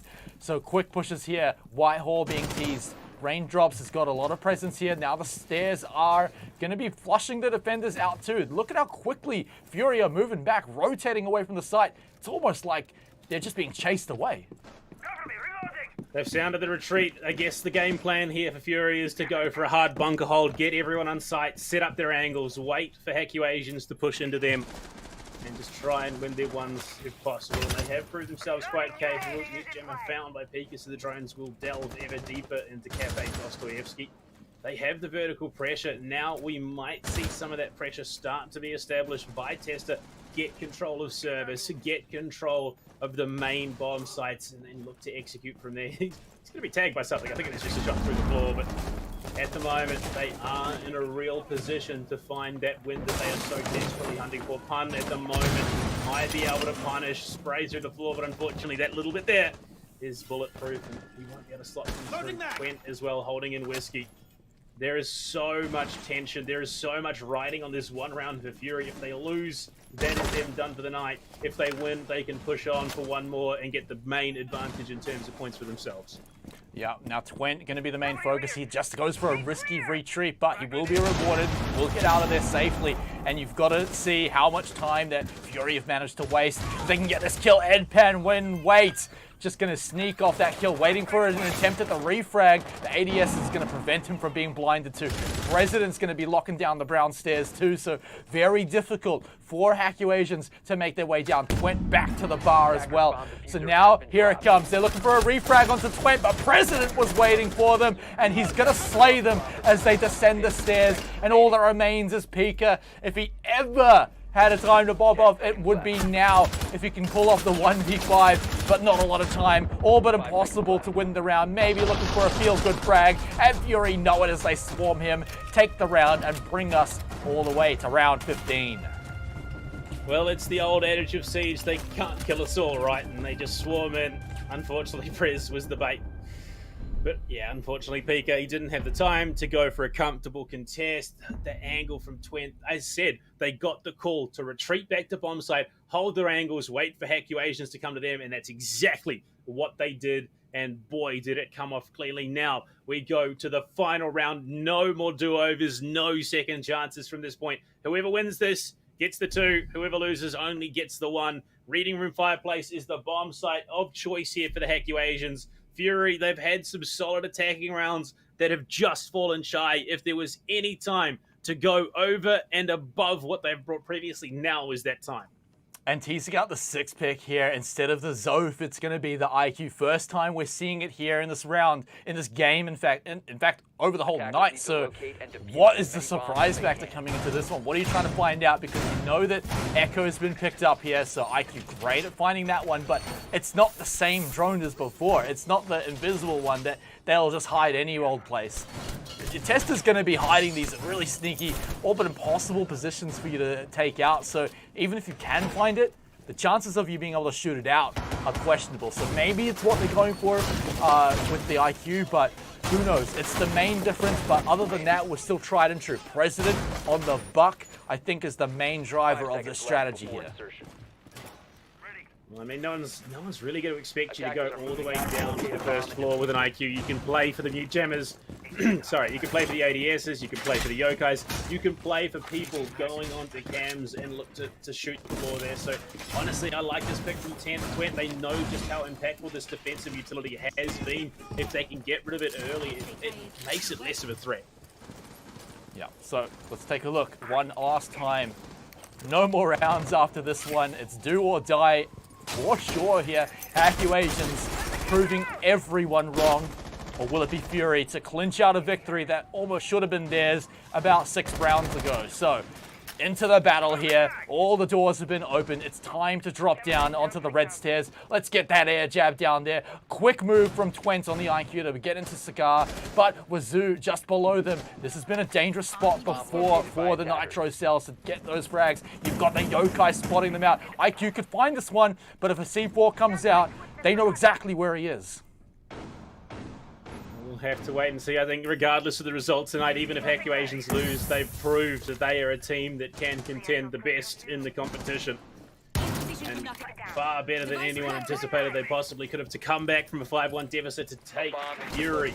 A team as storied and capable as Fury to overtime in the way that they have.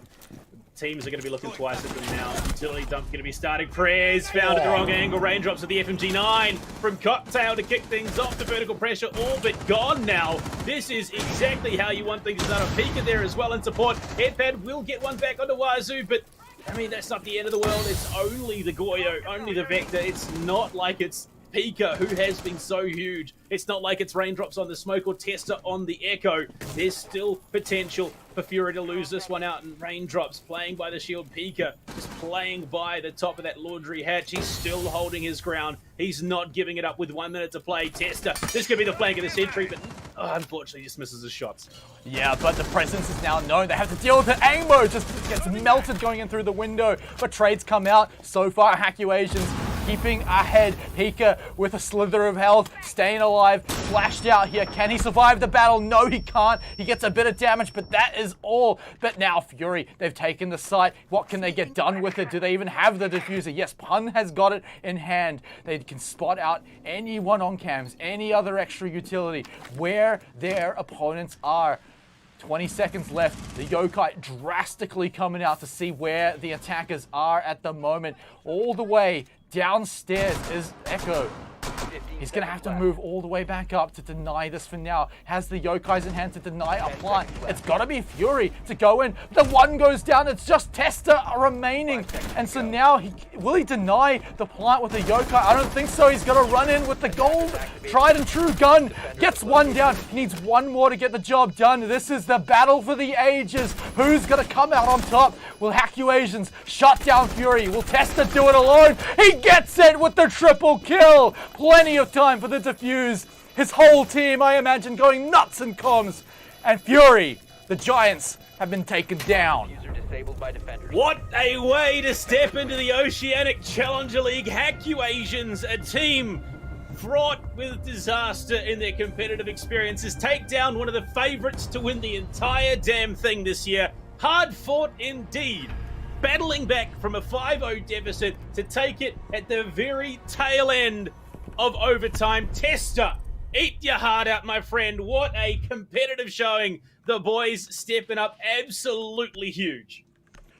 I mean, just incredible performance from the boys. I mean, this is exactly the type of thing that you want to go for. So huge making plays coming out from them. But guys, we are going to have to go to a quick break because we've got to get the next match ready. But we'll be talking about this one for sure as soon as we come back. So don't go anywhere. Such a good night so far.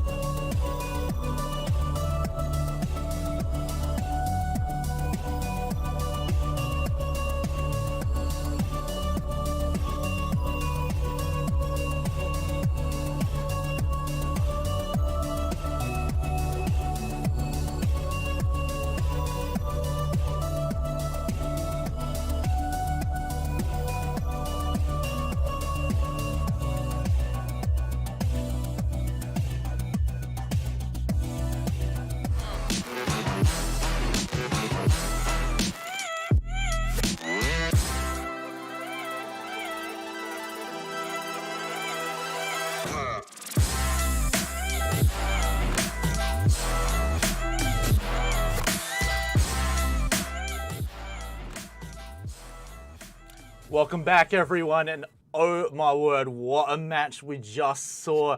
Hackuasians taking down the Giants Fury in the opening match. I mean, I said maybe if they could get something done against them, maybe take a few rounds, it would be all right for them. But, I mean, to make a comeback like that, Panda, I mean, that's the stuff of fairy tales.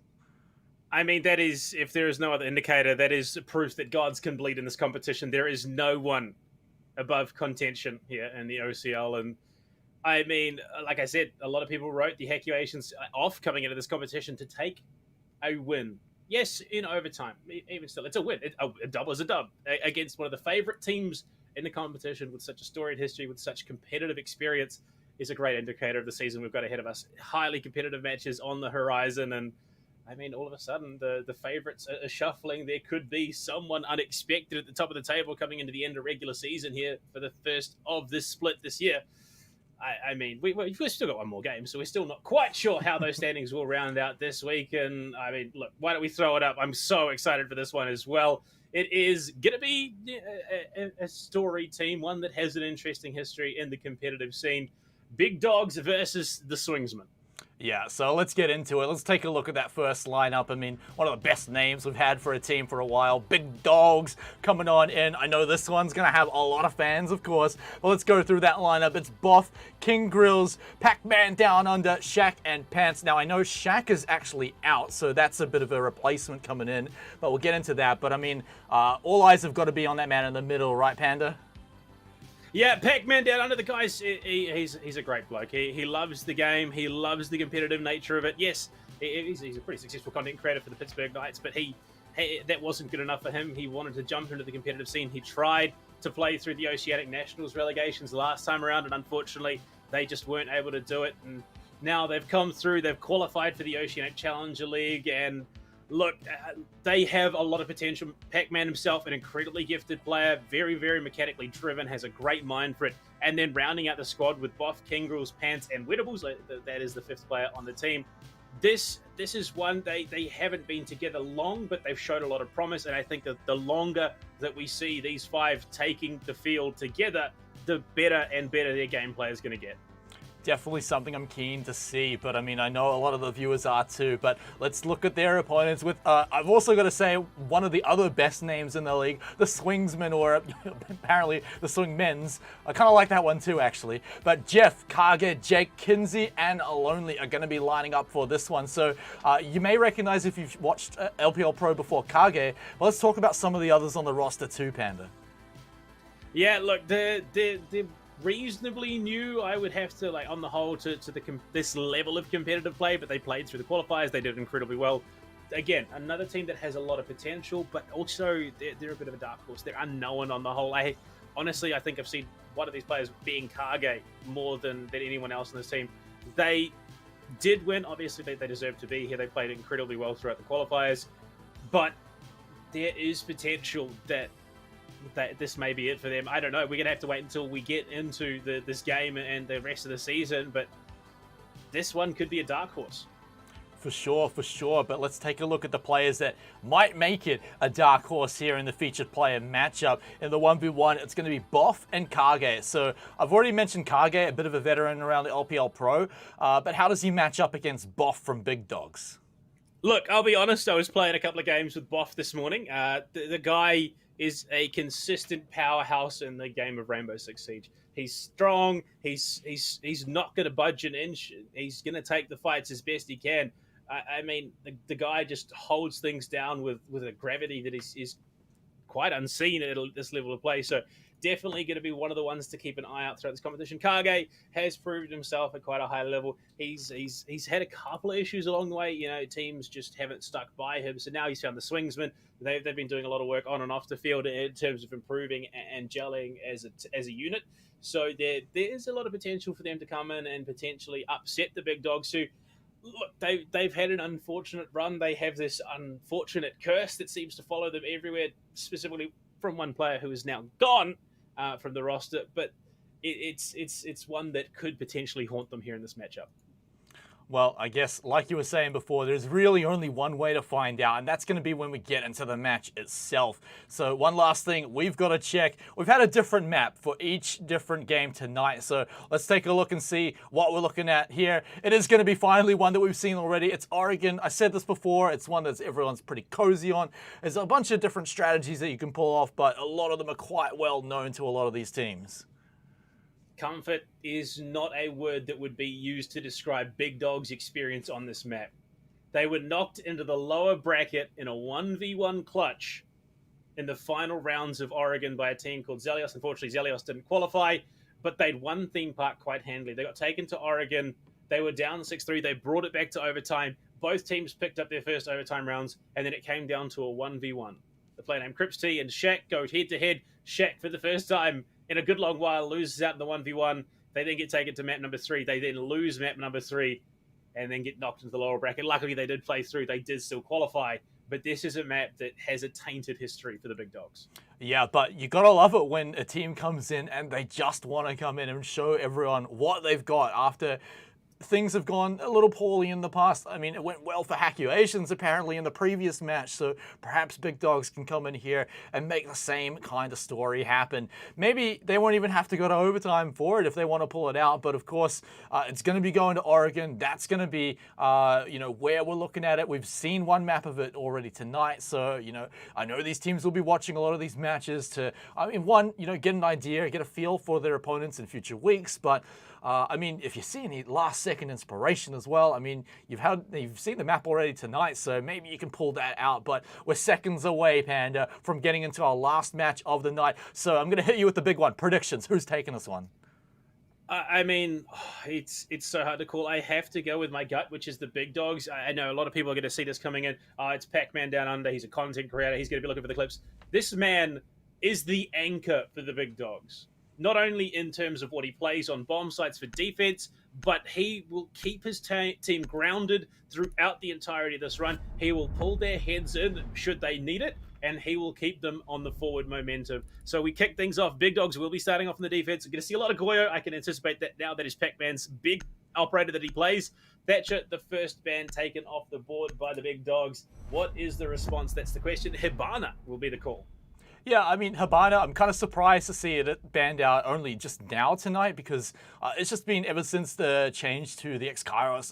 It's just so powerful on hatches. You can barely deny it unless you're full-on just sticking the Cade right up there. So, get it out of there. You don't have to deal with it. You don't have to bring the hatch denial. So don't worry about it. Next up, though, Valkyrie. Again, we've seen this banned out all night. Teams are just not comfortable playing against it, so get it out of there. Well, we're 4 for 4 for Thatcher and Valkyrie, but this is a new one into the fold. Big Dogs will take away the Wemai. This one has seen a rise in priority in the ban phase for a lot of teams. That Attic hold is just so strong with the Wemai on the board. He offers so much in the basement defense as well, and enabling that elbow hold for your M590, your SAS operator, whether that's a smoke or a mute. But here we are. We're going to be getting into it. And the Chefy boys are there. Chef is what Jeff usually goes by, Chef Jeff. So it's good to see the boys getting behind it. Yep, all chefs in the kitchen here. Hopefully when they get on the defense, they go for kitchen first. But, you never know. We'll get there when we get there. One thing to note, though, is Mira has actually been let through the ban phase. So we may see a little bit of shenanigans going on with that. But you know what's more fun than a Mira? Boring old Mira. Get the warden in here. I love it coming into the bunker, into the basement, right? You can just hold positions like the pillar so hard. And it just can catch all of the teams off by surprise when you can't just flash them out. Yeah, Ned Flanders coming in here in Oregon, not something that you traditionally see, but it is a bit of a pocket pick for old Boss. He does like to play it, should the opportunity arise, and Loadley was sitting on that Ying. Makes a lot of sense to bring the hard counter.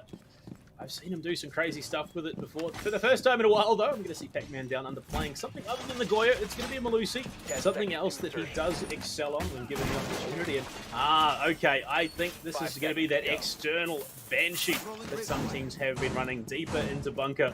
Try and slow down the push from the very start. There we go, yeah. It's going to be the external ban sheet setup from the Big Dogs.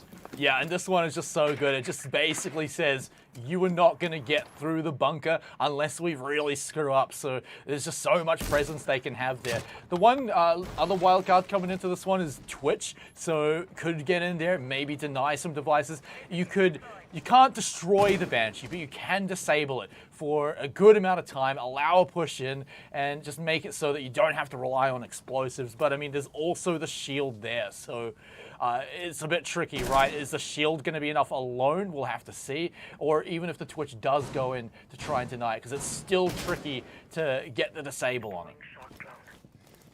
Well, at the moment, it looks like an alternate approach coming out here from the Swingsmen. They're going to be heading down Laundry, Lonely, in position to go for that explosive execute onto the site. They might even go for that push into the freezer as well. Lonely will open things up, give away the awareness of that position, but the drones, the call have been made. Look at that, the setup, the aggression. They're going to have the positioning to be able to deal with that Banshee from above. And it looks like Jeff is the man on the job. Frag grenade in hand will be going up. No, the site's better for the moment. More information before they go for that hard execute. We are heading deeper into the round. Second half will be coming up momentarily. They've got the positions, they've got the setup they need. Banshee now down, but I mean, that's not the only utility they're going to have to spend to get through there, because there is the Aruni gate there too, so they're at least going to have to spend something. Pac-Man down under on the aggressive position on the boxes, but will be dropping down. He's going to be a pretty tough one to get down through here. I believe they've also cleared the Banshee in the freezer hall as well, so this is still going to be tough. Now he's been droned out. He knows there's pressure coming in from the south side too, so a tough one. Will he continue to hold it? Because eventually they are going to start swinging around. Chucks a C4 over. Will just miss with it though. A little bit of damage out onto Lonely. So apart from that, no real results from it. 1 minute left. The Candelas are starting to come on out. Pac-Man has had to rotate around. Can still contest the freezer hole. Sees a pixel, but doesn't snap on it in time. So they will be able to survive. A push into the stairs is actually just going to be shut down entirely. And so now they've just dropped a diffuser in an awkward spot. But what can the defenders do with it now? Big Dogs, are they going to push on into it? Because Jeff has managed to snag it back up. 30 seconds left, Panda. They're going to go for the spray paint. Man lines up Jeff. He goes down to follow up. He's trying to connect it, but it's Boff and King Grills to team up. I've just realised that it is actually Shaq playing tonight. I had thought that he had departed the team and Wittables was playing, but no, he's back in. He's playing his Jaeger. He's pulled off one of the roams that he is so well known for. The guy can find an avenue on any map that he is playing, and when he does, it is to devastating effect. He pushes down Freezer, catches one from behind, almost finds another. And playing on that Jaeger, it is his role. He is a Jaeger Ash main in the truest sense of the phrase. And he is one of those players you need to keep tabs on him at any opportunity you can, because if he is undroned, if he is unseen, he is going to kill someone, if not more. And I'm super glad to see Shaq. Honestly, one of my favorite players coming out from LPL Pro. So glad to see him come in. Can get a lot of results done. A lot of 1v1s he can take out. So great to see him come in and definitely combo up with a lot of the players on Big Dogs as well. I also want to shout out Pac-Man, who held a great position. A lot of places where he could have been standing in the wrong spot. Still went for some arguably risky plays like the C4. Could be a little awkward, but still held true, still held some great angles. Even at the end, you can even say he would have earned those kills if he actually connected the shots, but had his kills stolen. At the end of the day, though, Big Dogs, a solid hold. Little bit shown from Swingsmen, but at the end of the day, that one's just all Big Dogs holding that one. 10 seconds left. If you're going up to Dorms, no surprise, this defense is so cookie cutter now that Aruni has made her way in. The walk-in lockout with the Surya Gate is just devastating. Not only do you have to commit your utility to clear it just to get that wall open, but then you're going to meet resistance on the other side. One in the form of the shield set up in defense, and then two, you've got those two roamers of King Grills and Pac-Man running that tight roam downstairs, looking to catch some flanks, looking to catch some angles. I mean, Pac-Man played almost exclusively Goyo in their first matchup of the OCL qualifiers. Now he's shifting back to what's comfortable. He's playing it reasonably well. He's got 1 kill and 1 assist, but he's hungry for more.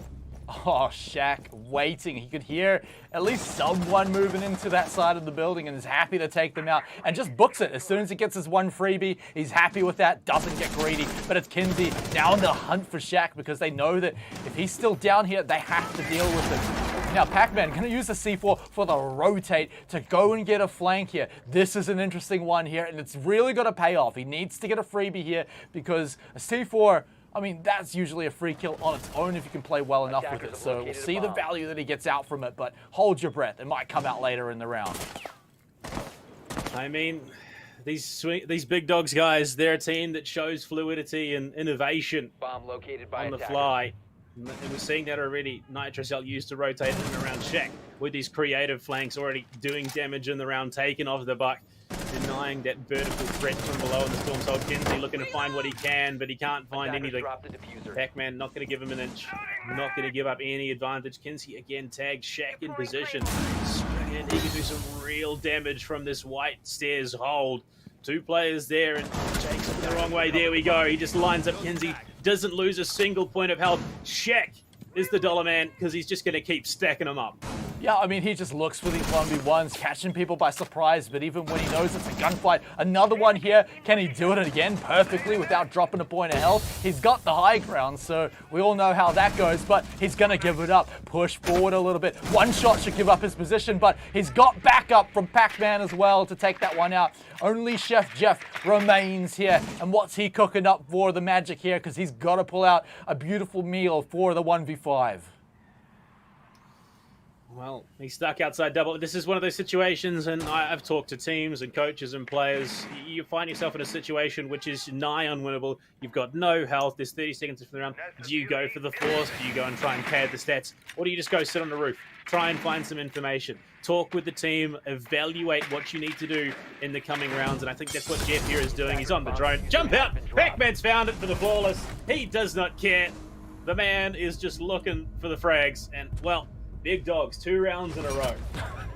Yeah, you want to sit around talking with your team about what's happening next round? Well, here's 5 seconds less because I'm coming in to snack that one down. And yeah, I mean, Boff, he knows he's had his wee picks, but the question is how many? Because we've all seen that one ad. I mean, at least, I don't know, does Australia get the how many wheat picks can you do ad? I feel like they do. But someone in Twitch chat, I'm sure can correct me on that one. But definitely a thing here in New Zealand. All Blacks ad, and why? I don't know. I don't know why the Australians would be advertising the All Blacks. I think that'd be a sore point for the majority. No, of the but they do have it. I swear I've seen it on Twitter, but they have way lower numbers where their ads were like, oh, little Timmy did 4 wheat picks, and so he had a good day. Whereas in New Zealand, there was that one kid that did something like 10 wheat picks and carries like a whole truckload of firewood. So we all know who can do the wheat picks better. Oh, 100%. We already knew that. But look, we're coming into round number 3. It's going to be kitchen meeting. This is the one that, I mean, I said both bomb sites are viable. It really comes down to the team at the end of the day. The big dogs opting into the meeting cold. Got the Cade on board, so I wouldn't be surprised if we see that add small dorms lockout once again. Go for the bunker, the vertical hold, and, well, on top of that, Shaq is going to be making magic happen on his roams. Yeah, you can't let Shaq do that if you're going to win the game. Even a few rounds, right? Because Shaq, if he's just able to pull off 1v1 after 1v1, I mean, there's just going to be rounds where he wins several in a row and can even call backup like we saw at the end there. So we'll see if that does happen again, but Shaq is certainly being unleashed in this game. Pac-Man as well. He's also had some pretty fun roaming presence around the building too, so definitely look out for him. He had a great round 1, so let's see who's going to pop off with this one. Is it going to be Pac-Man or Shaq? Well, the crazy thing is, I mean, I said there was stories throughout this OCL team lineup. So for the Oceanic Nationals relegations qualifiers, it was Shaq's team, PC419, that eliminated Pac-Man Down Under and his then team from the qualifiers. And it was a massive roam on Theme Park down Dragon Stairs that Shaq found 3 frags off of that knocked them out of the tournament. So it's interesting, the dynamic now that these two have teamed up. 2 incredibly gifted, incredibly mechanically gifted players who have a lot of potential when it comes to the fragging, have a lot of knowledge when it comes to the game. What can they achieve when they team up together? Shuria Gate setting up just to deny anyone entrance into the hallway means that they're going to have to be careful about this one, because once they take the attic, there's still quite a lot to do. Oh, Pants cops a big one in the shoulder there, but will survive, keep his head on, but he's just going to book it right out of there. Does not want to deal with that presence anymore. So now we're getting the breaches coming on. First one onto the side. Just avoid that Shuria Gate. The punch hole is just going to pay dividends immediately. Boff with the big one. Kinsey hits the dirt and hits the dirt hard. Just the punch through the podium enough to expose the weakness of Kinsey's position. He thought he was secure. He thought that his team had the angles covered, but it could not have been further from the truth. It's Boff still playing around this table on stage. Pants there in support. They have toxic canisters. They have the angles. Look at this. This angle from Boff is just dirty. Anyone pushing down main stairs is going to be in a real threatened position. They need to get some avenue. They need to get the vertical control. If Jet can get in, if he can find some way to threaten from above, and Pac-Man is going to be flushed out of that angle. Jake, though, is the one to go down. Smite, this is looking to come apart for the Swingsmen. They didn't get the shield either, so he can still hold that strong position. Boff eventually does go down. That's the first step, but the attic needs to be taken as well for the plant to be successful. Pac-Man, he can't really contest it though because he's locked down from downtown. And now Big Dogz though, they're starting to shut them all down. And now where's the plant? They can't do it. It's only Lonely who's stuck upstairs and he's got no tools to go with. 20 seconds. Maybe enough time to get a frag or two, but certainly not to get a plant and certainly not to win the round. Big Dogz again should be taking this one out. 10 seconds left. When he gets the frag on the pants, consolation prize at the end of the day. And again, I think they're just going to use their time to talk about what they need to do in the next round, but it's going to be a flawless rotation of bomb sites from the Big Dogz. Grills will swing and find the finish. Unfortunate breach placement there means that they have to go through stage door just to get into the bomb site. And well, they've proved incredibly capable at all three bomb sites in their rotation. Now going into round number 4, 100% we're going to be going back to basement. Potentially, yeah, no, definitely back to basement. That's going to be the call. No need to go to dining if you don't have to. Well, the question has to be, how does Swingsmen even get onto the bomb site?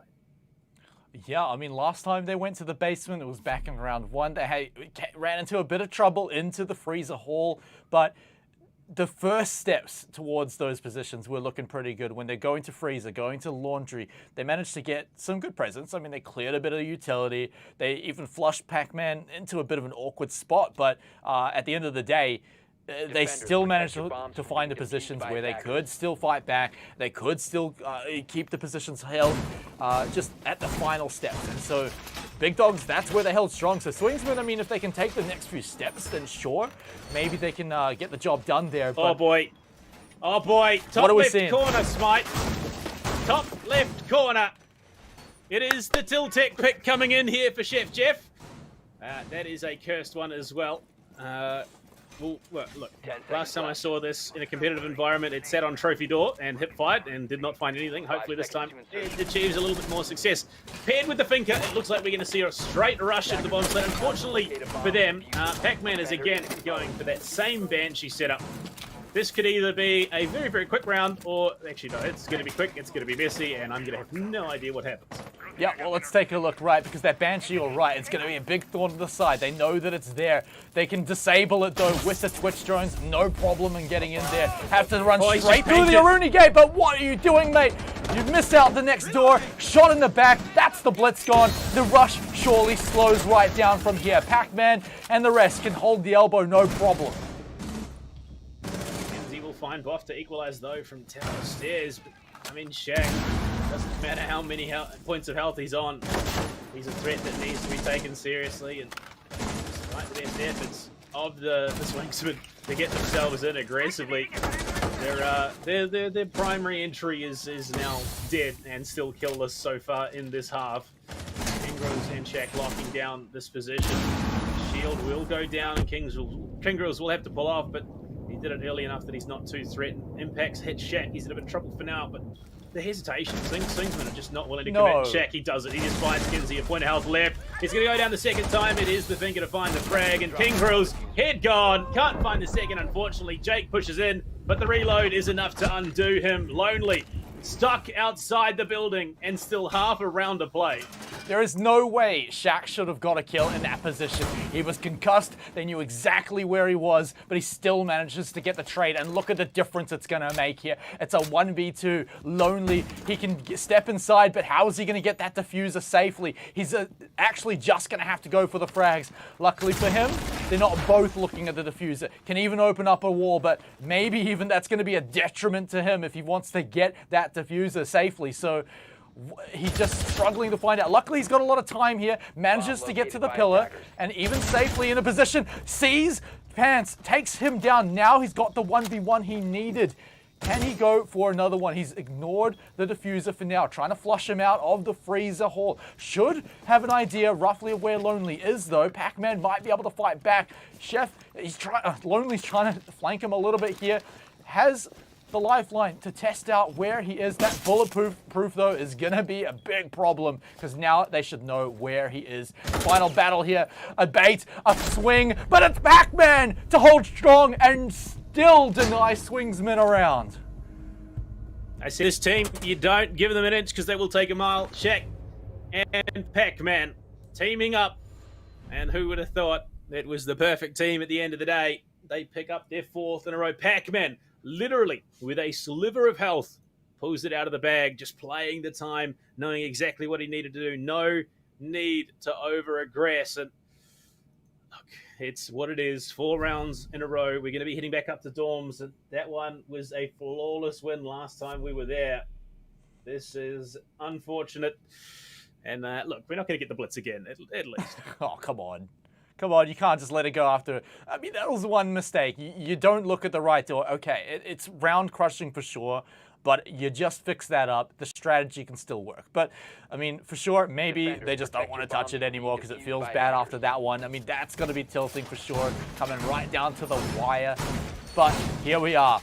Big Dogz 4-0 at the moment here, almost looking for that perfect half. I'm sure they can try and get it here, but it has been hard. They have had to work for a lot of these rounds, and particularly that last one. So back up to a site that's a little more comfortable for a lot of teams. We'll see if Swingsmen can crack this brick wall here. I mean, well, first they've got to kill Pac-Man, who is deathless so far in the half. Similar to old President and Angmo in the last match, unfortunately they still weren't able to do it. Kingrels only has the one, he's 5'3". Big numbers being put up across the board, the Big Dogs. They haven't, like I said, there's a bit of a curse associated with the team, and it does have to do with all chat, so hopefully they carry on with the discipline. We don't see them falter in that, because it is something that tends not to end very, very well for them. But so far, they've kept it in check. They're winning their rounds. They're winning their gunfights. Pac-Man is just the big leader in charge. He's oh my lord, if he could find something from here, it would be absolutely monstrous. He contemplated the nitro cell throw, and he's still waiting. Drone spotted. Can he shoot it out as well? No, not quite. Oh, don't go for it. That's just so dangerous. You could tell that he wanted to as well. If he could deny it, that would have been such a power position, but unfortunately, just a little bit too risky. We'll have to fall back from that position. But I mean, just the kind of things these guys are pulling out, Panda. Look, these guys are just the things they are pulling off, the plays that we are seeing here. This is the exact stuff you want to be seeing at this level. Oceanic Challenger League is the breakout scene for a number of high-level players. Well, could be the breakout scene. That is, as it is the case in Challenger League globally. I know a number of NA Pro League teams are filled with players that were poached straight out of CL, so a lot of people watching, a lot of teams keeping eyes on what is going on here. Very, very passive start to this half of the round so far. We are heading into the deeper end of it. Not a single point of damage, not a single heads-up gunfight has been taken, but the utility setup is there for the Swingsmen. They've got Master open. They can start pushing into the bomb site, but the tentativeness is very much evident. Oh man, and the big question is still on their minds. Where is Pac-Man down under? He's run away to the basement at some point, but he's roaming somewhere, and it looks like Jake is going to be his first victim. The gunfight not quite going his way. Only a little bit of damage on the Pac-Man, but that's one kill in the bag now. Less than a minute to go, and they've got to pull off that 4v5. 50 seconds on the clock. No Twitch to deal with any banshees on the board. Pac-Man drawing the attention of one of the players, a Swingsman, that they will need to come across and try and cover. Jeff is on the drones looking for it. Kage still stuck in walk-in. Kinsey in trophy. Still has yet to deal. Renegade Nitro onto Kage, takes him down. Pac-Man just fighting frag up the frag. King finds Lonely. It could be another flawless round here. King finds another, and Kinsey locked in trophy, has to rotate in to try and get the defuser, and Shaq finishes it off. Big Dogz repeat their performance on Dorms for another flawless round victory. Yeah, and this is a statement game to make. Every team in their first week wants to make that big statement. All the other matches so far have gone down to the wire, or at least had a bit of competition in them. This one, though, is looking like it's all big dogs. However, Panda, that's exactly what we said about Fury when they were 5-0, and we all know how that went. Look, I think there is only one thing, and one thing only, that could potentially cause the reverse sweep here for the big dogs, and they have yet to do it. I'm not going to mention it because I don't want to curse it either. But the community, they know. And they know what happened in previous situations where it happened. Big dogs, they take round number 5. They're looking for a flawless half. And that's a risky game. It's not quite the curse coming into effect, but they're toying with fate here. But they're toying with their opponents too. Like, I mean, just look at the chat. They're saying, we're sticking Cav. Like, are you going to buy the bluff? Like, obviously they're not bluffing. They have swapped off it. But, I mean, look, Swingsmen are going to be sitting there. They had that one close round. But other than that, you fall into 2 flawless rounds. Now your opponents are borderline trolling you. Like, this is the exact type of team I want to see competing in here. That tasteful banter. I love it. 5 seconds to go. There's a certain phrase associated with this team, and unfortunately the results that this phrase being uttered, it culminates in. If they say it, they look. There's a good chance they end the season without picking up a single map. If they don't, they have a good chance of winning the whole thing. It is a curse, and unfortunately, it's one that is stuck with them. It's look. I'm not going to say it. We're not going to utter it. We're going to give the boys the best chance possible. And if it happens, well, it's been nice seeing them. Well, they're going to have to start turning things around here if they want to pull off a bit of a Hackuasians reverse sweep coming in here. But it's all got to start here now if they want to skip that overtime. So, quick little entry into the building here. Met with the same Sharia gate they've all seen before. But this time, a quick little sightline down the hall is going to give Kinsey a bit of presence here. Can they get the wall open? They've brought the Maverick here this time to get past any kind of wall denial, so that one should be opened up. But remember, they struggled to get through the attic hold as well, so even if they get through here, they're going to have to look at winning upstairs as well. A lot of angles being opened, a lot of pressure now being applied. Kinsey, though, the first one to fall victim, was the first to fall last time, as well as Boff found that angle through the podium. Once again, same hard breach setup here. One was denied. Pac-Man locking down at it yet again. Concussion, he just straight eats a check with a run out. Not going to find anything from the shower window. Pac-Man will finally just pull back a little bit from pit, but he's not going to give it up just yet. Boff again, same position, same potential to punish, but this time through the side of the podium, not the back. Minute 20 on the clock, and something has to give here. And Boff, he's going to take the first one onto Kinsey again. History is coming in waves. Oh, and he pulled out the breaching charge launcher as well. It just, you never feel good when that happens. And so now that's down. That's going to make the Sharia gate tough to push through as well. Oh, Boff from below as well is going to take out Jake. That's enough. It doesn't really matter that Pac-Man's been taken down because everyone else is popping off. Shaq, King Grills as well, picking up a killer piece. And now once more, we're down to a single member on Swingsmen. It's a flawless round, and we're up 6-0 for Big Dogs. Pac-Man down under, still deathless in the half. Could find himself with a flawless map to kick this season off. It's looking good.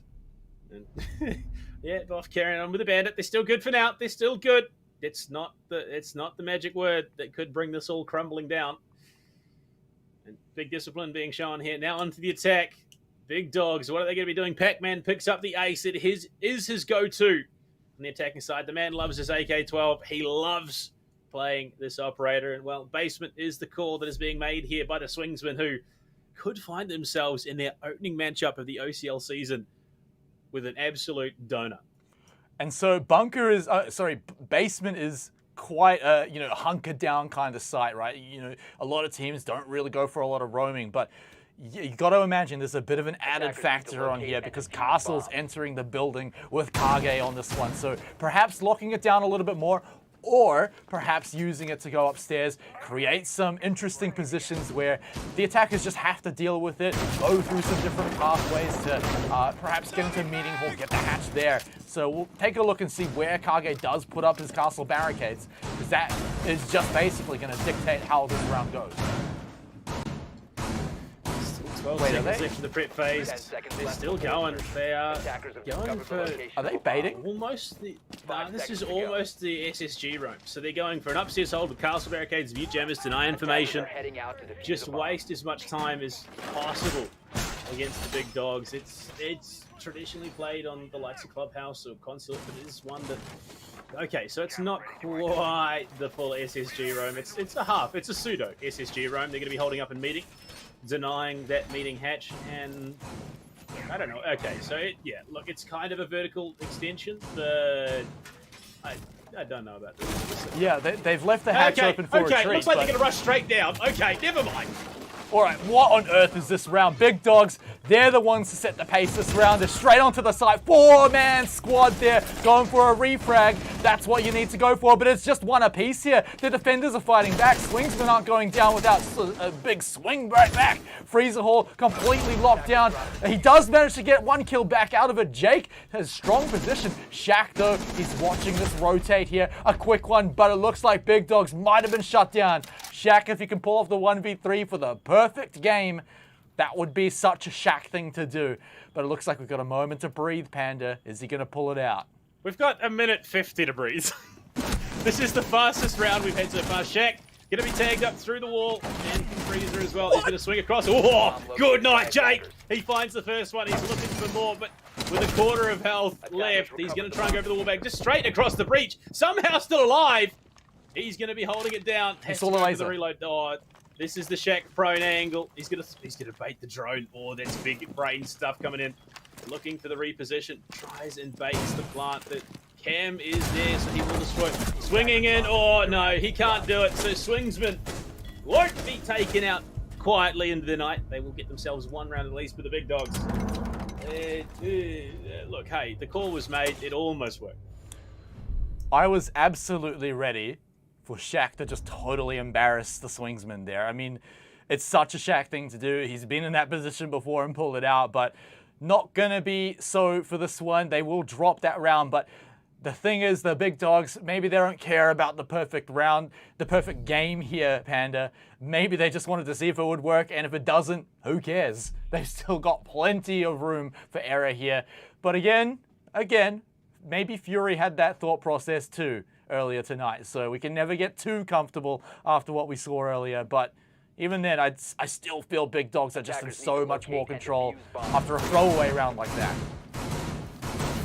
Yeah, it's a 50-50 call in a situation like that. Do you go for the rush? Do you try and go for the quick plant? Unfortunately, for the big dogs, the Swingsmen just won their gunfights there. At the moment, though, look, hey, Chef Jeff has got as many kills as Pac-Man has deaths, so he's got that working for him at the very, very least. Hopefully, he can match those numbers potentially, all going well. But with 12 seconds left in the prep phase, Dorm's coming out. This is a bomb site which traditionally big dogs find a lot of success on. 5 seconds left before insertion. I mean, yeah, traditionally, especially in this match as well, it's been the best one for sure. Both the flawless rounds too. So you imagine this is going to be a pretty scary one on the flip side now. With now them on the attacking, are they going to go for a rush? That question is going to be there for Swingsmen. You'd say probably not, but I mean, you've always been there when you're like, surely they don't do it 2 times in a row, and then they do. But for now, looks like Big Dogs aren't going to be pulling that card, but still pretty quick to enter the building, relatively. Yeah, look, the information they're already gathering is just so key. Pac-Man pinging out the positioning of where those mute jammers are going to be so they can set up Shaq to go and open things up. Kingrel's already taking control of Armory Stairs, looking to push in a trophy and cut off that rotate potential. Knock down the player in there. Possibly, I have to imagine that there's no one in their right mind who would think that King is in the position that he is now. Exactly. I mean, how do you expect him to be there less than a minute into the round as well? Must have made it there so quickly, but he's going to be keeping his eye on that rotate like you were just mentioning. But Jake, I think he suspects something's up. He must have heard some footsteps because he keeps looking back towards that angle, and he knows that he's got to keep his attention down towards the attic as well. So it's a tough spot for him to be in with King Grills there, but now the entry has been made into the master bedroom in Trophy. They've had a lot of control from this side, so whether they can make the pinch now that the breach is open is going to be the big question. Now it comes down to winning the gunfights. They've got the avenue in pants. The moment is very wary of the potential for that rotate to come in, and there is someone primed. It is Cargate.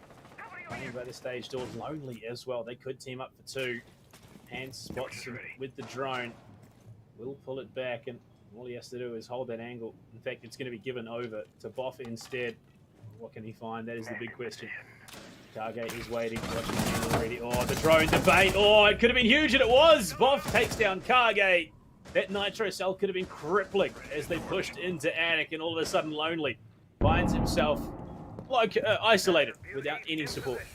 Yeah, I mean, he was hoping that Boff would hesitate just a split second longer, but is punished for it instead.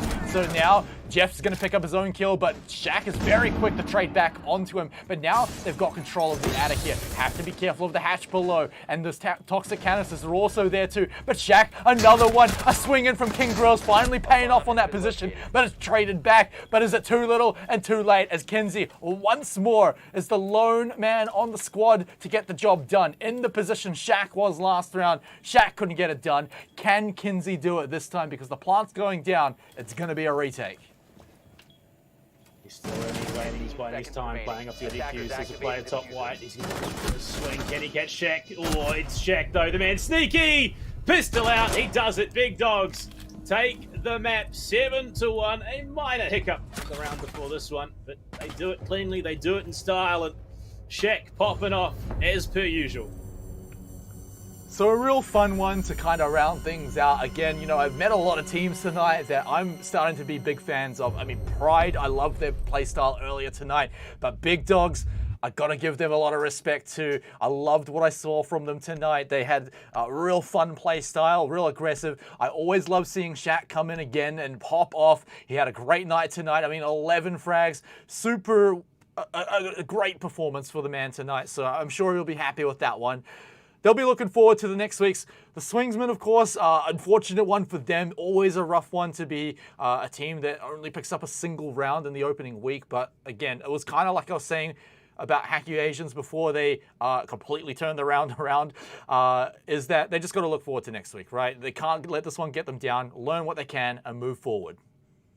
I mean, it sets the stage for some incredibly impressive weeks coming up ahead of us. And I mean, there's only so much to take from the standings in week number 1, but we might as well have a look at them anyway once they're available, so we can figure out just who is on the tippy top. I believe off a round differential, it should be the Big Dogs. Obviously, only losing the one round, so they're +6, so technically first place. But like I said, it's week 1. It only counts for so much at this stage. But there you go on your screen. Some big wins picked up here so far tonight, and well, it's interesting that we only had the one overtime. Yeah, so I mean, obviously things aren't quite in order with the terms of round differential, but the points coming in, of course, Hackuasians somehow picking up 8 points, so I'm not quite sure how that one works, seeing as they are the only team that won in overtime. But regardless, though, you can see the teams that did pick up a win in this series. Hackuasians are the only ones to do it in overtime, so they'd be just below the other 3, whereas the other teams, the only one to be above the teams without any points would, of course, be Fury, who just missed out in overtime, but still managed to get themselves 1 point. So, next week, this will be in order, but for now, you guys get the idea of who's winning, who's losing series. But for now, I think standout performances for sure coming in from Hackuasians, but also Big Dogs. Yeah, and I mean, look, like I said, it sets the stage for what is going to be an incredibly impressive season. I don't know if we do have it available just yet, but I mean, the matchups going into next week are looking just as interesting. Up first, we have Skyfire versus Pryde, both two teams who, I mean, Pryde unfortunately just missed out at the tail end. Skyfire having picked up their first one. Fury and Exsto, two teams who both suffered defeats here tonight, will be going up toe-to-toe in the second match of the night. Third match is going to be Donut LFO versus the Swingsmen, another very interesting match that could provide some slight changes to standings, and rounding things out, it will be the Hackuasians versus the Big Dogs. And That's a good one. Again, it's these matches setting the stage for what is going to be a wild season. We've already seen some upsets far greater than we potentially anticipated. And I mean, the deeper and deeper we get into the bracket, we will start to see those front runners, break away from the pack in terms of claiming first and second position. And it really is a matter of who can keep up. Honestly, after what I've seen today, I'm just super excited to see next week. But guys, that's all our matches for tonight. So thank you so much for joining us here in the Oceanic Challenger League. It's so great to have support coming in from Ubisoft. A special shout out to our observer Sky for giving us the eyes that we deserve tonight. But ladies and gentlemen, and Rainbow Six Siege fans everywhere around the globe, we're going to be seeing you next week as we return at the exact same time. See you then.